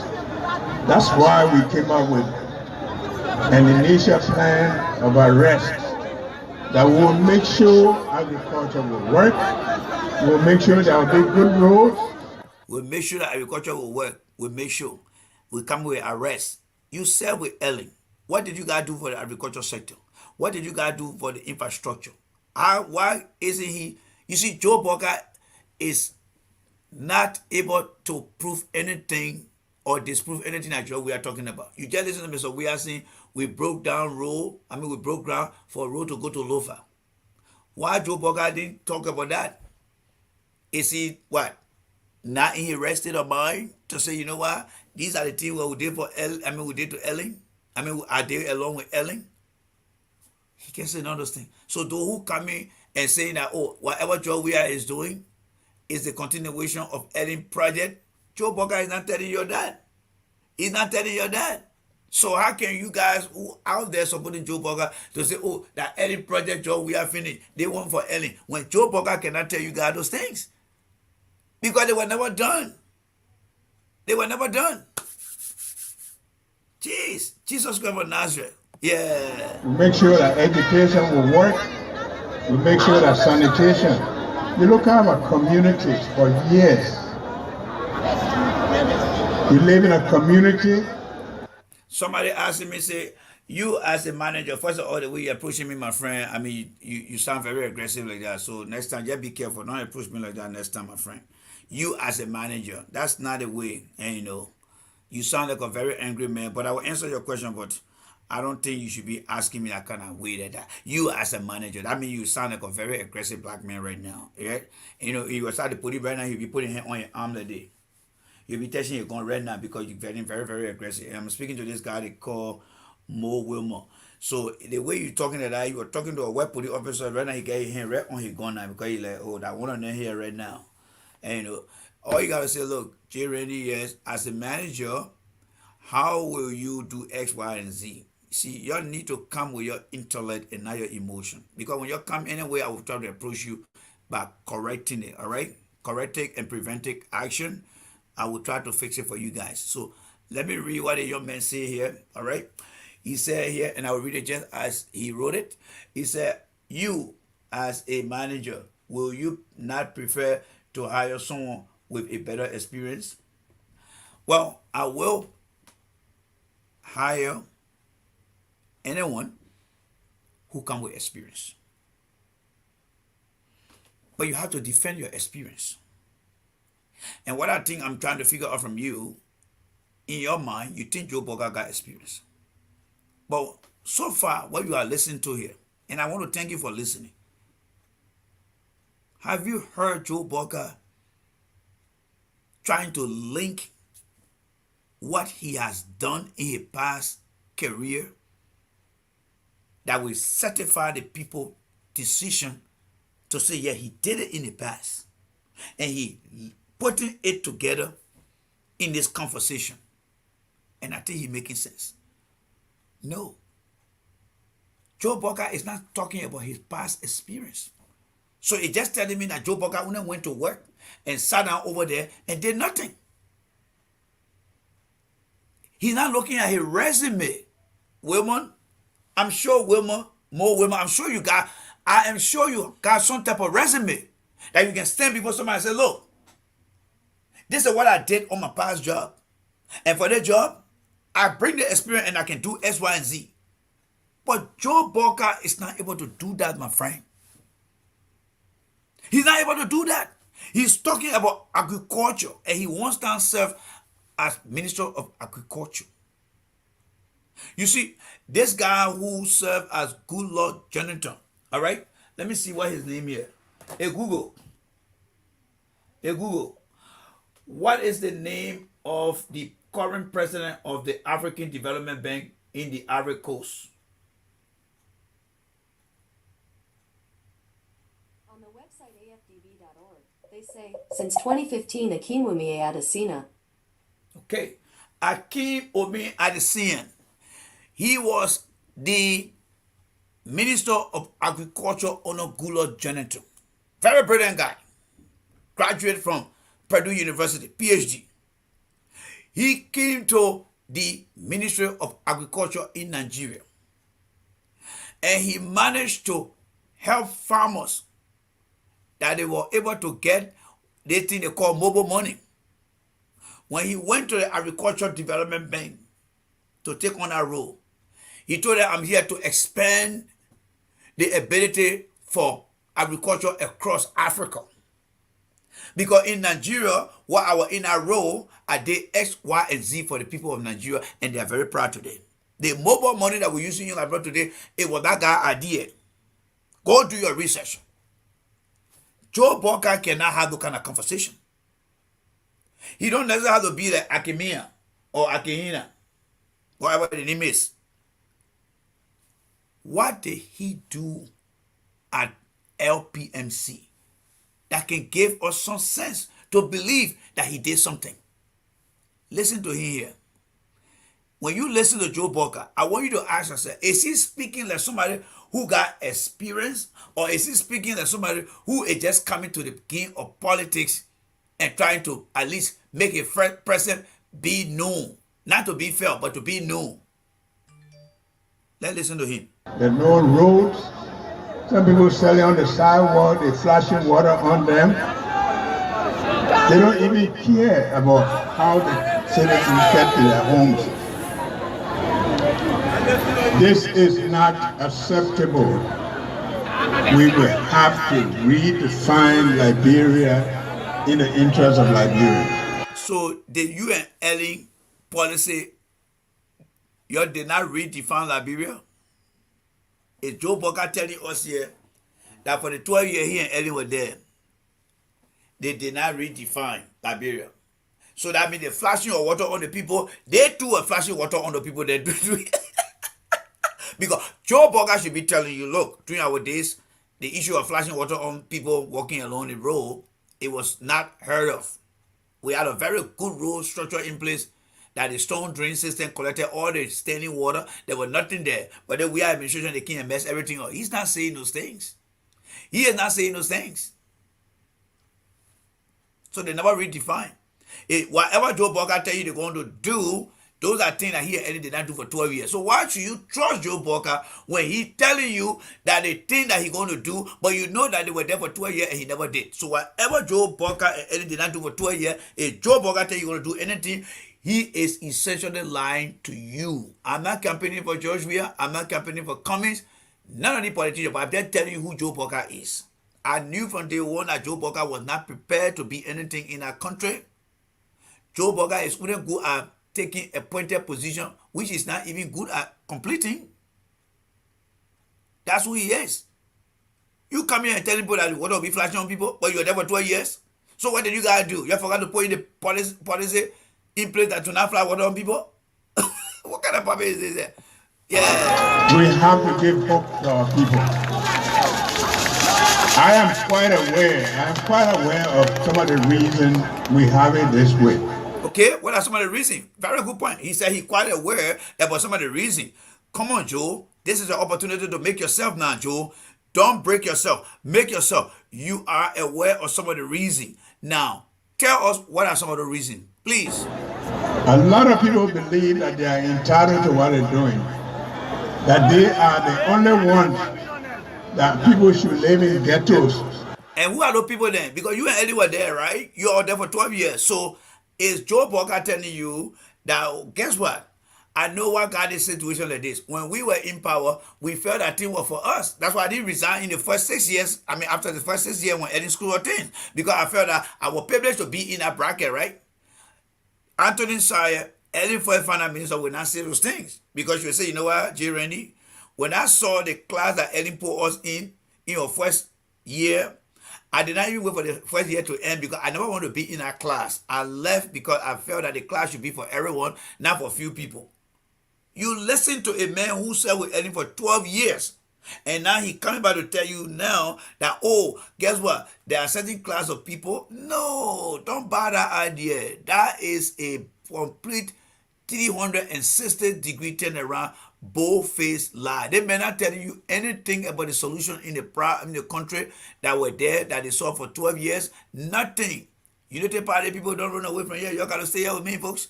You got to stay here. We have to make sure that we let the people know about your leader. Their papa is fucked up. All right? He fucked up. Now listen here. We have more ghettos in this country than in this Monrovia than anywhere else. Okay, so how did the ghetto come? How many ghetto did you guys left in there? How many ghetto you guys managed to demolish Joe Boca on Ellen? We want to compare and contrast record. You are a former incumbent, Joe Boca. Don't forget about your role. You were defeated in 2017 after standing with Ellen for 12 years. So why don't you tell the people of Liberia how many ghetto were there? Whether 5 ghetto, 2 ghetto, or no ghetto? Then how did we increase the ghetto today, Joe Boca? I mean, who are the people behind the Joe Boca man? Who are the people behind the Joe Boca man? Who are these people? Jeez, man, come on. We're going to clean them. We're going to put respect on our people. And that's what we're talking about. And how you going to clean it now? These are times Joe Boca said you're going to clean it. So somebody need to bring Joe Boca to the street and say, Mr. Boca, you talk about your arrest, all right? Yes. How are you going to put the arrest into place? How is it going to be different from what you and Ellen did? You're going to clean the ghetto. Did you and Ellen ever put in place policy to clean the ghetto? And how would that cleaning process be better than what you and Ellen did? That is what we call sound political conversation. All the guys you're listening to on Facebook, with all due respect to them, they're ready to help you guys understand true meaning of a leader who is ready on day 1. Joe Boca is not ready on day 5. If I even say day 1, he's not ready in day 50. He's not ready because he got no clue about leadership. They may have never been elected to put in place any kind of agenda. Joe Boca had never been elected in his life. He never served in any elected position, so he doesn't know what it means to run an elected agenda for a position before I would say the president. This old man is completely blind to the reality. He wouldn't think that his age will get him elected. Gentlemen, I'm begging you here for money. I'm not getting money from the government. You saw my post over there. That means that I'm not getting any support from anybody to say, please talk for us.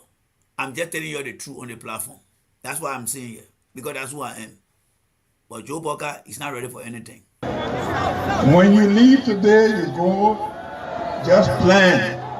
On the 17th of this month, Unity Party and our collaborating partners, we're going to launch. We want to lock Monrovia down. We want to make sure. So that's all to the message, yo. That's all to the message. He did not tell you what he and Ellen accomplished for 12 years. He did not tell you what was better, the agricultural sector, how better it was on Ellen and him. He did not tell you how many ghetto they managed to break down and how they managed to improve the people's life. Next thing you know, after he finished talking all his yada yada yada, he talking about on the 17th, they're going to lock Monrovia down. Lock Monrovia down for what? Lock it down for what? When you get no idea, lock it down for what? Lock it down for what? Look, Liberian people, I understand you respect the older people there, but the other old man here, when it comes to politics, he ain't got the age for politics. Joe Boka may have the age that God gave him. Thank God for that. But when it comes to the age of experience in politics, he ain't got that age. He ain't got that age. All right? He ain't got that age. He don't have We that show age. our strength. But the strength we're showing is not for us. It's to show the people that when people stand like this, to listen to you, to give. Listen to you talking what, Joe Boka? Listen to you talking what? Listen to you talking nothing. Joe Biden, let me repeat myself again. Joe Biden of the United States, when he was running against Donald Trump, he cited specific things that he and Obama did. For example, he said they COVID thing here. When Obama and myself worked during our time, we had Ebola. We listened to the science, we followed the science, and we managed to get things done. We felt that student loan was a bad thing to be paid through the bank. We took all the middlemen and we allowed students to pay their loan through different programs that they were qualified for, and people benefited from it. He gave specific things that he and Obama did. And based on that, the American people said the man made sense. They collected him on that. When George H.W. Bush, who served as vice president to Ronald Reagan, when he ran on Ronald Reagan record. He cited specific things, and the people bought into that. They bought it. When you look at Joe Boka, who served with Ellen for 12 years, the man cannot even tell you what he and Ellen did. He cannot even tell you where he and Ellen sat down and even ate Kobo together. He don't remember nothing. Nothing. The first time he come back now to can't tell the people, then he tell you, oh, we're going to build road. Nobody should be wasting water on your... During any time water that was on people, even during those times, those who were living 12th Street, we will be walking, coming from all the way LU, water will be wasting on us. And they did not tell nobody that water not wasting on them. They man can't tell no water be wasting on your way because president. What? Yeah. In return, you have to make sure that they have the dividends in their life and the life of their children. It's been too long when some people just delete the people who live in Mamba Point or in Broad Street. We're talking about in a community where majority of our people. What did you do in the community, Joe Boka? You live in a Peter Amos John house over there on EWA Road. People living in the swamp, mosquito button there. Did you ever give them supply, Joe Boka? What are you talking about here, Joe Boka? Come on, man, Joe Boka. Don't make me turn something there on here. Wait a minute. Let me see here. Let me get something around here quickly for Joe Boka here. Joe Boka want to tell us if people speaks up for people living in the community. What? Yeah, Joe Boga want to tell us he feels up for people who live in the community, folks. Where is Sonny here? Let me go and play Sonny here for you quickly here. I told you we're going to be here all day today, right? Because tomorrow is a harder day and we'll be back here tomorrow morning again. Let me tell you right now. Joe Boga ain't work for damn American land to you can tell what he care for people in the community. What my other phone? We'll catch that one there tomorrow. Let's continue here. What? Yeah, man. We'll make sure these communities will be clean. They will have. And the mentality will make sure he don't trust him. A presidential candidate will always say, my administration. You're not saying we, because in the end, Joe Boca do nothing for you. You say, oh, I told you we, but the other we did not agree with me. So nobody should come and tell you, say, oh, we will do this. Joe Boca is lying to you. Every presidential candidate will always say, my administration, I will do this. That means you holding yourself and presenting yourself to the people by saying, I or my administration will do this. He's not saying that to you. You need to understand the logic behind Joe Boca. Joe Boca is telling you things that will make him to not be held accountable by him saying, we. Saying we became president. No, we the president. No, I'm the president. So you don't understand that when he tells you we will do this, he is lying to you. He should be saying to yourself, my administration, if I'm elected, if you give me the power, he said, if you give we the power, it should be, if you give me the power, I will do this. But when you say we, why is it we don't agree? That the same we got behind Joe Weah today, now making people there because Joe Weah here. And I hope Joe Weah get here together next time. So you got to take the mantle, the leadership mantle to say, my administration will do this. When you commit yourself to that, then other people will say, yes, you said it, and the people around you should be able to understand because you said it. When they come to you, they should be measured to know what they're doing. So when he tells you, say we, that's a problem. That's a red flag. He's not being honest with you. The man not honest with his own health to tell the people what's wrong with him. Then he tell you, say, he say, I will do this. He tell you, say, we. You know what happened to Mr. We? Have electricity, they will have good road, they will have water, businesses will prosper, and they will be Liberian. Who will come and tell somebody you'll be having water, you'll be having day, you'll be having that? You believe that crap? The man should be telling you what he and Ellen did.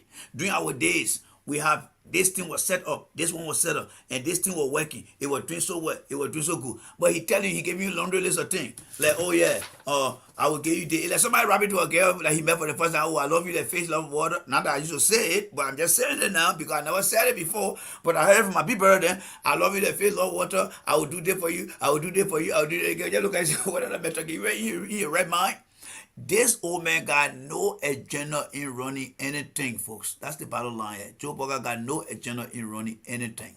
Businesses. That's what we're talking about. And we are not just making empty promises. You hear the people talking. You are making empty promises. And why, Joe Boca? Because you are not being able to articulate what you individually accomplish in your individual role and what you and Eddie managed to secure and accomplish in your combined role. So why should somebody trust you with what you're saying right now when your heart malfunction because of election campaign? And I believe they traveled that Joe Boca travel again. Remember, he told Tim Majata that he had a malfunction. So the little trade he made to Ghana, they just want to straighten the house small. They say, just calm down small. Don't get vexed. Don't be scared too much. Don't be scared.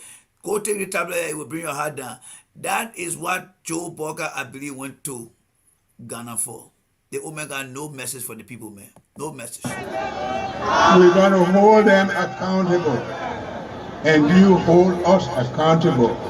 We cannot come this far living on just donors.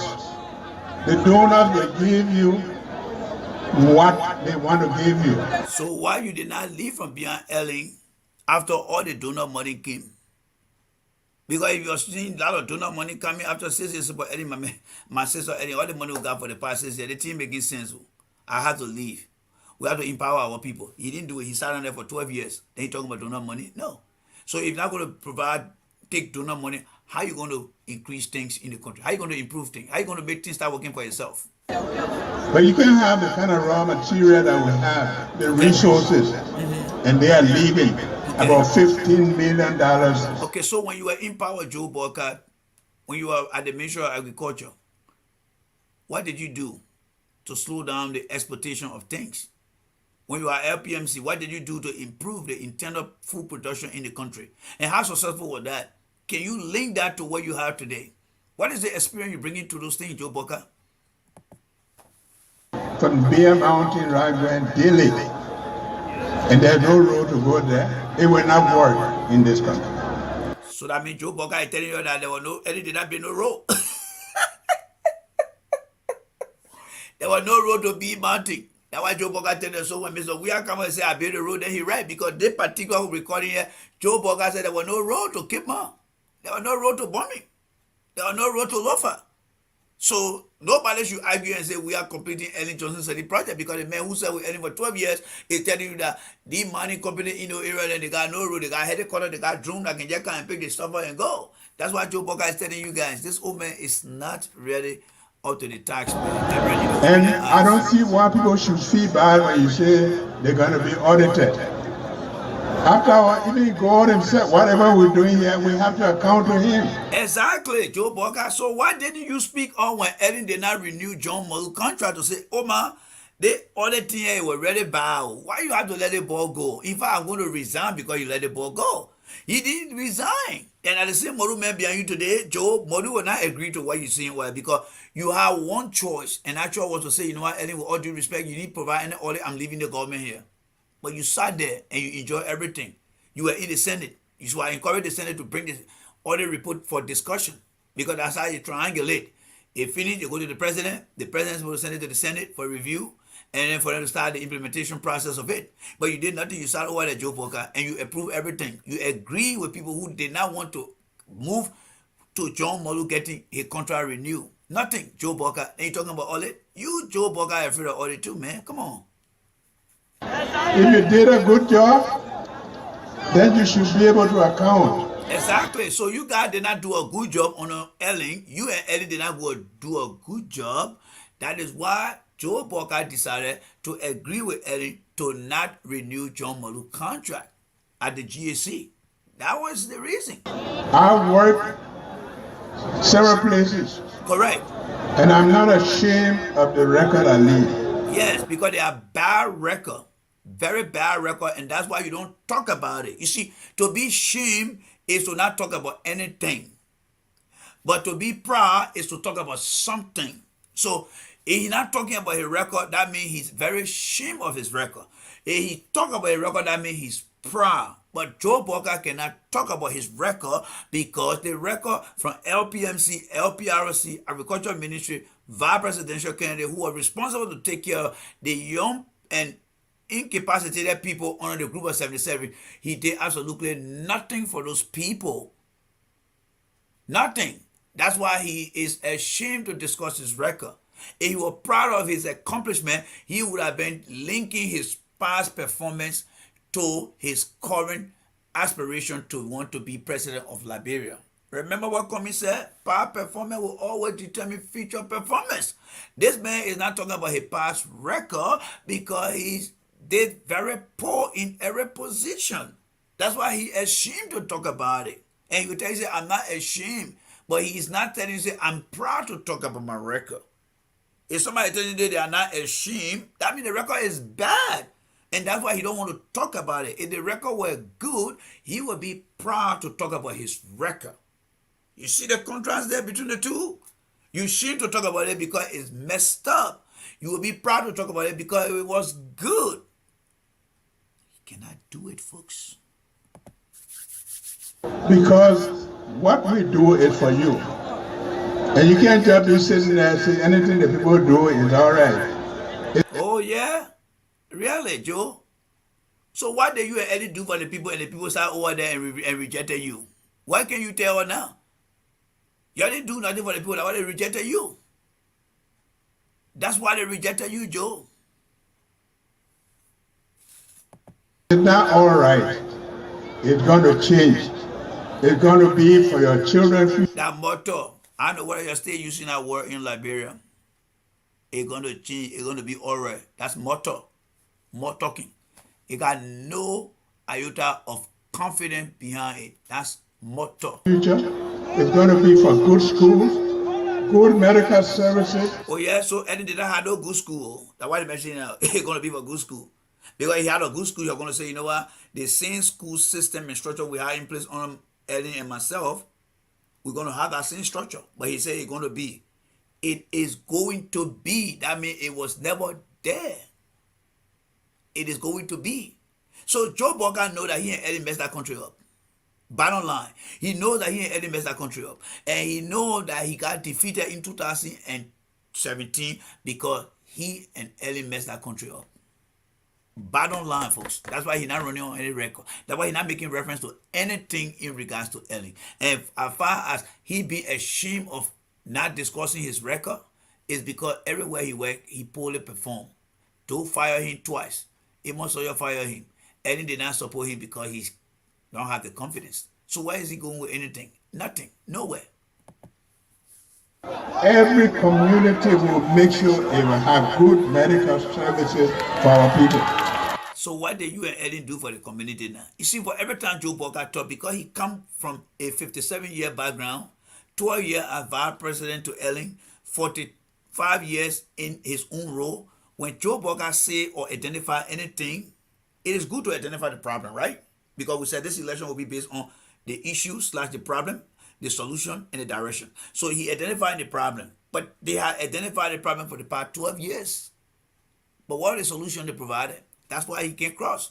That's where he's stuck.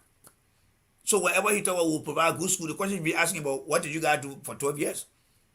You start with the old man here. You proud of her. You all went to Washington, D.C., your son, all the different projects. You sat on international platform and discuss about the old man accomplishment. You say you supported that. Then you come here and tell people that you don't understand anything. Please, man, guys. And you will begin to see it. You will begin to see it. Look, guys, I cannot go further with this, man. This old man is not fit for the bro here. I'm telling you guys right now. Joe Boca got no catalog of any information to provide to the people of Liberia as to why he was rejected in 2017 and why he should be elected this time around. Everything remains unchanged. It's still the same. It's the same Joe Boca who served for 57 years. Nothing he had changed. He's messed up. Bottom line, he's messed up. This man shouldn't be running because he got no experience. Joe Boca had never been elected before in his lifetime. He had never been elected before in his lifetime. Yeah, he had never been elected before in his lifetime. He stand no chance. Yes, he had never been elected before in his lifetime. So he doesn't understand anything he's saying right now. He got no way to convince anybody. No way. That's how embarrassing it is. So, ladies and gentlemen, when we meet the next time, we will be looking at another disappointed individual. That will be tomorrow morning. Tomorrow is holiday. We're going to be right back here. We're going to be here again. We're going to be propounding on the issue. We're going to be here. We're going to bring more things. But I can tell you now that Joe Boca is only wasting your time. He's not ready, and he will never be ready. Until then, ladies and gentlemen, thank you guys so much for the opportunity. I appreciate you guys for coming on the platform here. Thank you guys so much. Don't forget to send your contribution. All right? So that other man they call Wilma, he tell okay, come back again, my Eugene Nagbe. When the CDC put my set our thing, you want come inside, then you want come for me to give it to you free. You gotta be on your mama, man. What you talking about? I'm not gonna give you something free here. You gotta be on your mind. I can't get you nothing free to that. I ain't get anything free to that, my friend. All right? So I see you guys. Don't forget to make your contribution, folks. Don't forget to make your contribution, please. All right, I see y'all. At least I make it up to you guys today. So check me out tomorrow, maybe 8:30, 9 o'clock. No, I gotta go see the Bible tomorrow. So maybe around, let's say 10 o'clock my time. See where like during the days of the week when we're going to work.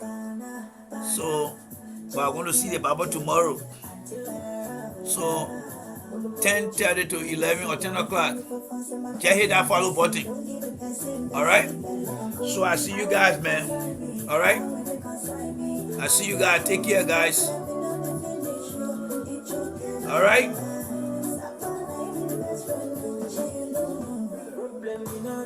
Joe Boca ain't over there, man.